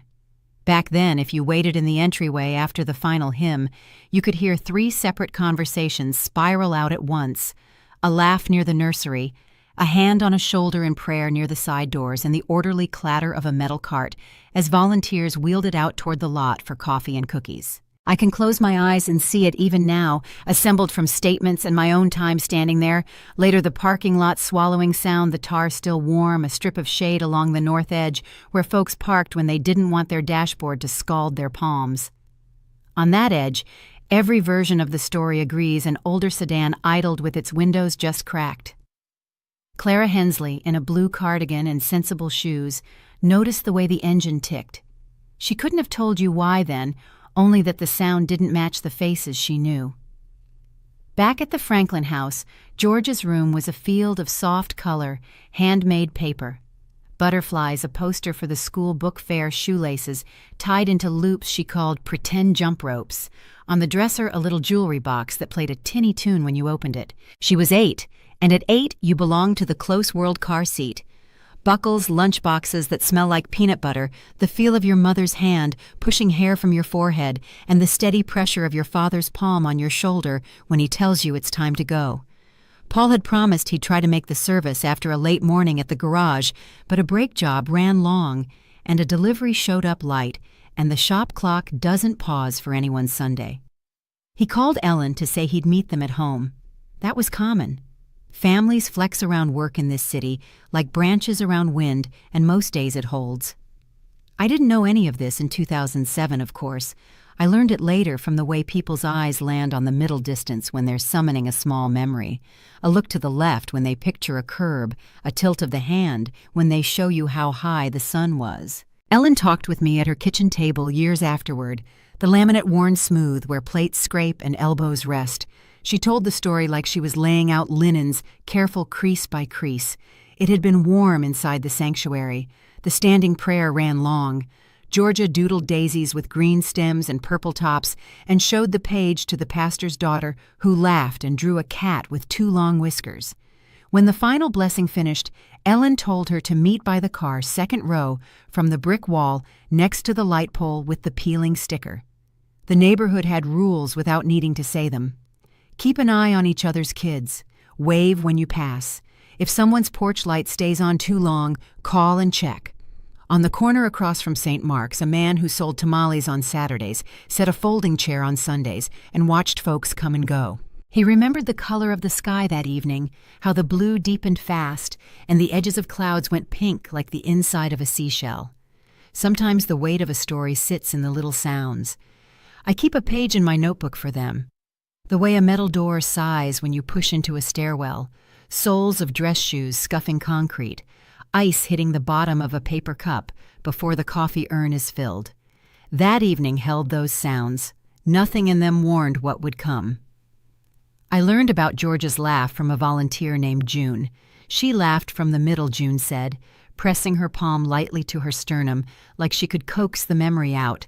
Not a squeal, more like a hiccup that turned into a giggle. She recalled a breeze that lifted the flower in Georgia's hair so it trembled like the real plant it was named for. That little bloom, June said, and stopped, and I didn't write the next few seconds on purpose, because silence is part of the truth too. On cases like this, the world before matters, because it tells you what the whole looked like when it was full. In my line of work, people think we live in the hard edges, the tape, the sirens, the interviews that lean forward. But most of what I carry are porches, kitchen sinks, pencil boxes, the habit of leaving shoes by the door. In 2007, I imagine Ellen locking the house that morning, dropping her keys into her purse with that small metal click that tells you you're ready for the day. I imagine Paul wiping his hands with a rag and tucking the rag into his back pocket, like always. I imagine Georgia tapping each step on her way out the door because it made the sound she liked. St. Mark's is a short walk from where the Franklins parked most Sundays. The sidewalk on that stretch lifts in one place where a root has pushed it. When I first walked it years later, my toe caught, and I had to steady myself on the fence. I stood there, palm on warm metal, and thought about the kind of confidence families wear on familiar ground. It isn't bravado. It's the relief of being known your name, your laugh, your car with the door ding on the passenger side. When people say safe, that's what they mean. I met Reverend Reed after evening vespers one fall. The church longer in shadow the steeple, now a cutout against a blue that slips early into dark. He spoke quietly like sound got swallowed by the brick if you weren't careful. "I've replayed that day," he said, "counted how many times I shook hands where I looked, who I hugged." He had a way of looking down and to the right when he reached for a detail. That's how he retrieved the memory of the metal cart rattling toward the lot, the sound traveling faster than the volunteers pushing it. He remembered the way sunlight laid itself across the back row of cars. He remembered a smell of motor oil that didn't match any of his parishioners. "I don't believe in premonitions. I believe in thin places, little shifts in the air where routine falters by a single beat, and you don't know why you noticed, but you did." That Sunday had one of those. A phone call that didn't go through the first time. A delay that wasn't long, but felt a hair too long. A sedan, sitting just outside the usual pattern, angled toward the exit, as if the driver wanted one less motion when it was time to leave. When I think back on the world before, what stays with me is the ordinary choreography. Families splitting to run small errands, a mother smoothing a dress, a father catching a red light he'd rather beat, children dashing ahead because the air outside the sanctuary tastes free. The lot at St. Mark's has a tall light standard in the second row, its paint peels in thumb-sized curls. That's where Ellen said she'd meet her daughter after service. Second row by the pole, easy landmark, easy promise. I have a habit when I revisit the start of a case, I stand where the person last was and shut my eyes for 5 breaths. It's not for superstition. It's so I remember that what I'm looking for is a human rhythm, where feet landed, where a shadow fell at that hour, where a voice would sound if it came from 12 feet off to the left. When I did that the first time at St. Mark's, all I heard was air moving across stucco and the faint rattle of a shopping cart blocks away. Later, when I came to know the Franklin Street, I learned the sound of their porch light switch. It's a small click, but in a quiet house, it travels. I picture Ellen leaning over the railing to check how much gas sits in the car's gauge, not because she's going anywhere else that night, but because people like to tie up loose ends before bed. I picture Paul pulling into the driveway with the radio low, a baseball game drifting in and out because the station doesn't hold on that block. There are days in this city when the heat makes everything feel closer. Late summer is like that. You can taste the dust if a bus passes. You can feel the rubber in your shoes soften a touch by late afternoon. You can see the edges of every shadow carve sharp lines you'd swear weren't there the day before. In that kind of light, details stand out: a bumper with a crease where a hitch tapped it, a window rolled down exactly 2 inches, a sticker on a light pole that's half peeled but clings by one stubborn corner. From the curb, the route to the Franklin's car ran about 150 feet across 2 travel lanes past the metal cart under a scrap of shade. That distance can hold a lifetime or nothing at all. In the years since I've measured longer stretches with a wheel and shorter ones with the sole of my boot, I always come back to that 150 feet. It's only half a block. It's also a world. That Sunday ended the way many Sundays end on that street: daylight, easing back behind the houses, the air cooling just enough for you to feel it on your forearms, the first porch lights winking on one by one. A radio drifted from an upstairs window. Someone poured water onto a line of geraniums, and the soil gave off that wet, dark smell that makes you think of rain, even when the sky is clear. Across town, my squad was breaking for dinner and a strategy talk for Monday's interviews. The city hummed its 1,000 small songs. In the parking lot at St. Mark's, engines turned over and rolled out toward sunset. The line of cars thinned until the lot returned to its quiet geometry: painted lines, oil spots, a breeze that didn't have to jostle anybody to move. Near the far edge, under the peeling paint light pole, a patch of shadow held a little longer than it should have. A phone in my pocket, one I didn't yet know I'd carry for years of this, stayed still. On the Franklin porch, a light clicked on early and stayed on longer than usual, a careful beacon in a neighborhood that expected everyone home before the heat left the air. That night, the heat lingered long after the sun disappeared, and the air over Echo Park felt heavier than usual. I remember it because of the silence that followed, one of those thick, motionless silences, where even the streetlights seemed to hesitate. The next morning, I woke to the sound of my phone vibrating on the nightstand. It was still early before 6. The caller ID read West Bureau Desk. I thought maybe one of my open burglary cases had turned a corner. Instead, the voice on the other end, clipped and uneasy, said, We've got a missing child out of St. Mark's, female 8 years old, name's Georgia Franklin. For a moment, that name was just data, another entry I'd write on a clipboard. But the tremor in the dispatcher's voice told me this wasn't going to be routine. By the time I reached the Franklin neighborhood, the street was already cordoned off with yellow tape. The first thing I noticed was how small the house looked compared to the number of people clustered outside. Patrol units idled at the curb engines, rumbling radios crackling through half-heard codes. Neighbors stood in slippers and robes, arms folded, whispering like sound itself might break something fragile. The porch light at the Franklin home still burned against the daylight, a weak yellow bulb clinging to its purpose. Inside, Ellen sat at the dining table, her hands locked around a coffee mug that had gone cold. She was staring at the phone like it could conjure her child if she just looked hard enough. Paul hovered near the window eyes, scanning every car that slowed on the street. He looked like a man caught between fury and collapse. I asked them to start from the beginning, step by step, nothing skipped. They told me about the church service, the longer prayer, the heat, the laughter afterward. Georgia had promised to wait by the car, second row from the brick wall next to the light pole with the sticker. When Ellen came out minutes later, that patch of asphalt was empty. She thought maybe Georgia had gone inside with a friend, so she checked the hall, the nursery, the bathrooms. No sign. Within 15 minutes, she'd run every corner of the building. By the time Paul arrived from the garage, officers were already combing the lot. The first hours after a disappearance are the worst kind of blur. You move fast, but you don't feel time passing. Volunteers from the congregation brought flashlights, spreading out along the sidewalks, their beams slicing through the dark, like threads of hope they refused to drop. We set up a command post in the church basement, maps of the area taped to the walls, coffee brewing non-stop. The local TV stations caught wind before midnight, and by morning, Georgia's school photo was plastered across every screen in Los Angeles. I spent that first day walking the perimeter 2 blocks north, 3 south, marking sight lines and distances. The lot at St. Mark's was bordered by a chain-link fence on one side and a row of oleander bushes on the other. Near the far corner behind a low wall, tire tracks cut into soft dirt. Fresh ones. I crouched there, brushing the soil with a gloved hand. You could still see the tread pattern, distinct, uneven, a bald patch along the outer edge of the left rear tire. That's the kind of thing you photograph before the next gust erases it. We pulled partial impressions and logged them. Later, Mrs. Hensley, the neighbor with the blue cardigan, confirmed what she'd seen, a dark sedan idling near that corner engine running no one she recognized behind the wheel. The search widened hour by hour. K-9 units swept the nearby park. Helicopters hovered low enough to rattle window panes. People called in sightings from gas stations, strip malls, even a highway rest stop 2 counties over. Each lead stretched thin, then snapped.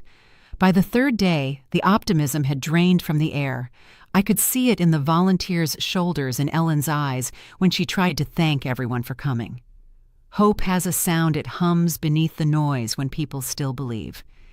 By Thursday, that hum was gone. Inside the Franklin home, Georgia's room remained untouched. The bed was neatly made a storybook folded open on the nightstand. A lavender flower, the same kind Ellen had tucked behind her daughter's ear, was pressed between its pages. That detail stuck with me. I logged it in my notes under a simple line symbolic pattern. Keep in mind. Sometimes those little things lead you back later. Sometimes they just stay with you for reasons you don't fully understand. Weeks rolled by in a haze of false alarms. A tip from a truck stop turned out to be a different red-headed child traveling with her parents. Another call claimed Georgia had been spotted near a playground in Riverside. Surveillance proved otherwise. The press moved on. Most cases do eventually. We archived the evidence boxes in a basement row labeled Open Inactive. I transferred to another unit, then another. Time did what time does it built, distance between the facts and the ache. But it never erased the image of that empty parking lot. 9 years later, in 2015, I was sitting in the bullpen on a Monday morning when I heard a familiar voice behind me. Marcus Hale, one of the old-timers from the original search, leaned on my desk with a cardboard box in his arms. "Found something you'll want to see," he said. The box was dusted over its tag, half-faded, Franklin, 07. Inside, among old reports and photographs, lay a plastic sleeve containing a CD labeled Video May 27, 2007. Marcus said it had been misfiled with unrelated evidence and resurfaced while he was clearing storage. We loaded it up on the old monitor in the corner. The footage was grainy, time-stamped around 8 that night, maybe 15 minutes after Georgia was last seen. It came from a convenience store camera 2 blocks east of St. Mark's. The angle showed the checkout counter and a sliver of the door. A man in a dark hoodie approached the counter, bought a bottle of water, and set down a $1 bill. The clerk barely looked up. What caught my eye was what the man held in his other hand, a small lavender flower limp at the stem. The image was too blurred for facial recognition, but the detail punched through the years like a whisper that had been waiting to be heard. That flower wasn't random. It couldn't be. Marcus exhaled slowly, hands on his knees. "You think it's him?" he asked. I didn't answer. Instead, I filed the request for digital enhancement and reopened the case file. Within a week, I had a list of every vehicle reported near St. Mark's that month, cross-referenced with DMV data. One record matched the partial license plate Mrs. Hensley recalled from her porch, a late-model sedan registered to a man named Victor Lang. The file on Lang described him as a loner with a history of trespassing, minor theft, and mental instability. He'd lived less than 5 miles from the church back in 2007. When we visited the address, the house was long abandoned. The mailbox still bore his name, faded and cracked. Out back, half hidden under a collapsed awning, we found a padlocked shed. Inside, under a layer of tarp, lay a child's jacket, white size small, with a faint purple stain along the hem. A forensics team processed it within hours. The DNA results came back conclusive, Georgia Franklin. I've heard a lot of numbers in my career, case IDs, badge digits, timestamps, but none have the weight of a positive match. It hits your chest in a quiet, definitive way. News of the find rippled fast. Local reporters swarmed the precinct, and Ellen's phone rang nonstop. For her, the discovery reopened everything she'd tried to stitch closed. She asked if we thought Georgia might still be alive. I told her the truth we always tell when the answer isn't known. We're following every lead. That's all you can promise without lying. We traced Lang's trail through old rental records, gas receipts, and credit card charges. The path led east across state lines into Nevada. He'd paid cash at a few motels, left no digital footprint, vanished again. But disappearance leaves residue if you know where to look. A truck driver came forward, saying he'd picked up a hitchhiker outside Reno in 2014, a man with a burn scar along his neck who talked in broken sentences about a kid he couldn't save. The driver thought he was drunk, dropped him near Bakersfield, and forgot about it until he saw Lang's photo on the news. That clue narrowed the search. We checked transient record shelters and county jails in that corridor.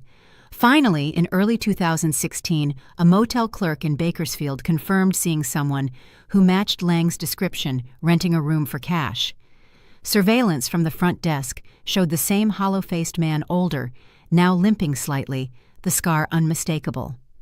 I remember watching that footage with the same stillness I'd felt 9 years earlier when I looked at the church parking lot like the world had folded in on a single point of recognition. We moved fast. A small task force coordinated with the Bakersfield police to plan the arrest. When we entered the room, Lang was half asleep, a cigarette burning low on the table beside him. The walls were yellowed, the air thick with the smell of mildew and old smoke. He didn't resist much. On the nightstand, we found a box containing a faded church bulletin from St. Mark's, a child's locket engraved with the initials GF, and a handful of old photographs. One showed Georgia standing in a group of Sunday school kids. The corner was creased as if handled too often. As they cuffed him, he looked at me not with anger, not even surprise, but something closer to resignation. I asked where the girl was. His lips moved dry and slow. "She's better off where she is," he muttered. Then he went quiet. I'd heard confessions, lies, denials, and bargaining pleas across my career, but never a sentence that heavy with ambiguity. The kind that pulls at your gut because you can't tell if it's sorrow or pride speaking. Forensics swept the motel. Traces of Georgia's DNA appeared on the locket and the bulletin. Her handwriting, small and slightly tilted, was scribbled in the margin a simple flower with 5 petals. It matched the doodles we'd found years ago on her church bulletins. That's when the weight of 9 years collapsed into a single undeniable line between the girl in the pew and the evidence on the table. Lang refused further questioning, and his attorney quickly surfaced to block more interviews. Still, his silence couldn't erase the trail he'd left. Each receipt, each gas station camera, each half-remembered witness stacked up like breadcrumbs, leading straight into the desert. The search team spread out again this time, heading east of Las Vegas, where Lang had last been spotted. A rancher called a week later about an old sedan half buried in sand on his property. The license plate was half visible beneath the dust. It matched the same plate Mrs. Hensley described back in 2007. When we arrived, the air shimmered with heat. The car was rusted through windows shattered by wind and time.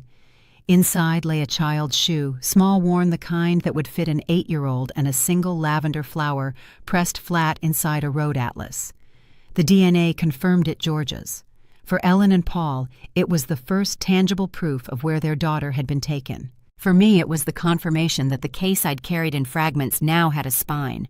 But proof doesn't bring comfort. It only clarifies the distance between what's known and what's lost. That night back at the motel we'd commandeered as a field office, I laid the evidence photos across the bedspread. The flower, the shoe, the jacket.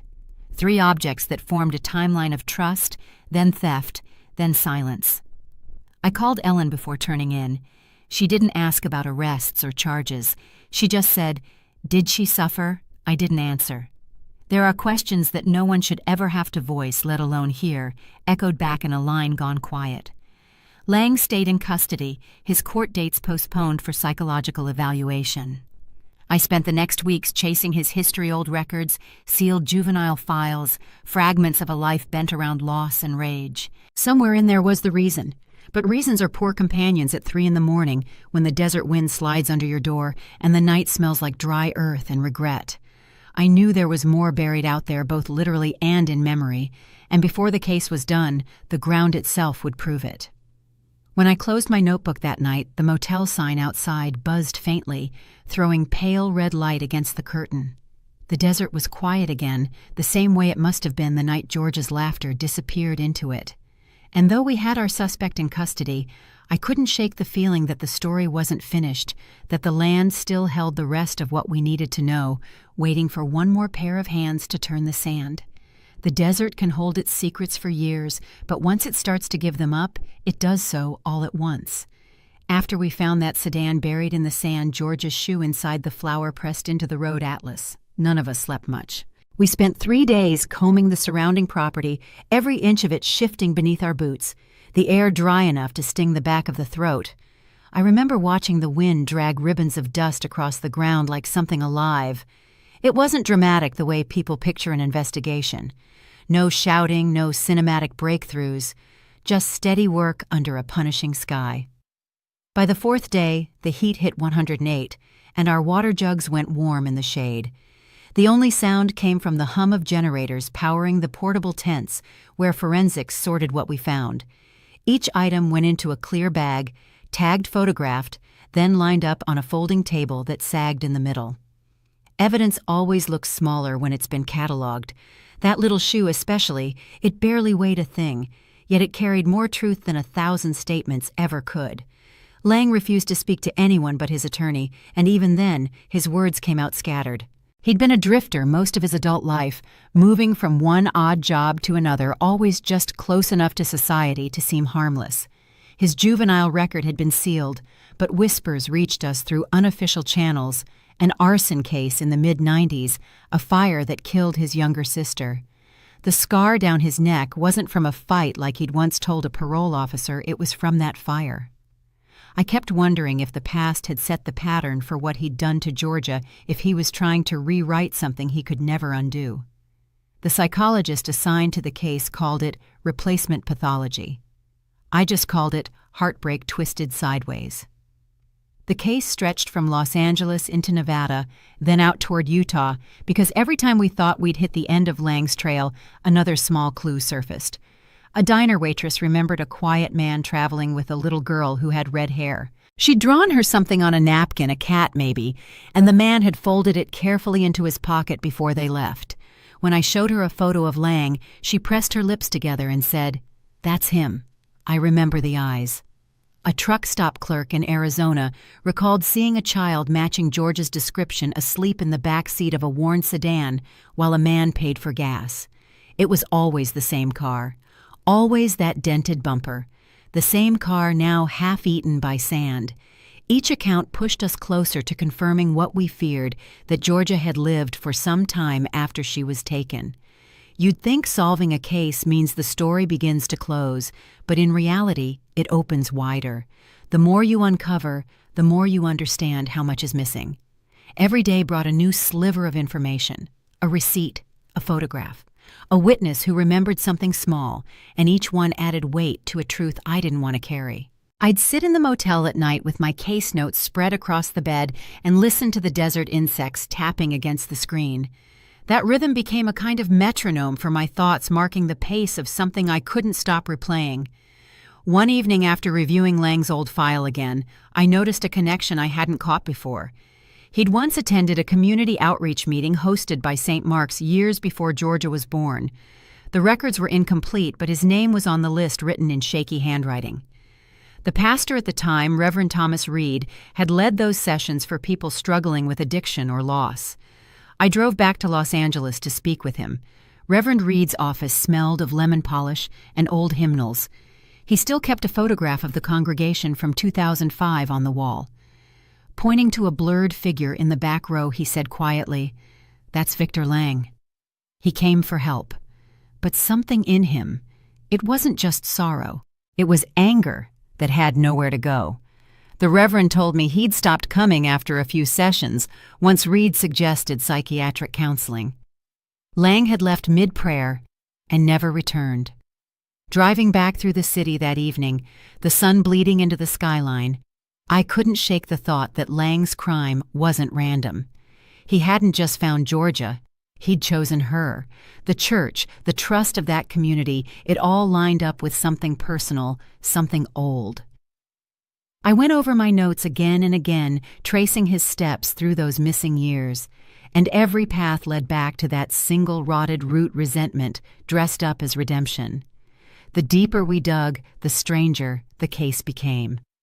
About a month after Lang's arrest, a call came from the prison intake center. Another inmate, Diego Salazar, claimed Lang had spoken to him about a woman who helped him find the girl. Most jailhouse confessions are lies traded for favors, but something in Salazar's tone made me listen. He said Lang talked about her often, called her the one who showed me the door. I asked for details, and Salazar described a woman with dark hair who'd attended a grief support group with Lang years earlier. Her name, he thought, was Lena. That sent me back through the volunteer records at St. Mark's, and there she was, Lena Carver, part of the church's children's program in 2007. Her address was still valid, a small bungalow in the same part of town. When I knocked, she opened the door just wide enough for me to see her eyes. She knew who I was before I said a word. Her hands trembled as she unlatched the chain. Inside the house was dim and crowded with craft supplies and faded photographs. I told her we were reopening the investigation and asked how she'd known Lang.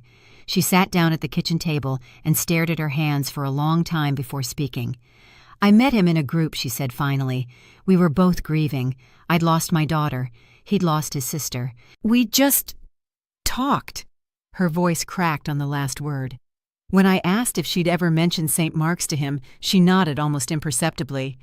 "I thought maybe he could find peace there," she said. "He wasn't well, but I didn't think—" Her words stopped, replaced by a sound I've heard from too many people in her position. A small involuntary gasp when realization hits that silence is no longer protection.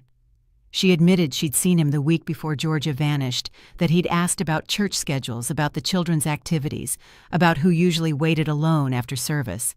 She thought he was just lonely. After the abduction, she'd panicked, destroyed her notes, and never came forward. "I didn't help him take her," she whispered, "but I led him there. I believed her at least enough to know guilt can punish harder than any judge. Still, the law doesn't bend for regret. We brought her in on accessory charges, and the community that had once embraced her turned cold overnight. Watching her leave her house in handcuffs, I felt no satisfaction, just a grim understanding of how many lives a single act can ruin. Ellen called me that evening, her voice thin with exhaustion. She wanted to know who Lena was, how she fit into the story. I told her what I could, careful not to add weight where it already pressed too hard. It's never just one person, I said. There's always someone holding the door open. As the trial neared the case, files thickened with transcripts and statements. Lang's defense argued diminished capacity, painting him as a broken man shaped by tragedy. Lena's lawyer leaned on remorse, calling her a grieving mother who'd made a terrible mistake. I sat through those hearings with my notebook open, but empty. Sometimes writing isn't about recording, it's about having somewhere to put your hands when you can't do anything else. The public wanted neat lines, heroes, and villains, but this case refused that kind of order. Lang confessed eventually, though confession feels too clean a word. He wept through it, saying he never meant to hurt the girl, that she got sick, and he panicked.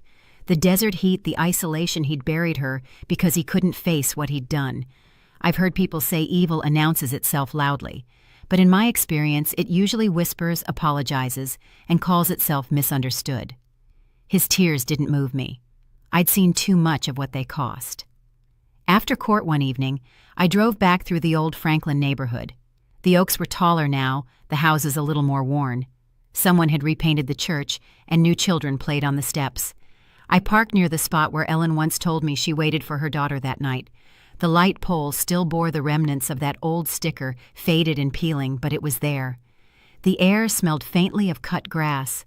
It struck me then how time keeps moving even in the places where memory has stopped. I sat there for a long while before heading home, watching the street settle into dusk. Cases like this don't end when the verdicts come in. They just shift shape, become something you carry differently. For me, it was the bracelet found in the desert, the flower pressed into paper, the sound of Ellen's voice each time she said her daughter's name. For her, it was a lifetime of mornings without that laughter in the house. In the weeks after the convictions, I boxed up the evidence for storage, labeling it with clean, careful handwriting. Lang's name, Georgia's, the dates.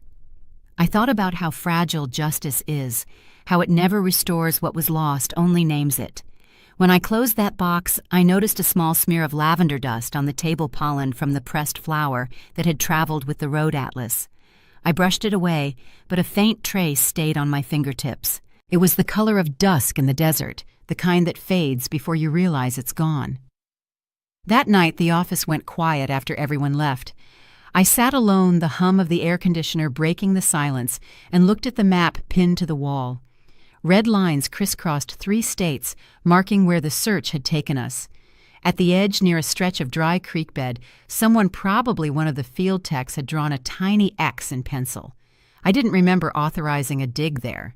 The note beside it was smudged but legible: possible site partial remains, verification pending.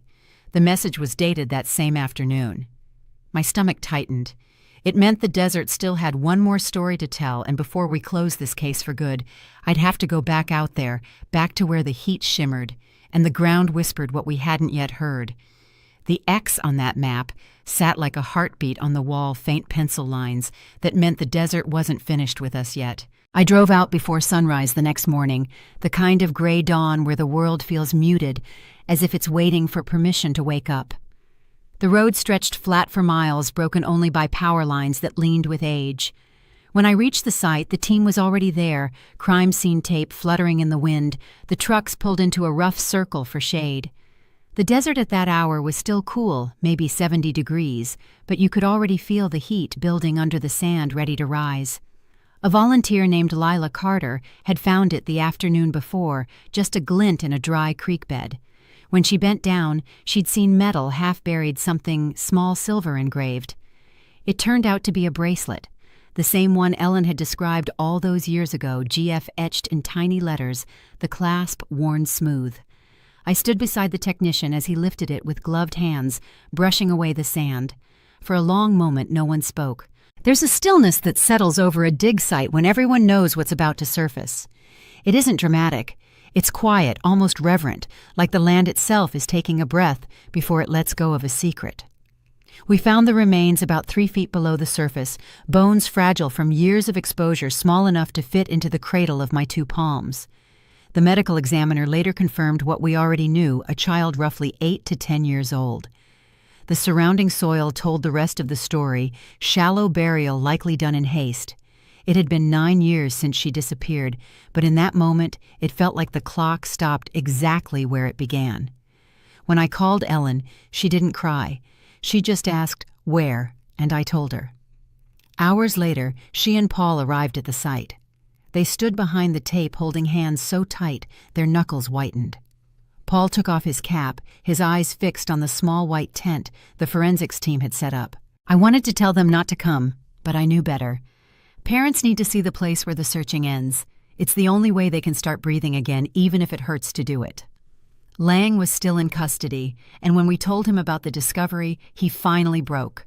Not cleanly, not all at once, but in pieces, like something cracking under its own weight. He sat across from me in the interview room, his hands trembling, a thin sheen of sweat across his forehead. "I didn't mean to," he said over and over. "I've heard those words before, but this time they didn't sound like denial. They sounded like surrender." He talked about the desert heat, about Georgia getting sick, about panic. He said he'd tried to care for her, but when she stopped moving, he buried her with his hands. "She looked like she was sleeping," he whispered. Then he covered his face, and for the first time in my career, I didn't feel anger in the room, just emptiness. We confirmed the DNA within a week. The news spread fast, and the city reacted like a wound reopened. Reporters crowded the courthouse steps, their microphones angled toward anyone willing to speak. But inside, everything was stripped down to the basics: evidence, confession, cause of death. Georgia Franklin, 8 years old, lost to heat and fear and one man's madness. It wasn't the ending we wanted, but it was the truth. And sometimes that's the only form of justice the world allows. The trial started that winter. I sat behind Ellen and Paul most days, my notes folded in my lap. Lang looked smaller than I remembered, his shoulders hunched, his hair grayer. He pled guilty to kidnapping and manslaughter, his attorney, arguing diminished capacity, citing trauma from his sister's death. He never lifted his eyes when Ellen testified. Her voice was steady, almost gentle, as she described the day Georgia vanished. It's strange how quiet a courtroom can be when a mother speaks about her child. Every cough, every shuffle fades until the only sound is her voice and the scratch of the court reporter's keys. When it was Lena Carver's turn, the room seemed to shrink. She was led in wearing a plain blouse, her wrists cuffed in front of her. She confessed to introducing Lang to St. Mark's, to mentioning the children's program, to staying silent afterward. I was afraid she said, her voice shaking. And then it was too late. She took a plea deal, 5 years for accessory charges. When the judge asked if she understood the weight of her actions, she nodded and whispered, "Every day." I believed her. Guilt can live longer than a sentence. After the verdict, Ellen didn't celebrate. There were no smiles, no hugs. She just closed her eyes as if she were finally allowing herself to feel tired. Outside, the press waited in clusters.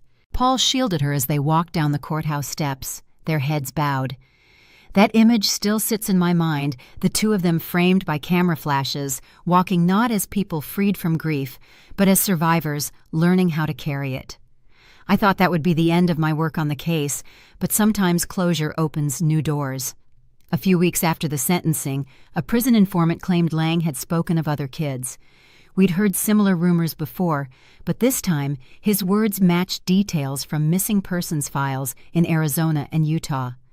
A 7-year-old girl gone in 2005. Another case involving a child found abandoned but never identified. The pattern felt too familiar. Same time frame, same method of travel, same isolation. I went back to the storage unit where Lang's belongings were kept, boxes of old notebooks, receipts, maps. In one journal, written in cramped handwriting, he'd scribbled fragments: "The fire, the girl who laughed, couldn't save her." Between 2 pages was a drawing of a desert flower petals curling inward, nearly identical to the one Georgia used to wear in her hair. That's when I realized the story might stretch further than any of us wanted to believe. We reopened 3 cases, cross-checking Lang's travel routes with missing child databases. Each overlap brought a sickening familiarity. In one, a small silver locket was found miles from a burned-out campsite. In another, a jacket tied with twine near a dry well. I kept thinking about how grief doesn't just belong to one family. It spreads, touches others who may never know each other's names, but share the same empty chair at the dinner table. Meanwhile, Ellen and Paul tried to rebuild something resembling a life. The church held a memorial service under the oaks. I stood near the back as Reverend Reed led the prayer, his voice softer now, his guilt worn down by time and repentance. The congregation planted lavender bushes around a small plaque engraved with George's initials.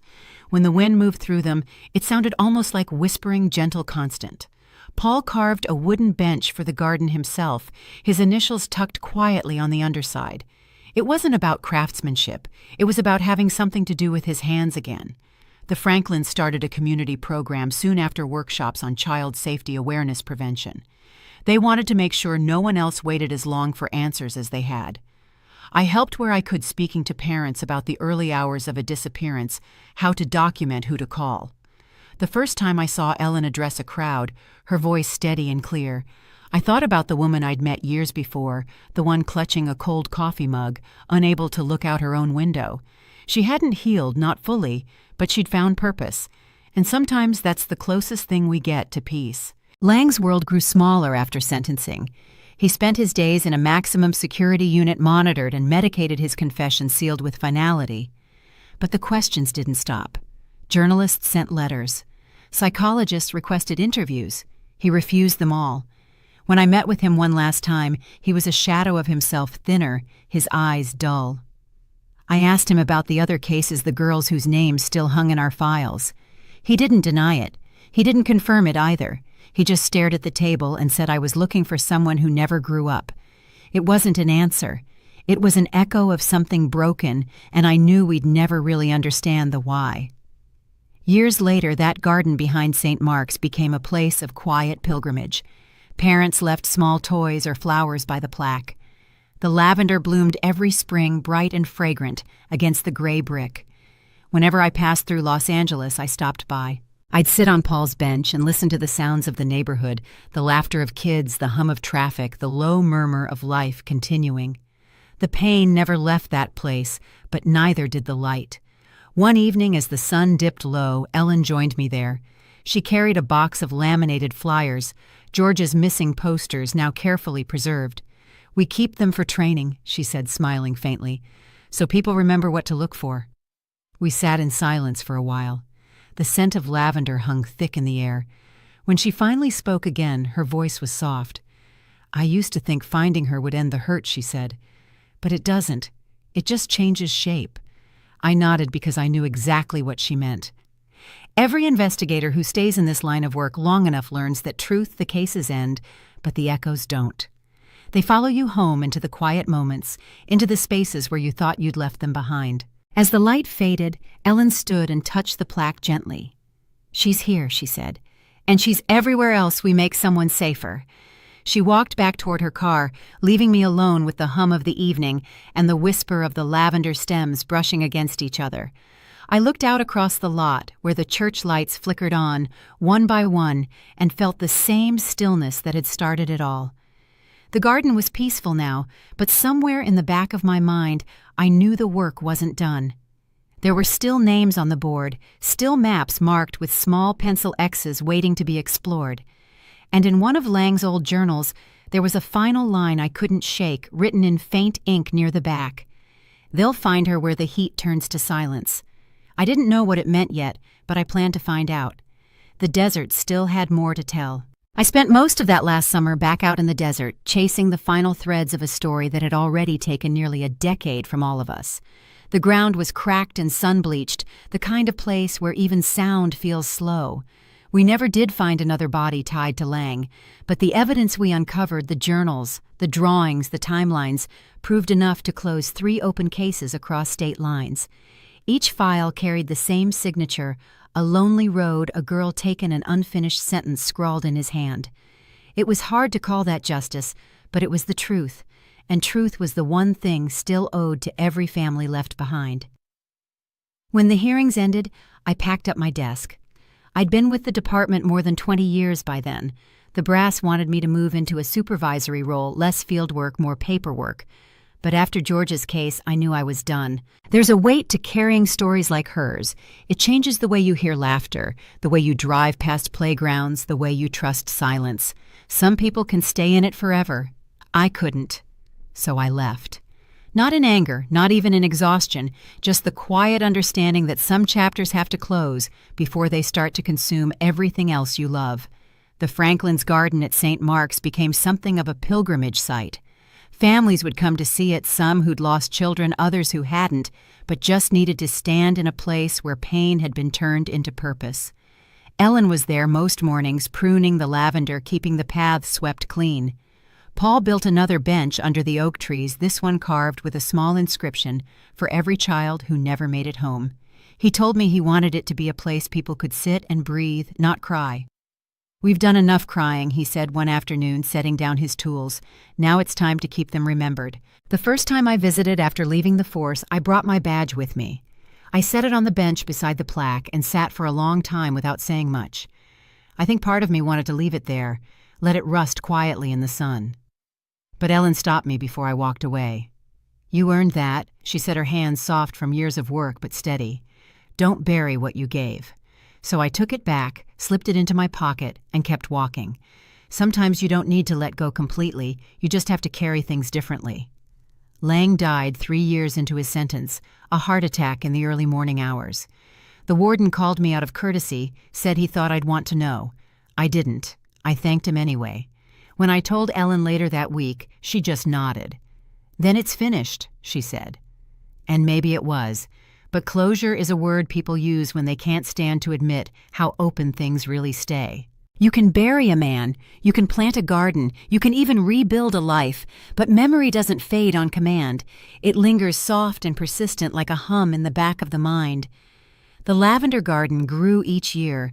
The church expanded it into a full memorial park, funded by donations that poured in after the documentary aired. George's Echo, they called it.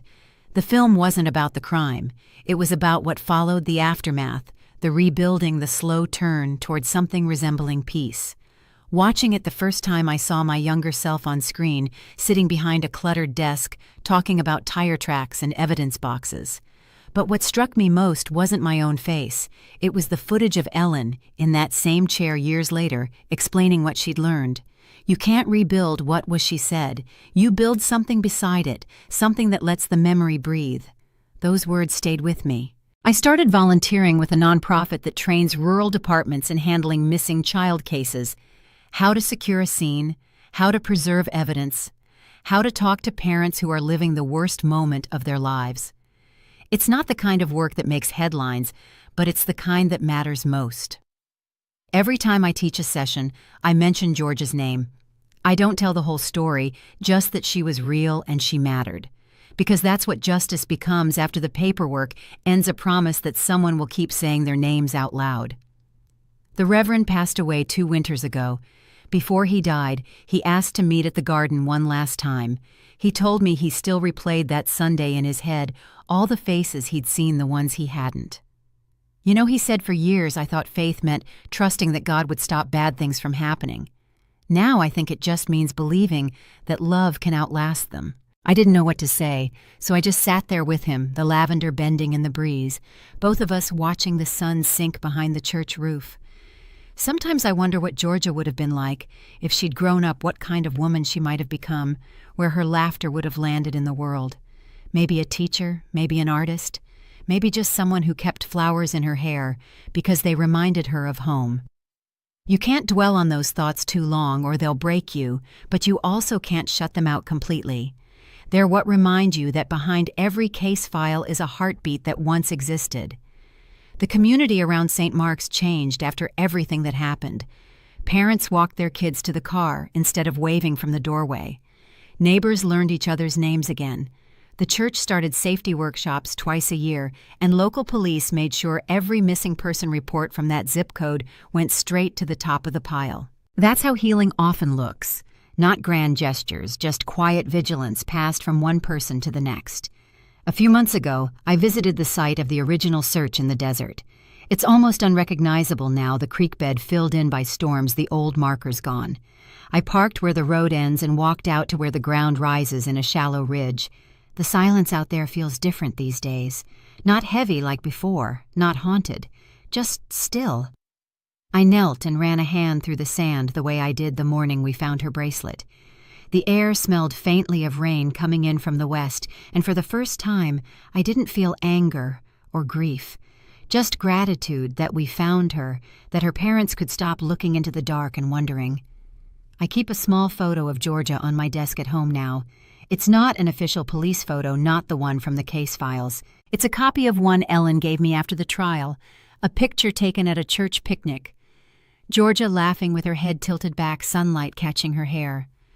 Every time I glance at it, I'm reminded why I stayed in this line of work as long as I did, and why I finally had to step away. You can only look at that much innocence stolen, and still keep believing in the world if you make yourself part of the mending. These days, when people ask me about the hardest case I ever worked, I tell them it wasn't the most violent or the most complicated, it was this one, because it showed me the limits of what we can fix and the depth of what we can carry. It taught me that justice isn't a finish line. It's a series of choices made every day to remember instead of forget. When I left the garden last week, Ellen hugged me goodbye. The sun was low, painting the leaves gold, and the air smelled like warm earth. She pressed a small sprig of lavender into my hand and said, "Keep it close. It helps on the hard days." I still have it pressed between 2 pages of my notebook. Sometimes when the night gets quiet, I open it just enough to breathe in that scent, the faint trace of something living that survived the worst kind of loss. If this story stayed with you, share it not for views, but so no one's name gets lost to the dark. Somewhere someone still needs to hear that even in the harshest places, a bit of love and memory can take root. And when it blooms, it tells the truth in the only language the world still understands, silence, light, and the color of lavender in the wind. The paper felt brittle as onion skin folded so tight the creases had turned the color of tea. On the outside, a child's hand had written 4 careful words, "For Mom from Benny." I remember holding that note under the thin light of a motel lamp, the air smelling like warm dust and old Freon, and realizing the wall behind me wasn't just a wall. It was a memory with nails in it.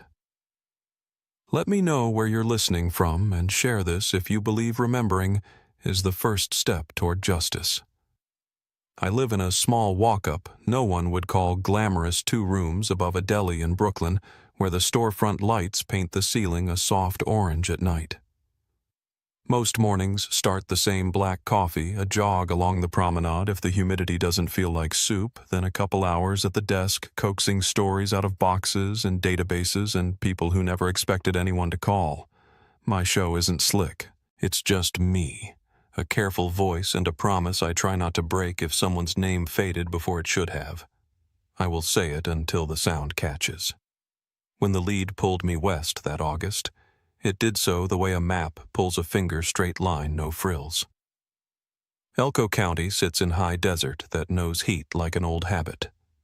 The drive in off the interstate felt longer than the miles on the odometer, the way miles do when the horizon keeps backing up. Sagebrush, a sky as wide as a stacked stadium, and the kind of silence that isn't empty so much as full of things that settled there and never left. By late afternoon, the thermometer on my truck had climbed over 100 degrees, and the light had that bleached western look that turns every shape into a cutout. I came to record ambient sound, first crickets, the thrum of a soda machine, the rattle of a vent when the compressor kicks on. You do that when you're telling a story that lives in a place most people will only ever hear. The Willow Pines Motel wasn't a destination. It was a pause on a road people take to reach somewhere else. 1 story tall, U-shaped around a gravel court, numbers stenciled by a steady hand that had learned to accept small flaws. A neon pine flickered above the office like it was fighting to stay lit. Moths worked the light as if they had union hours. Late summer out here has a sound tires crunching, a screen door sighing shut, wind combing through dry weeds. I grew up far from this kind of landscape, but I recognized the rhythm immediately. In towns like this, people still wave from their porches with 2 fingers lifted from the steering wheel. The grocery clerk knows when you switch brands. A stranger stands out the way a bright shirt does at a funeral, not unwelcome, just seen.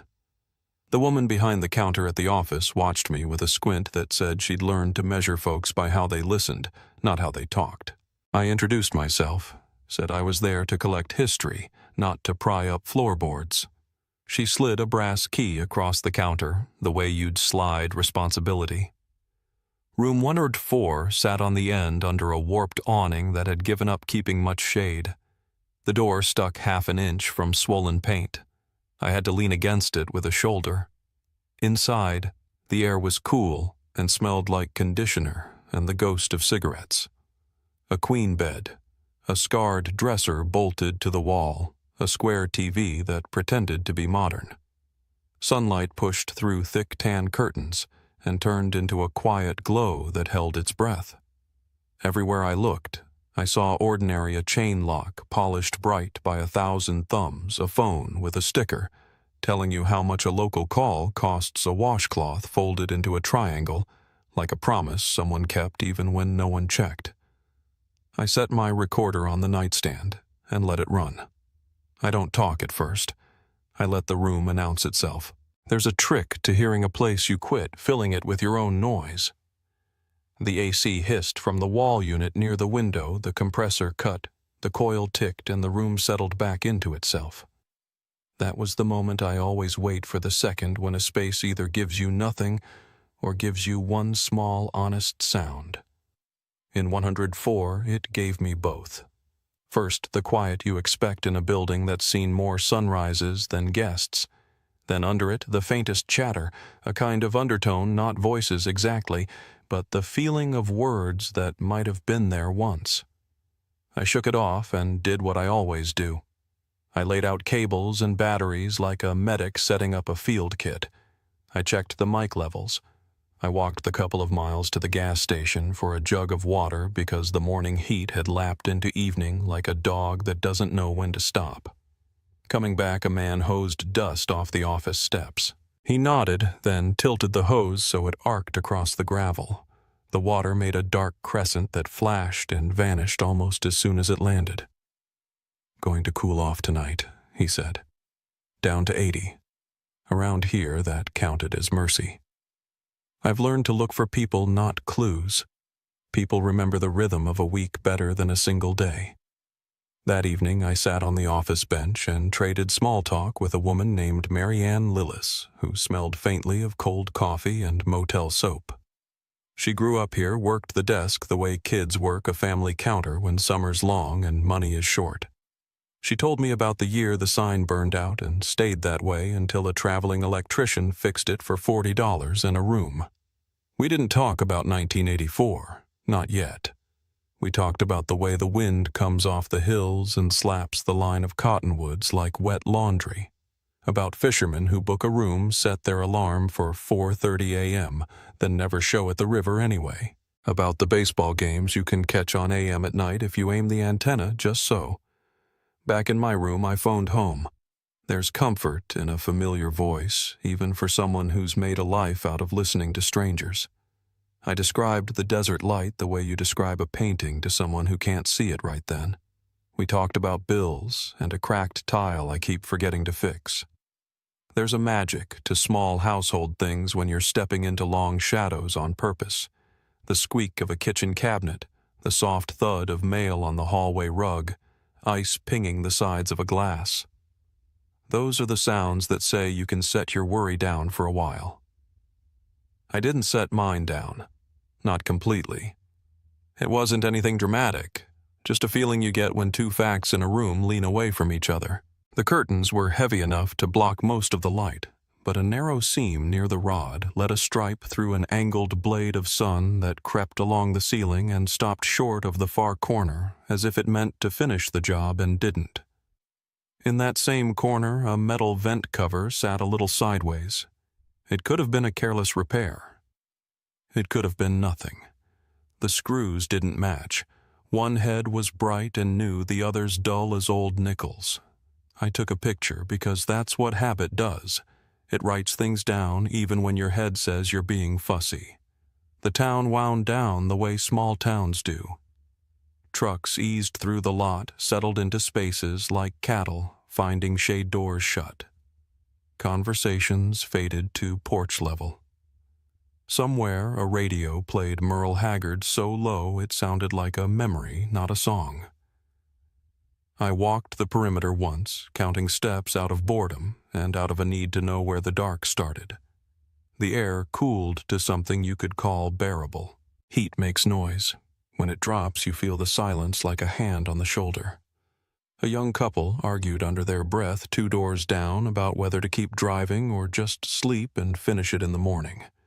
Somebody's dog dreamed and made the soft chuffing sound dogs make when they run after something their paws can't catch. I set the alarm for 6:00 a.m. I planned to start with room tone, and then a visit to the county building permits ledgers the dry paper trail that keeps a story honest.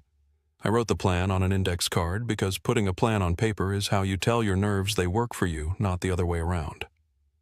Before lights out, I set the recorder on a low floor stand and let it roll.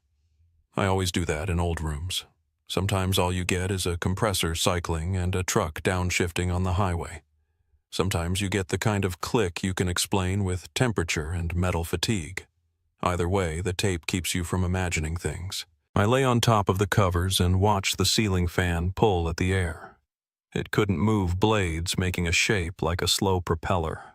The wall unit breathed cool and then rested. The rest periods grew a little longer as the desert lost its grip. My mind circled the same easy-track county maps, last names, dates, whatever I could collect without disturbing anything more than necessary. Someone had lived a life in this room before the world knew their name, and nothing good comes from storming a place that has learned to stay quiet. I thought about Joanne Langridge, though I hadn't met her yet. Just a voice through a line months before, cautious but steady. There's a particular kind of resolve you hear in mothers who keep a porch light on bright enough to find the steps. Not so bright, it keeps the neighbors awake. She once told a local anchor she would not move because a boy lost in this world might make his way back by remembering the sight of home. The clip was grainy, the edges of her words blurred by an old camera. Still, the sentence reached me the way straight talk does. You hear clarity, you stand up straighter. I didn't open the laptop. Not yet. I wanted to let the place teach me its sounds before I started searching names in a glow that doesn't belong to any town. I listened to the lot. A distant freight horn bent around the hills like something calling from another time zone. A pickup eased in and idled long enough to make me picture a man sorting coins for a soda he didn't need. Somewhere a screen door slapped twice opened, then changed its mind. Ordinary, all of it, the kind of ordinary that makes you feel safe enough to shift onto your side and let everything else slide. Before I killed the lamp, I crossed the room and put my palm flat against the wall between 104 and 105. It wasn't a ritual, and it wasn't a test. It was just a way of saying hello to the next day. The paint felt cool, then warm where the AC drifted and pooled. No vibration, no hum, just the faint texture of roller marks left by whoever last touched up the scuffs. When I took my hand away, a square of light from the seam at the curtain clipped my knuckles and turned them bone white. I remember thinking I'd ask for fresh batteries in the morning and pick up a jug of orange cleaner because the desk said the maid had a preference, and it felt right to leave a tip and the product she liked. I slid the chain into the keep and clicked the deadbolt more out of habit than concern. I set the key on the nightstand next to a folded 20 for housekeeping. I stood for a moment, listening for traffic on the highway. When none came, I realized I'd learned the timing already. Trucks in a loose pack just after 10, then nearly nothing until a heavy driver pushes through around midnight. The porch bulb outside my window threw a wan circle of light that didn't reach the far corner. It flickered once and held. I switched off the lamp. The room fell into that motel dark that isn't truly dark because the world never quite leaves you alone. Across the lot, somebody's television murmured a late baseball score. The AC sighed and went still.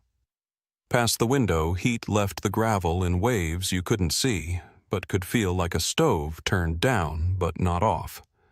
I waited for sleep and told myself I wasn't waiting for anything else. From the far corner, nothing. From the hallway shoes on concrete somewhere, then quiet. The phone did not ring. The porch light stayed on longer than it needed to, and the vent on the wall tilted just enough to notice caught a sliver of glow and held it like an eye that hadn't decided to blink. That night in Willow Pines stretched longer than I expected. I remember waking up once sometime after 2 when the air conditioner cut off and the room went still enough to hear the highway half a mile away. I rolled onto my side, trying to fall back asleep, but the silence had a pulse to it, a faint rhythm I couldn't place. Metal cooling, maybe, or a vent shifting in the heat. I told myself it was nothing. But by dawn, that nothing had started to feel like a thread waiting to be pulled. I was out early, just after 6, walking the property, with a cup of coffee that had gone lukewarm before I finished it. The desert light was pale and forgiving at that hour-long shadows running across the gravel like painted lines. The office door was propped open, the smell of pine sol spilling out. The same man from the night before sat behind the counter reading another paperback with a Western on the cover. He barely looked up when I asked for a copy of my receipt. I could tell he'd seen my kind before the true crime types, the ones who come looking for ghosts in the name of journalism. He asked what I hoped to find, not kindly, but not unkindly either. I told him the truth. Maybe nothing. Maybe something that explains the nothing. He gave a short laugh, the kind people give when they want you to know you're wasting your time. "Drama's already in the walls," he muttered, same as he'd said the night before.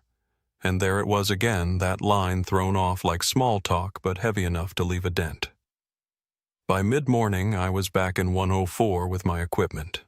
I'd done this routine 100 times before, check levels, log sound tests, take photos of every surface. But that day, every move felt deliberate, slower, like I was walking across a frozen pond. I started by recording the ambient sound. The walls soaked it in instead of bouncing it back, which was odd for a room that size. I moved the mic closer to the vent in the corner where the paint had gone a shade lighter around the edges. A pair of mismatched screws held the cover in place. One was shiny, like it had been replaced recently. The other 3 were dulled over by years of dust. I raised the mic toward it, expecting the usual hollow whisper of airflow. Instead, I heard something else. A small mechanical stutter click-whir, pause so faint I thought it was feedback. I held my breath and listened closer. The rhythm came again steadier now, like a gear trying to catch, and under it just barely something that shouldn't have been there at all, a voice. High soft, almost swallowed by the hum of the unit. A child's voice. Just a few words, but I couldn't make them out. My hand jerked back, bumping the dresser behind me. The recorder slid off, hit the floor, and kept rolling. I replayed what it caught. Click, whir. Then a whisper so low it brushed against silence. "Don't tell you." That's what it sounded like. Not clear, not certain, but real enough to lift the hair on my arms. I've done this long enough to know when my mind's filling in blanks. This wasn't that. There was something inside the wall or behind it, something mechanical, something human. I wrote down the timestamp, sat on the bed, and tried to steady my breathing. For a long minute, all I could hear was the slow tick of the recorder's red light. I told myself to be rational, maybe a cross-current of sound from the next room, maybe a vibration traveling through the ductwork, maybe even an old wiring loop feeding static into the microphone. But reason doesn't erase instinct. I packed my bag, left the recorder running, and stepped outside. The parking lot shimmered under the heat, every car reflecting the same white glare. Across the courtyard, the elderly woman I'd seen the night before was smoking again, her elbows resting on the railing like she'd been there all night. When I passed, she looked at me and said, "You're here for the Langridge boy, aren't you?" I stopped. "You mean Benny?" She nodded once, ash drifting off her cigarette. "I stayed in that room the night after it happened," she said. "Could still feel the cold in the sheets." Her tone wasn't dramatic, just matter-of-fact, like she was telling me the weather from 30 years ago. Before I could ask her anything else, she flicked the butt into the dirt and went back inside. I waited until dark to go back in. Something about the vent had been gnawing at me all day, the way it sounded hollow even when I knocked lightly. I figured if I was going to check it, I'd rather not draw attention. The clerk already thought I was a nuisance. At 10, I shut off the lamp, set the flashlight in my teeth, and climbed onto the bed. The screws came loose with almost no effort, like someone had already loosened them years before. When the cover fell into my hand, the smell hit first a stale metallic rot, the scent of insulation and long-trapped dust. I reached inside, fingers brushing cold metal, then something square and smooth. Plastic. I pulled out a cassette. The label was yellowed, the ink faded, but 2 words were still legible. Room 104, do not erase. My first thought was that it had belonged to the family. Benny's mother had once said her son recorded things when he was anxious. Rain sounds her voice, sometimes just silence. But when I looked closer, the tape wasn't one of the cheap brands you'd buy for a kid. It was professional grade, the kind used for studio dictation. I slipped it into my portable player. At first only static, then a child's voice. "It's cold. I want the nightlight on." A man's voice followed, quiet, almost kind. "You remember what we said about that, Benny? The night is just pretend." There was a pause. The boy again hesitant. "Can I have my book?" The man replied. "We don't read in the princess room." The word princess came out like a rule, not a nickname. My stomach turned. The tone wasn't fatherly, it was practiced measured, someone trying to keep a child under control. Then the man said, "Say it again, Benny." The boy whispered, "This isn't real. The night is pretend." The man repeated, louder. The child obeyed. I shut the recorder off, sat there staring at the vent. The air in the room felt heavier, as if the walls themselves had been listening. Whoever that man was, he'd been in this exact room, maybe even sitting where I was sitting, teaching that boy how to believe in nothing. I ran the tape back, listened again. Near the end, another voice appeared, older, rougher, with a hint of a smirk. "You're recording these now?" the second man asked. "In case he forgets," the first answered. "Sometimes he pretends to forget." The second man said, "That's risky." The first man's voice dropped low. "Not if you hide them right. I'll put this one behind the vent." The line repeated in my head until it felt carved there. "I'll put this one behind the vent." I stopped the player and sat very still. No air conditioner. Hum now, no passing cars, just the creak of the old building settling into the heat. I realized my hands were trembling. This wasn't a ghost story. It was evidence. I wrote down everything, time details, the make of the cassette, the brand, even the tone of the voices. My notes were a mess, my handwriting looping over itself. I didn't know whether to feel grateful or horrified that the tape had survived. Around 1 in the morning, I uploaded the recording to a backup drive. Old habit redundancy keeps the truth alive. Then I checked my messages. A listener had replied to a teaser I'd posted earlier that day. It said, "Are you still in Elko County? If you are, go check room 105. I stayed there in 99. There's something in the wall between us. The username was Before You Wake 88. I didn't answer. I just stared at the screen. By sunrise, I'd made up my mind to stay another day. I walked back to the office, asked the clerk if there were any maintenance records for the room's plumbing wiring, anything from the 80s. He gave me a look halfway between suspicion and resignation, then pointed to a door behind the counter. My father kept everything he said. If you find something worth reading, good for you. Inside, the air smelled of mildew and motor oil. Old ledgers were stacked like bricks against the wall. I pulled down the one labeled 1984 and flipped to October. There it was, room 104, registered to an A. Shepherd Cash, 2 nights. The signature slanted neat and confident. A page earlier, same handwriting, different name, J. Mills. Then again, 2 months later, G. Harmon. Each entry tied to the same room, always in cash, always with a different alias. I felt a chill that had nothing to do with the air. Whoever he was, he'd been careful enough to build himself 3 versions.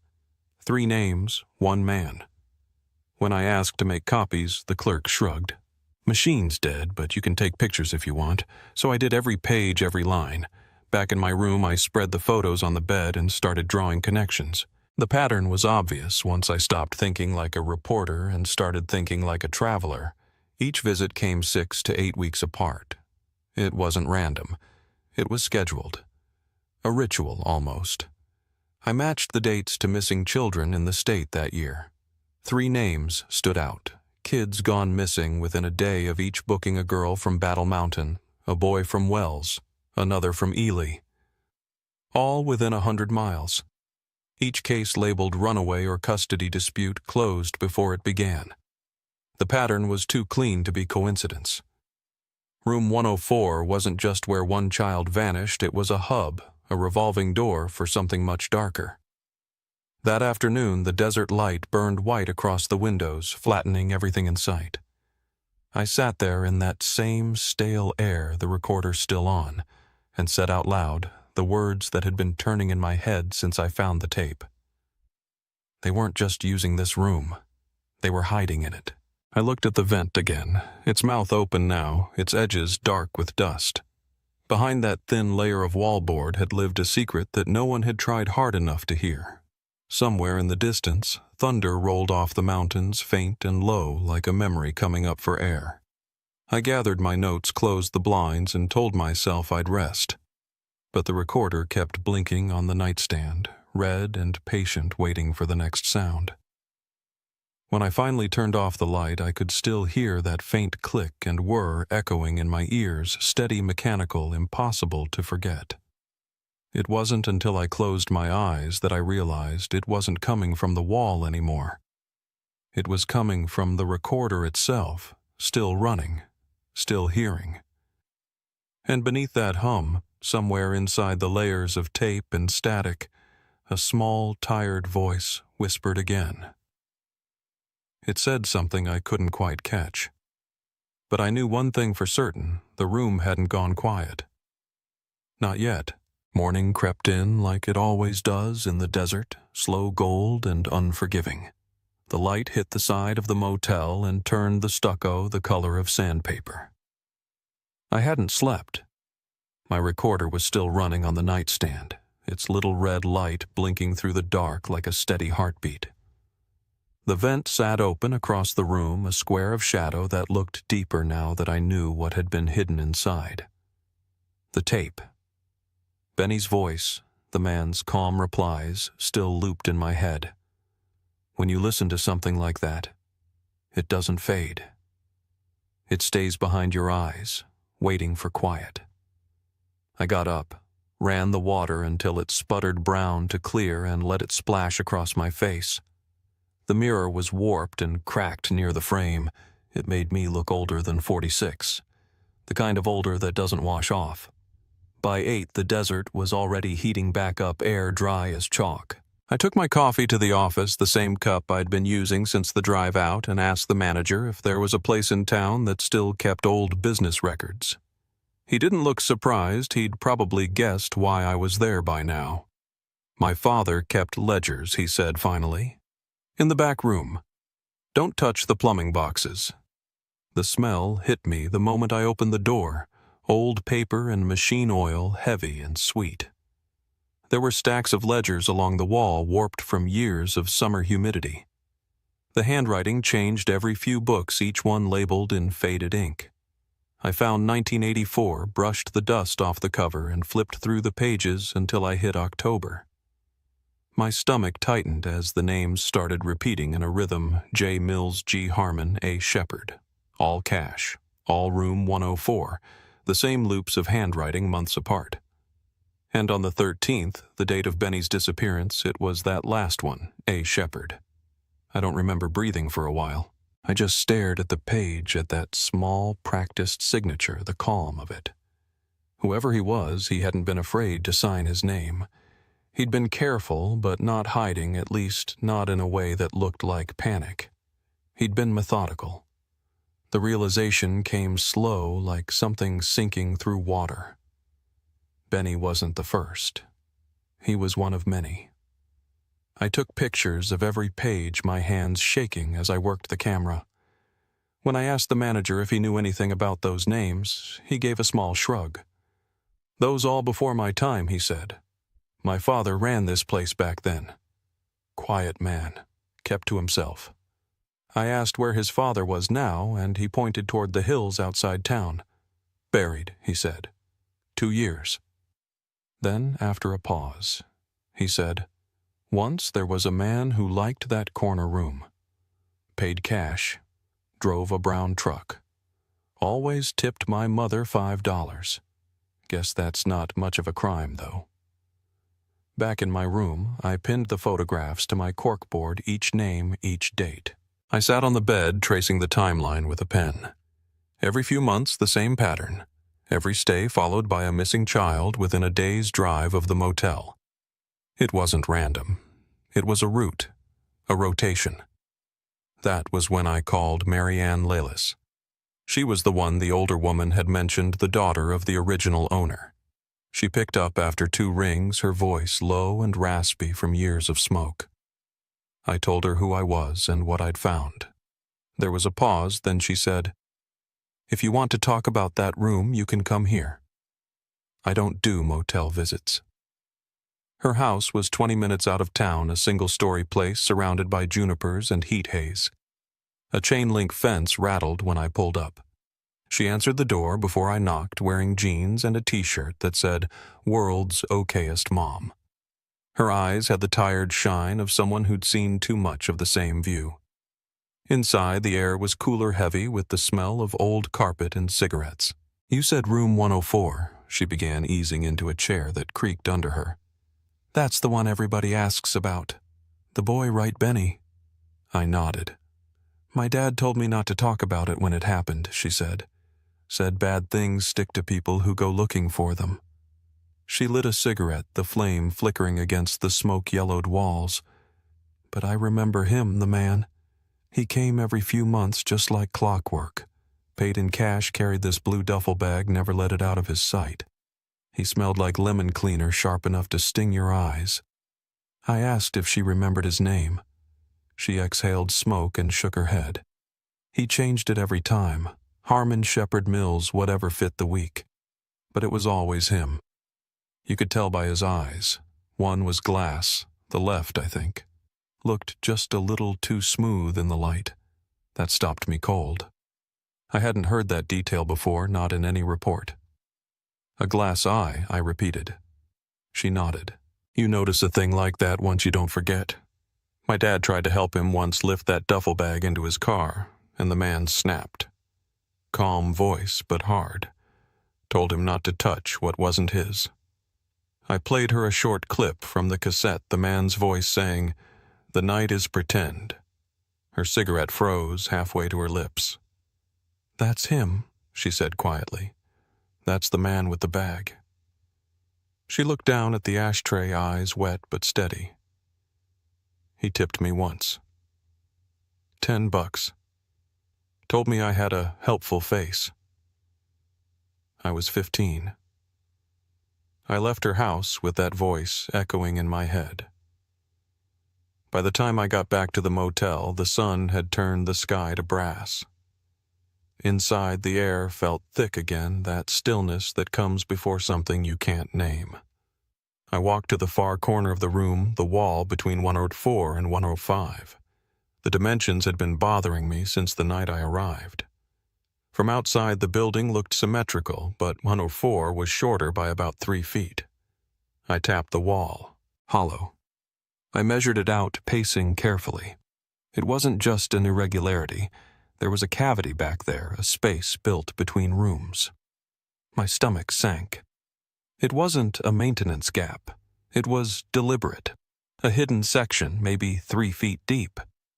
I pressed my palm flat to the dry wall, half expecting to feel something move, but it was cold and still. I kept my voice low as I recorded the log possible concealed chamber between 104 and 105. Dimensions suggest enough space for storage or confinement. The word tasted wrong in my mouth, but there it was. That night, I sat outside the room watching the neon sign buzz through the heat. The light flickered against the gravel moths, throwing their tiny shadows across the wall. I thought about the boy sitting in here all those years ago, listening to a man tell him the world was pretend.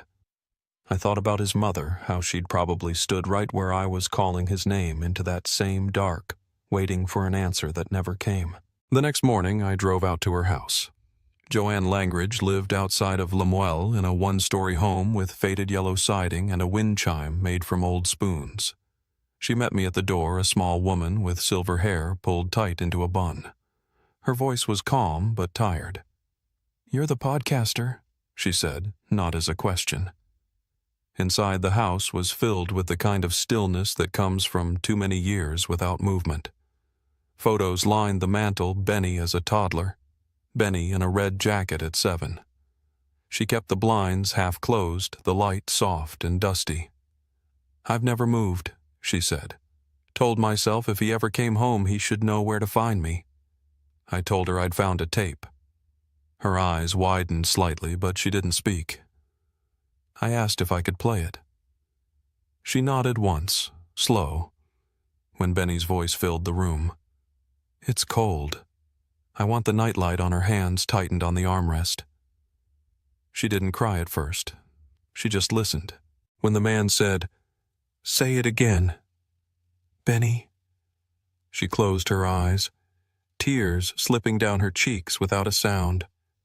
"That voice," she whispered finally. "He sounds familiar." I told her about the aliases, the glass eye, the lemon cleaner. She went pale, set her hand against her mouth. "I remember now," she said. The night we checked in, there was a man in the parking lot. Benny was upset, didn't want to leave the car. The man offered to help carry our bag. He had gloves on, white cotton gloves. Said he stayed here a lot. Her voice broke on the next word. He smiled at Benny. I showed her a picture of a man I'd found in an old church bulletin from 1983, a youth pastor named Paul Harkner. She stared at it, then looked away. "That's him," she said softly, "or someone who looked just like him. When Benny went missing, he came back, stood across the parking lot watching us. I told the police, but they said I was in shock. We stood outside afterward by her clothesline. The wind pushed the sheets around like ghosts." "You think he was the only one?" she asked quietly. I didn't know how to answer. "No," I said finally. "I think there were more. Before I left, she gave me a small box from her attic. It's all I have left," she said. Inside were Benny's drawings, a few old toys, and one red cassette labeled in a child's hand. For Mom, room 104. That night, back in the motel, I couldn't bring myself to play it yet. Instead, I set the recorder on the table and spoke quietly into the mic. "There's a hidden space between these rooms," I said. "A cavity built into the wall just wide enough for a person. Whoever used it knew exactly what they were doing. The man with the duffel, the one with the glass eye, he built it for a reason. Maybe for storage. Maybe for something worse." I sat there until the tape ran out, the last of the light leaving the window. The room smelled faintly of lemon now, though I hadn't cleaned a thing. The vent, still open, looked darker than before, the edges sharp in the lamplight. I turned toward it, and for a long moment I thought I heard it again, that faint, rhythmic click and whir rising from somewhere deep inside the wall. It was probably the compressor. Probably. But the sound carried a shape to it this time, like a heartbeat pressed through metal. I turned off the recorder and waited. The air didn't move. And then, in that hush that only desert nights know how to hold, the sound came once more softer, slower. 3 tiny knocks, like someone on the other side of the wall remembering how to answer. When morning came, it found me sitting on the carpet beside the bed, staring at the wall between rooms 104 and 105. I hadn't slept, not really. Every time I closed my eyes, I heard those 3 faint knocks echoing in the dark. I kept telling myself they were pipes or wind or some old mechanical rhythm buried in the structure. But the sound didn't feel like an accident. It felt like a memory replaying itself through the bones of the building.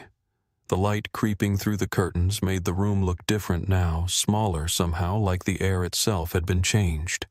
The vent I'd opened still gaped above the dresser, and the smell of dust and insulation clung to the place like it didn't want to leave.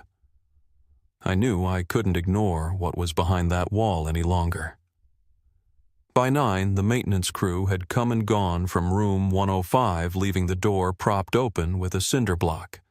They were redoing the flooring, new plywood, new paint, the smell of fresh adhesive hanging heavy in the air.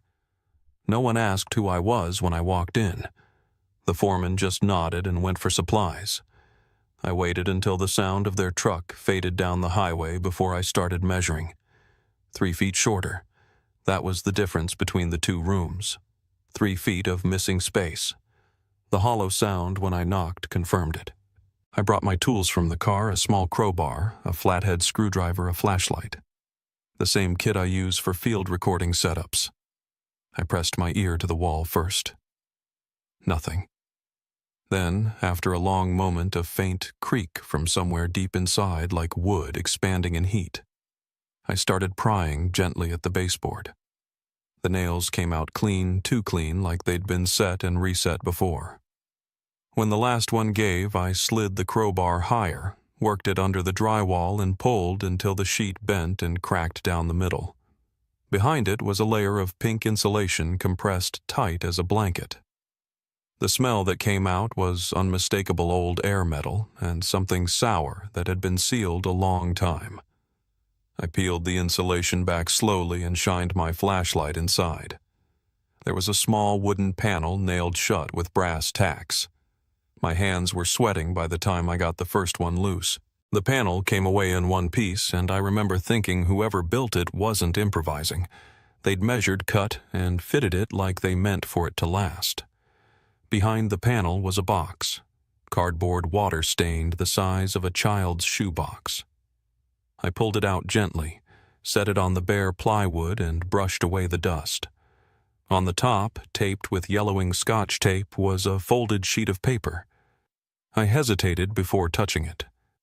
Then I saw the handwriting, small, careful, uneven, like a child learning to stay inside the lines. Across the front were 4 words. For Mom from Benny. I don't think I breathed at all while I opened it. The letter inside was written in pencil, the words faint and shaky, but readable. Dear Mommy, I was good today. I didn't cry. I said the lines right. He says I can get a toy if I stop asking about home.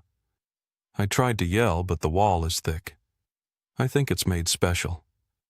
The other man said, make it thicker this time. There's a light in here and a bear. I named him Cactus. Please find me. I'm right next to the room. I can still hear the TV sometimes. If you knock, I will knock back. I love you. Love, Benny. I must have read it 10 times before it truly hit me. He'd been alive long enough to write. He'd been right there just feet away from where his mother slept that night, calling for him through the wall. I set the paper down and realized my hands were shaking so badly I could hear the rustle of it. There was more inside the cavity. 3 cassette reels, 1 cracked, 1 half melted from heat, and 1 intact. Beneath them, a small red sock with a faded dinosaur print. The fabric was stiff with age. And carved into the wood near the bottom, a pattern of scratch marks, tiny uneven grooves running in parallel lines like a hand trying to find the edge of light. I crawled back out, sat against the bed frame, and pressed the record button on my own device. My voice sounded hollow in that room. "Found a sealed cavity between 104 and 105, I said. "Contains letter from Benny Langridge child's sock and 3 cassette reels. Evidence of confinement. Indications of resistant scratch marks consistent with fingernails." Conclusion: the wall was used as a chamber. It felt wrong saying the word chamber out loud, but there wasn't another one that fit. The air in the room had changed again. It felt weighted, almost living. I turned off the recorder and just sat there for a while, staring at that open space in the wall. Every now and then the wood inside creaked like something shifting its weight. Later that day, I took the letter and the tape to the county library to scan them for preservation. The archivist on duty was a woman named Mira Young, but serious, the kind who handles every document like it's made of glass. When she saw the signature on the building permit attached to the motel's 1982 renovation file, her brow furrowed. "This name," she said quietly. "Paul Harkner. He filed for the wall repair back then." The name hit me like a body blow. Harkner. The same youth pastor whose voice I was sure I'd heard on the first tape. We dug through the microfilm records, old permits, inspection logs. There it was again, his name attached to structural changes labeled soundproofing and vent relocation. I remember staring at those words until they blurred. It wasn't renovation. It was construction for concealment. That night I drove back out past the town limits to where the desert folds into foothills. The stars out there looked too close, too many of them. I stopped at a turnout and called Joanne Langridge. I told her about the letter, but not everything, just that I'd found something written by her son, something real. She didn't speak for a while. Then she asked, "Was he scared?" I didn't know how to answer. "He was brave," I said. "He tried to leave you a way to find him." When I hung up, I sat in silence with the windows down, the night wind whistling through the door crack. It smelled like sage and rust. Somewhere out there was the next step. The name Echo Rock kept turning up in the recordings, and I had to find out what it meant. The next morning, I followed that trail. County property records listed an Echo Rock Youth Sanctuary, established 1981, owned by something called Holstead Behavioral Center. The director, Reverend Paul Harkner. The place was abandoned now, according to the county clerk, but the land deed was still active. I drove up through the Ruby Mountains, the road turning to gravel, then dirt climbing until the air thinned. The coordinates led me to a clearing where the trees bent in a half circle as if the wind had trained them that way. There, sitting quiet in the weeds, was what used to be a lodge, an A-frame with boarded windows and a sun-faded sign that still read Echo Rock. The door was half open, the hinges groaning when I pushed.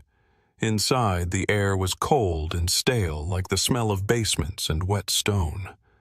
The walls were painted a washed-out cream color, but faint handprints still showed through small and high-pressed into the paint. Child-sized. In one corner stood 3 rusted cots, stripped to their metal frames.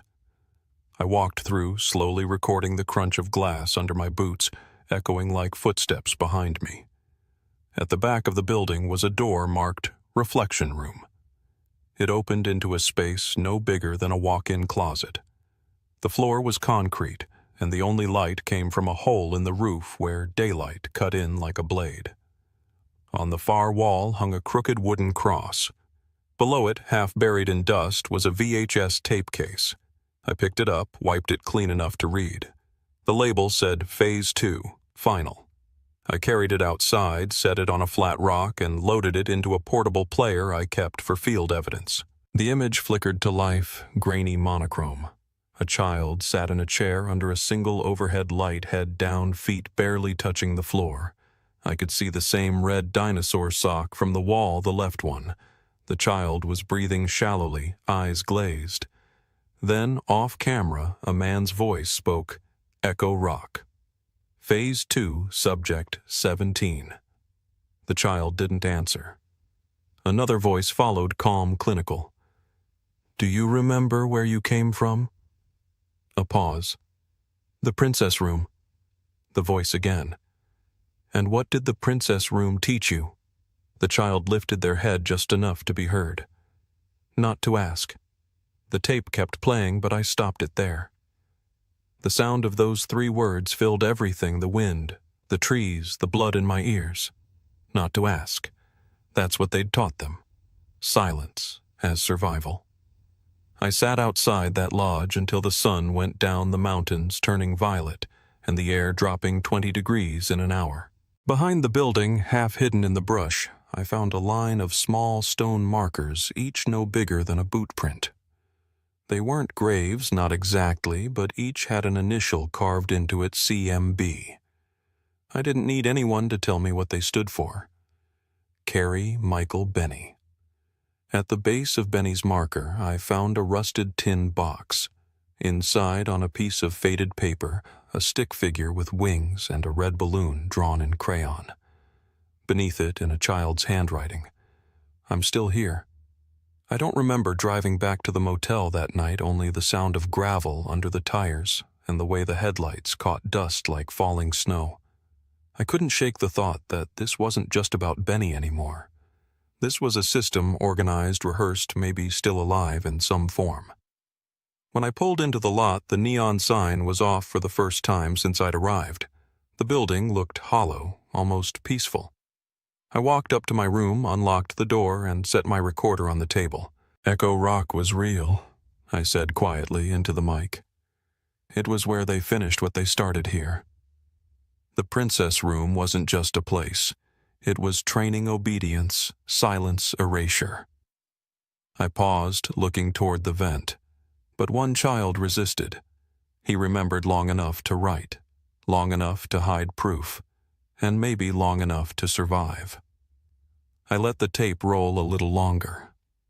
The AC unit clicked on the same familiar hum. Then I heard it again, faint but clear. 3 soft taps somewhere behind the wall. I didn't move this time.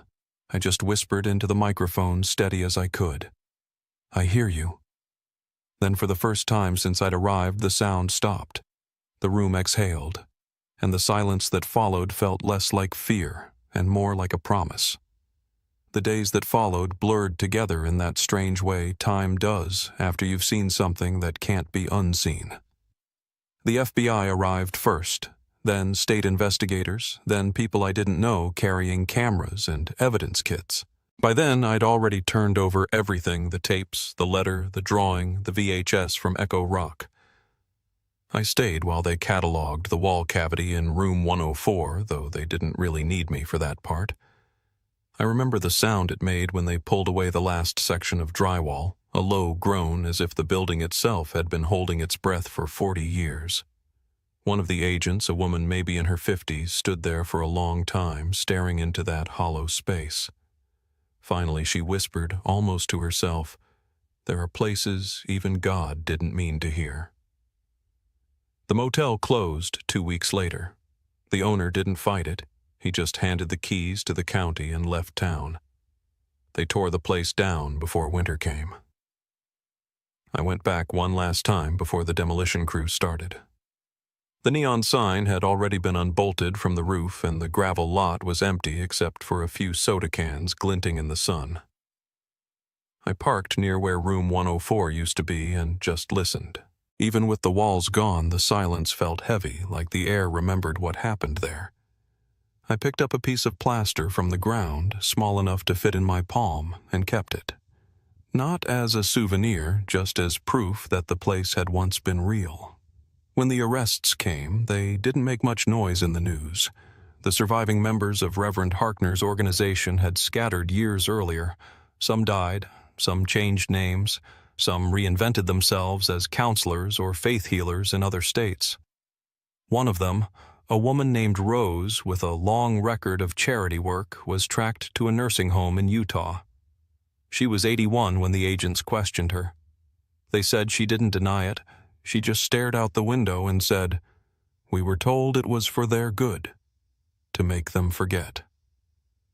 The official charges that stuck were limited crimes of concealment, unlawful confinement, conspiracy to traffic minors across state lines. Most of the original offenders were gone by then. Harkner himself had been dead for a decade, buried under another name in a small church cemetery outside Spokane. But his voice lived on through those recordings, cold and deliberate, like a sermon given to no one. Joanne Langridge was at peace for the first time in nearly 40 years when the FBI returned her son's letter. I went with the agent who delivered it. She sat on her porch reading it slowly, her thumb brushing over the faded pencil lines. She didn't cry, not then, but she smiled in that quiet, trembling way that looks more like release than joy. "He was brave," she said. "I always knew he was brave." We sat there for a long while as the sun went down behind the mountains, the light turning everything the color of copper. When she finally folded the paper, she said she wanted him buried with it when her time came. "He waited for me," she said softly. "Now, I'll wait for him." The podcast episode aired 6 months later. I called it Echoes from Room 104. I didn't sensationalize it, didn't add music or dramatic cuts. I let the story breathe exactly as it was, just voices, quiet places, and the sound of the wind moving through an old vent. I thought maybe a few thousand people would listen. Instead, millions did. Letters and emails came in from people who said they'd stayed at that motel, that they'd seen the man with the glass eye, that they'd lost someone around the same time. Some of those messages were hard to read. A few sounded unhinged, but others felt like small fragments of the same wound. Not long after, the FBI opened a multi-state review of disappearances from 1979 to 1986. They found parallels in Arizona, Washington, and Idaho, similar building modifications, similar taped sessions always connected to church camps or behavioral programs run under different names. It wasn't one cult or one killer. It was a network of belief built on obedience and silence. They called it the Harkner pattern. I never liked that phrase. It sounded too neat, too tidy for something that destroyed so many lives. Mary Ann Lillis moved out of Elko County. The last time we spoke, she was running a small roadside diner in Wyoming. She told me sometimes travelers stop in and mention the case, not realizing she'd once been part of that story. "I just listen," she said. "Sometimes they get the details wrong, but I don't correct them. The truth already had its chance." I think she carries more guilt than she deserves. She was a kid when all this started. She just happened to remember what the rest of the town forgot. As for me, I went home. My apartment in Brooklyn felt different when I got back. Quieter, but not in the comforting way it used to be. I kept waking up at night thinking I heard tapping on the walls, that same 3-beat rhythm. For a while, I tried to convince myself it was just the pipes, the radiator, the noise of an old building settling. But deep down, I knew it wasn't sound I was hearing, it was memory. A kind that doesn't stop when the recorder's off. The letter and the tapes are archived now, sealed in climate-controlled storage at the State Historical Bureau. I visited once during the transfer. They let me hold the red cassette for a moment before it went into evidence. The label had started to flake. The ink almost vanished, but the tape still worked. I asked if I could hear it one last time. They obliged, and we sat in that sterile little room as the machine clicked and whirred. Then came the voice, Benny's voice, soft, tired but steady. "If you knock, I'll knock back." The agent paused the tape, maybe out of instinct, maybe because the air in that room had gone too heavy. "That's enough," she said quietly. I agreed. The Willow Pines site is empty now, fenced off with a small plaque the county put up in 2024. It doesn't mention names, just says, "In remembrance of those who vanished and those who refused to forget." Every time I'm out west, I stop there. It's not a tourist site, just a patch of gravel and wind, but people leave things, flowers, stones, sometimes cassette tapes with no labels. The locals say at night you can still hear the echo of a child knocking if the wind hits the valley just right. I've been there when it happens. It's not eerie, not anymore. It's just quiet acknowledgement, like the land itself learned to listen. Joanne passed away last spring. Her niece sent me the obituary, said she went peacefully in her sleep. They buried her with Benny's letter, just like she asked. When I read that, I felt something loosen in me. Something that had been wound tight since the first night I walked into room 104. The case was closed, but closure isn't what people think it is. It's not neat. It's not an ending. It's more like the moment after a storm when you realize the world's still there, just rearranged. I don't stay in motels much anymore. But sometimes, when I'm on the road for another story, I'll pull into a small town, the kind with one main street and a gas station that still sells cassette adapters. I'll sit in the parked car watching the glow of a porch light across the lot and think about that boy, the one who kept knocking even when no one came. His mother never stopped listening, and in the end that mattered. It brought light to places built to keep it out. I think about faith, too. Not the kind preached from pulpits, but the quiet kind. The faith that someone someday will keep looking. That a wall isn't the end of a voice. That a child's words scrawled in pencil 40 years ago can still make strangers stop and care. That's what this story became. Not a mystery solved, but a memory reclaimed. I still have that small piece of plaster from the motel, the one I picked up before they tore it down. It sits on my desk next to the recorder, rough-edged and light. Sometimes, when the night is too quiet and the city hum fades for a second, I tap it gently 3 times. Not out of fear, not to summon anything, just to let him know someone's still listening. If this story stayed with you, share it not for views, but so no one's name gets lost to the dark. The paper felt brittle as onion skin folded so tight the creases had turned the color of tea. On the outside, a child's hand had written 4 careful words, "For Mom from Benny." I remember holding that note under the thin light of a motel lamp, the air smelling like warm dust and old Freon, and realizing the wall behind me wasn't just a wall. It was a memory with nails in it. Let me know where you're listening from and share this if you believe remembering is the first step toward justice. I live in a small walk-up no one would call glamorous 2 rooms above a deli in Brooklyn where the storefront lights paint the ceiling a soft orange at night. Most mornings start the same black coffee, a jog along the promenade if the humidity doesn't feel like soup, then a couple hours at the desk coaxing stories out of boxes and databases and people who never expected anyone to call. My show isn't slick. It's just me. A careful voice and a promise I try not to break if someone's name faded before it should have. I will say it until the sound catches. When the lead pulled me west that August, it did so the way a map pulls a finger straight line, no frills. Elko County sits in high desert that knows heat like an old habit.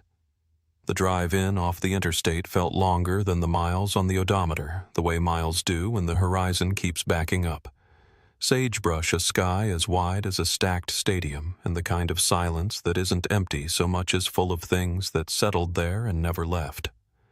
By late afternoon, the thermometer on my truck had climbed over 100 degrees, and the light had that bleached western look that turns every shape into a cutout.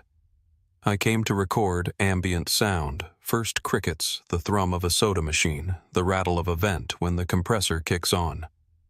You do that when you're telling a story that lives in a place most people will only ever hear. The Willow Pines Motel wasn't a destination. It was a pause on a road people take to reach somewhere else.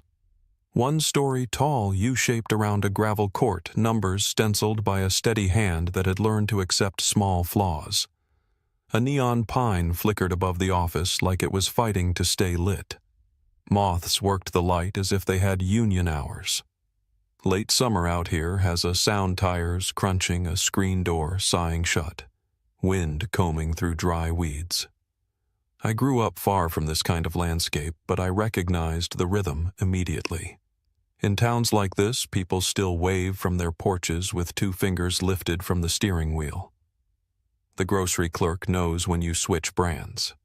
A stranger stands out the way a bright shirt does at a funeral, not unwelcome, just seen.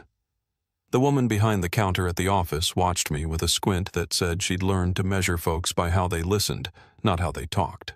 I introduced myself, said I was there to collect history, not to pry up floorboards. She slid a brass key across the counter, the way you'd slide responsibility. Room 104 sat on the end under a warped awning that had given up keeping much shade. The door stuck half an inch from swollen paint. I had to lean against it with a shoulder. Inside, the air was cool and smelled like conditioner and the ghost of cigarettes. A queen bed, a scarred dresser bolted to the wall, a square TV that pretended to be modern. Sunlight pushed through thick tan curtains and turned into a quiet glow that held its breath. Everywhere I looked, I saw ordinary a chain lock polished bright by 1,000 thumbs, a phone with a sticker telling you how much a local call costs a washcloth folded into a triangle, like a promise someone kept even when no one checked. I set my recorder on the nightstand and let it run. I don't talk at first. I let the room announce itself. There's a trick to hearing a place you quit, filling it with your own noise.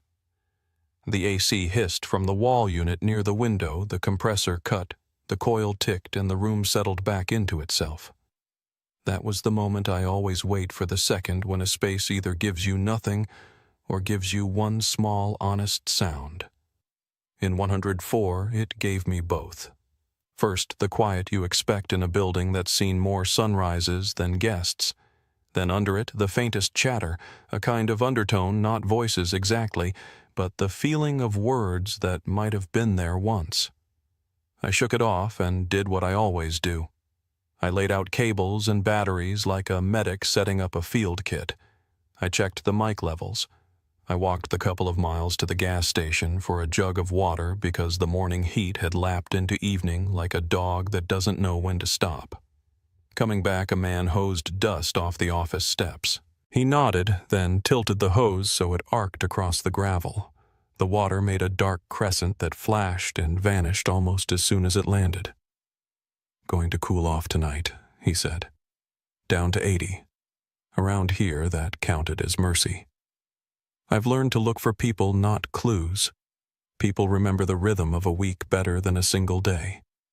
That evening, I sat on the office bench and traded small talk with a woman named Mary Ann Lillis, who smelled faintly of cold coffee and motel soap. She grew up here, worked the desk the way kids work a family counter when summer's long and money is short. She told me about the year the sign burned out and stayed that way until a traveling electrician fixed it for $40 in a room. We didn't talk about 1984, not yet. We talked about the way the wind comes off the hills and slaps the line of cottonwoods like wet laundry.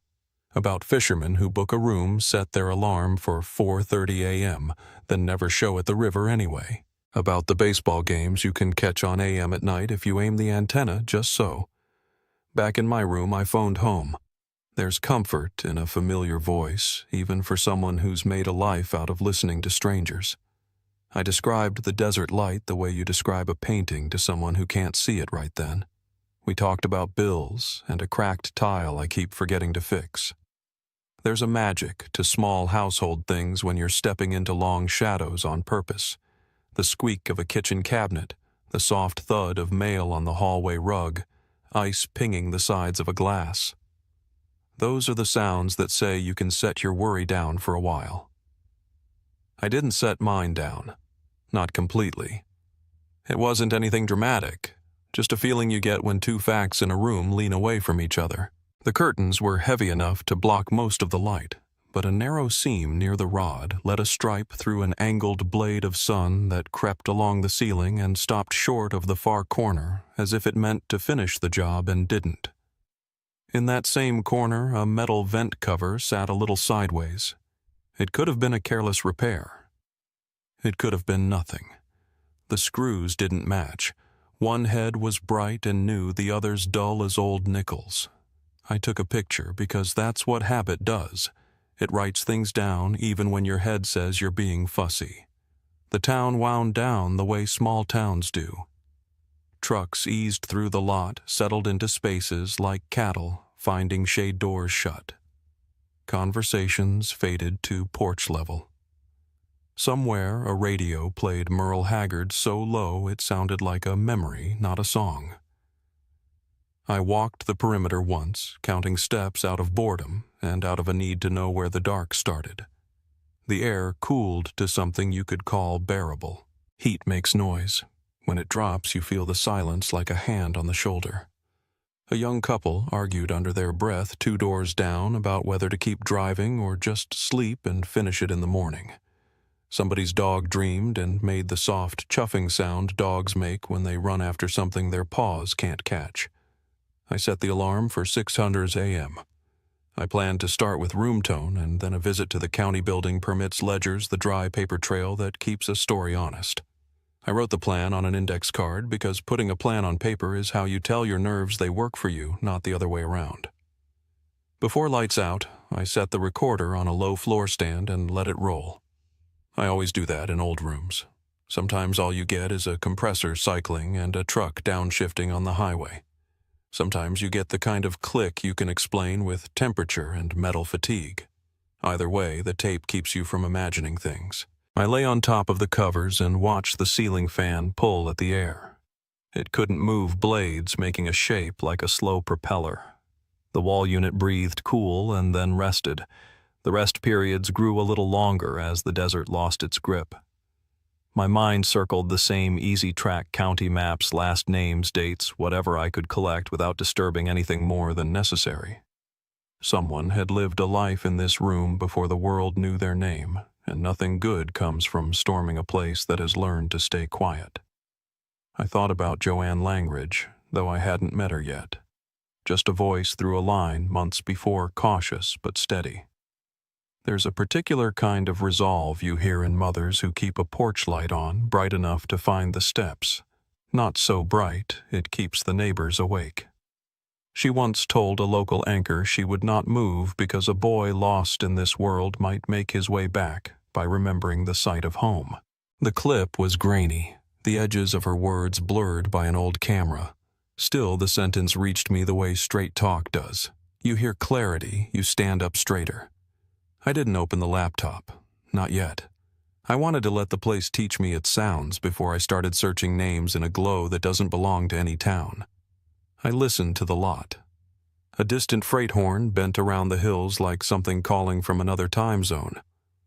A pickup eased in and idled long enough to make me picture a man sorting coins for a soda he didn't need. Somewhere a screen door slapped twice opened, then changed its mind. Ordinary, all of it, the kind of ordinary that makes you feel safe enough to shift onto your side and let everything else slide. Before I killed the lamp, I crossed the room and put my palm flat against the wall between 104 and 105. It wasn't a ritual, and it wasn't a test. It was just a way of saying hello to the next day. The paint felt cool, then warm where the AC drifted and pooled. No vibration, no hum, just the faint texture of roller marks left by whoever last touched up the scuffs. When I took my hand away, a square of light from the seam at the curtain clipped my knuckles and turned them bone white. I remember thinking I'd ask for fresh batteries in the morning and pick up a jug of orange cleaner because the desk said the maid had a preference, and it felt right to leave a tip and the product she liked. I slid the chain into the keep and clicked the deadbolt more out of habit than concern. I set the key on the nightstand next to a folded 20 for housekeeping. I stood for a moment, listening for traffic on the highway. When none came, I realized I'd learned the timing already.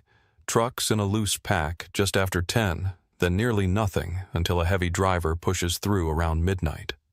The porch bulb outside my window threw a wan circle of light that didn't reach the far corner.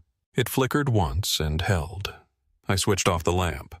The room fell into that motel dark that isn't truly dark because the world never quite leaves you alone. Across the lot, somebody's television murmured a late baseball score. The AC sighed and went still. Past the window, heat left the gravel in waves you couldn't see, but could feel like a stove turned down but not off. I waited for sleep and told myself I wasn't waiting for anything else. From the far corner, nothing. From the hallway shoes on concrete somewhere, then quiet. The phone did not ring. The porch light stayed on longer than it needed to, and the vent on the wall tilted just enough to notice caught a sliver of glow and held it like an eye that hadn't decided to blink. That night in Willow Pines stretched longer than I expected. I remember waking up once sometime after 2 when the air conditioner cut off and the room went still enough to hear the highway half a mile away. I rolled onto my side, trying to fall back asleep, but the silence had a pulse to it, a faint rhythm I couldn't place. Metal cooling, maybe, or a vent shifting in the heat. I told myself it was nothing. But by dawn, that nothing had started to feel like a thread waiting to be pulled.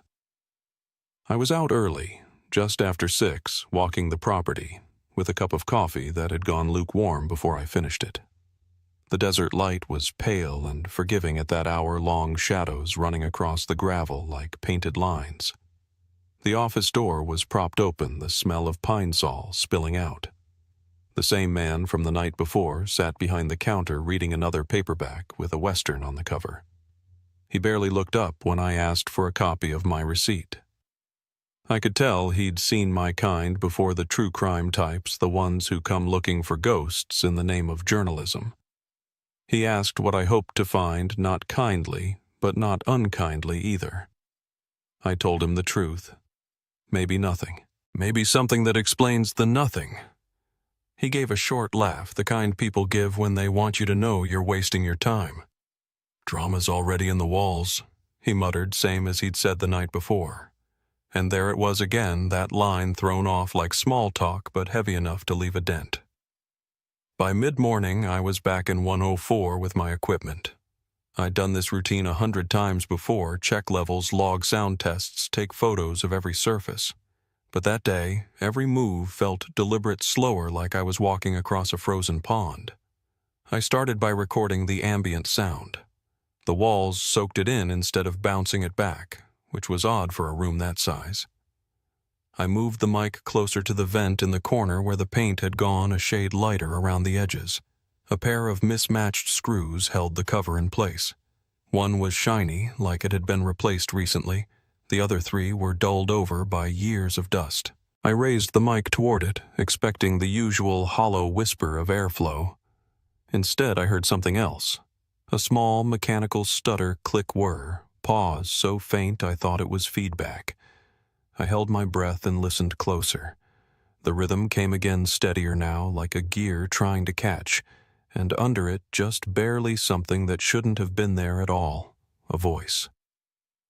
High soft, almost swallowed by the hum of the unit. A child's voice. Just a few words, but I couldn't make them out. My hand jerked back, bumping the dresser behind me. The recorder slid off, hit the floor, and kept rolling. I replayed what it caught. Click, whir. Then a whisper so low it brushed against silence. "Don't tell you." That's what it sounded like. Not clear, not certain, but real enough to lift the hair on my arms. I've done this long enough to know when my mind's filling in blanks. This wasn't that. There was something inside the wall or behind it, something mechanical, something human. I wrote down the timestamp, sat on the bed, and tried to steady my breathing. For a long minute, all I could hear was the slow tick of the recorder's red light. I told myself to be rational, maybe a cross-current of sound from the next room, maybe a vibration traveling through the ductwork, maybe even an old wiring loop feeding static into the microphone. But reason doesn't erase instinct. I packed my bag, left the recorder running, and stepped outside. The parking lot shimmered under the heat, every car reflecting the same white glare. Across the courtyard, the elderly woman I'd seen the night before was smoking again, her elbows resting on the railing like she'd been there all night. When I passed, she looked at me and said, "You're here for the Langridge boy, aren't you?" I stopped. "You mean Benny?" She nodded once, ash drifting off her cigarette. "I stayed in that room the night after it happened," she said. "Could still feel the cold in the sheets. Her tone wasn't dramatic, just matter-of-fact, like she was telling me the weather from 30 years ago. Before I could ask her anything else, she flicked the butt into the dirt and went back inside. I waited until dark to go back in. Something about the vent had been gnawing at me all day, the way it sounded hollow even when I knocked lightly. I figured if I was going to check it, I'd rather not draw attention. The clerk already thought I was a nuisance. At 10, I shut off the lamp, set the flashlight in my teeth, and climbed onto the bed.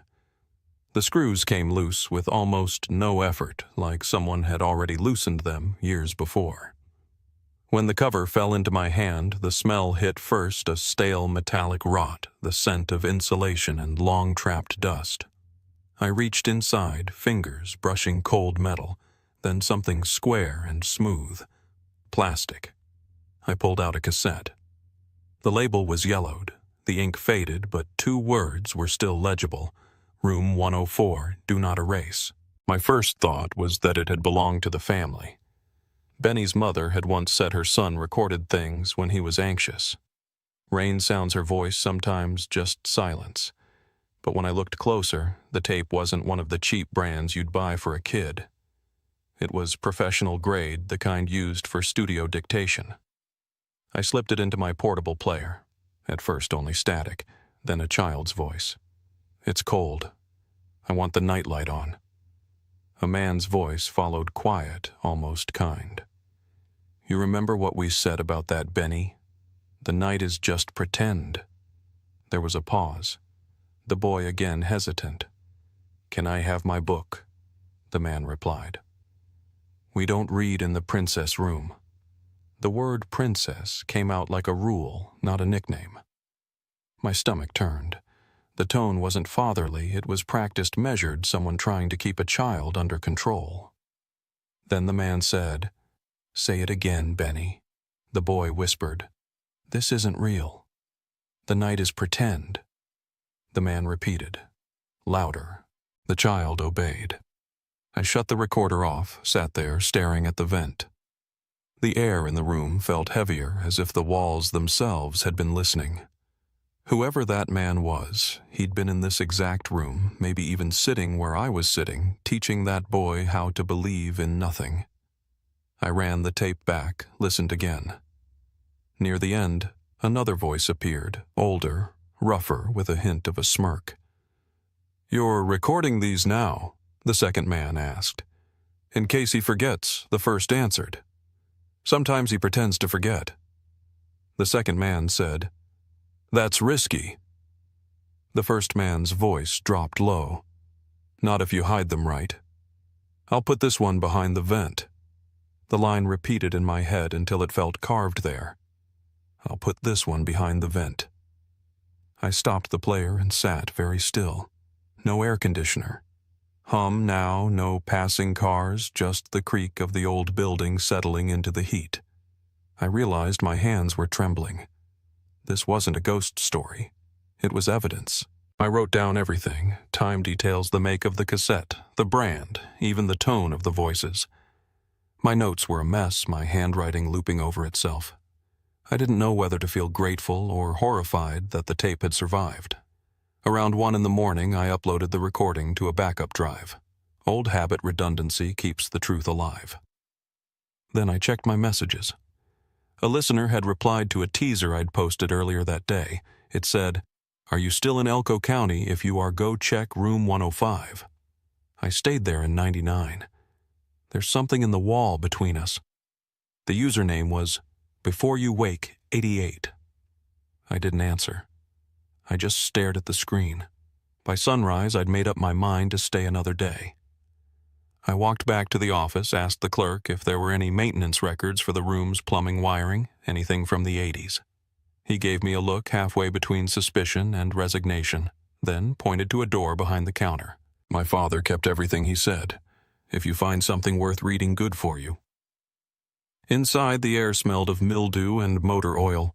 Old ledgers were stacked like bricks against the wall. I pulled down the one labeled 1984 and flipped to October. There it was, room 104, registered to an A. Shepherd Cash, 2 nights. The signature slanted neat and confident. A page earlier, same handwriting, different name, J. Mills. Then again, 2 months later, G. Harmon. Each entry tied to the same room, always in cash, always with a different alias. I felt a chill that had nothing to do with the air. Whoever he was, he'd been careful enough to build himself 3 versions. 3 names, 1 man. When I asked to make copies, the clerk shrugged. Machine's dead, but you can take pictures if you want. So I did every page, every line. Back in my room, I spread the photos on the bed and started drawing connections. The pattern was obvious once I stopped thinking like a reporter and started thinking like a traveler. Each visit came 6 to 8 weeks apart. It wasn't random. It was scheduled. A ritual, almost. I matched the dates to missing children in the state that year. 3 names stood out. Kids gone missing within a day of each booking: a girl from Battle Mountain, a boy from Wells, another from Ely. All within 100 miles. Each case labeled runaway or custody dispute closed before it began. The pattern was too clean to be coincidence. Room 104 wasn't just where one child vanished, it was a hub, a revolving door for something much darker. That afternoon, the desert light burned white across the windows, flattening everything in sight. I sat there in that same stale air, the recorder still on, and said out loud the words that had been turning in my head since I found the tape. They weren't just using this room. They were hiding in it. I looked at the vent again, its mouth open now, its edges dark with dust. Behind that thin layer of wallboard had lived a secret that no one had tried hard enough to hear. Somewhere in the distance, thunder rolled off the mountains, faint and low, like a memory coming up for air. I gathered my notes, closed the blinds, and told myself I'd rest. But the recorder kept blinking on the nightstand, red and patient, waiting for the next sound. When I finally turned off the light, I could still hear that faint click and whir echoing in my ears, steady, mechanical, impossible to forget. It wasn't until I closed my eyes that I realized it wasn't coming from the wall anymore. It was coming from the recorder itself, still running, still hearing. And beneath that hum, somewhere inside the layers of tape and static, a small, tired voice whispered again. It said something I couldn't quite catch. But I knew one thing for certain: the room hadn't gone quiet. Not yet. Morning crept in like it always does in the desert, slow gold and unforgiving. The light hit the side of the motel and turned the stucco the color of sandpaper. I hadn't slept. My recorder was still running on the nightstand, its little red light blinking through the dark like a steady heartbeat. The vent sat open across the room, a square of shadow that looked deeper now that I knew what had been hidden inside. The tape. Benny's voice, the man's calm replies, still looped in my head. When you listen to something like that, it doesn't fade. It stays behind your eyes, waiting for quiet. I got up, ran the water until it sputtered brown to clear, and let it splash across my face. The mirror was warped and cracked near the frame. It made me look older than 46, the kind of older that doesn't wash off. By 8, the desert was already heating back up, air dry as chalk. I took my coffee to the office, the same cup I'd been using since the drive out, and asked the manager if there was a place in town that still kept old business records. He didn't look surprised. He'd probably guessed why I was there by now. My father kept ledgers, he said finally. In the back room. Don't touch the plumbing boxes. The smell hit me the moment I opened the door. Old paper and machine oil, heavy and sweet. There were stacks of ledgers along the wall, warped from years of summer humidity. The handwriting changed every few books, each one labeled in faded ink. I found 1984, brushed the dust off the cover, and flipped through the pages until I hit October. My stomach tightened as the names started repeating in a rhythm: J. Mills, G. Harmon, A. Shepard. All cash. All room 104. The same loops of handwriting months apart. And on the 13th, the date of Benny's disappearance, it was that last one, A. Shepard. I don't remember breathing for a while. I just stared at the page, at that small, practiced signature, the calm of it. Whoever he was, he hadn't been afraid to sign his name. He'd been careful, but not hiding, at least not in a way that looked like panic. He'd been methodical. The realization came slow, like something sinking through water. Benny wasn't the first. He was one of many. I took pictures of every page, my hands shaking as I worked the camera. When I asked the manager if he knew anything about those names, he gave a small shrug. "Those all before my time," he said. "My father ran this place back then." Quiet man, kept to himself. I asked where his father was now, and he pointed toward the hills outside town. "Buried," he said. 2 years. Then, after a pause, he said, "Once there was a man who liked that corner room. Paid cash.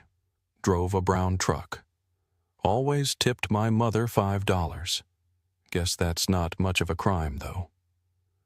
Back in my room, I pinned the photographs to my corkboard, each name, each date. I sat on the bed tracing the timeline with a pen. Every few months, the same pattern. Every stay followed by a missing child within a day's drive of the motel. It wasn't random. It was a route, a rotation. That was when I called Marianne Lalis. She was the one the older woman had mentioned, the daughter of the original owner. She picked up after 2 rings, her voice low and raspy from years of smoke. I told her who I was and what I'd found. There was a pause, then she said, "If you want to talk about that room, you can come here. I don't do motel visits." Her house was 20 minutes out of town, a single-story place surrounded by junipers and heat haze. A chain-link fence rattled when I pulled up. She answered the door before I knocked, wearing jeans and a t-shirt that said, "World's Okayest Mom." Her eyes had the tired shine of someone who'd seen too much of the same view. Inside,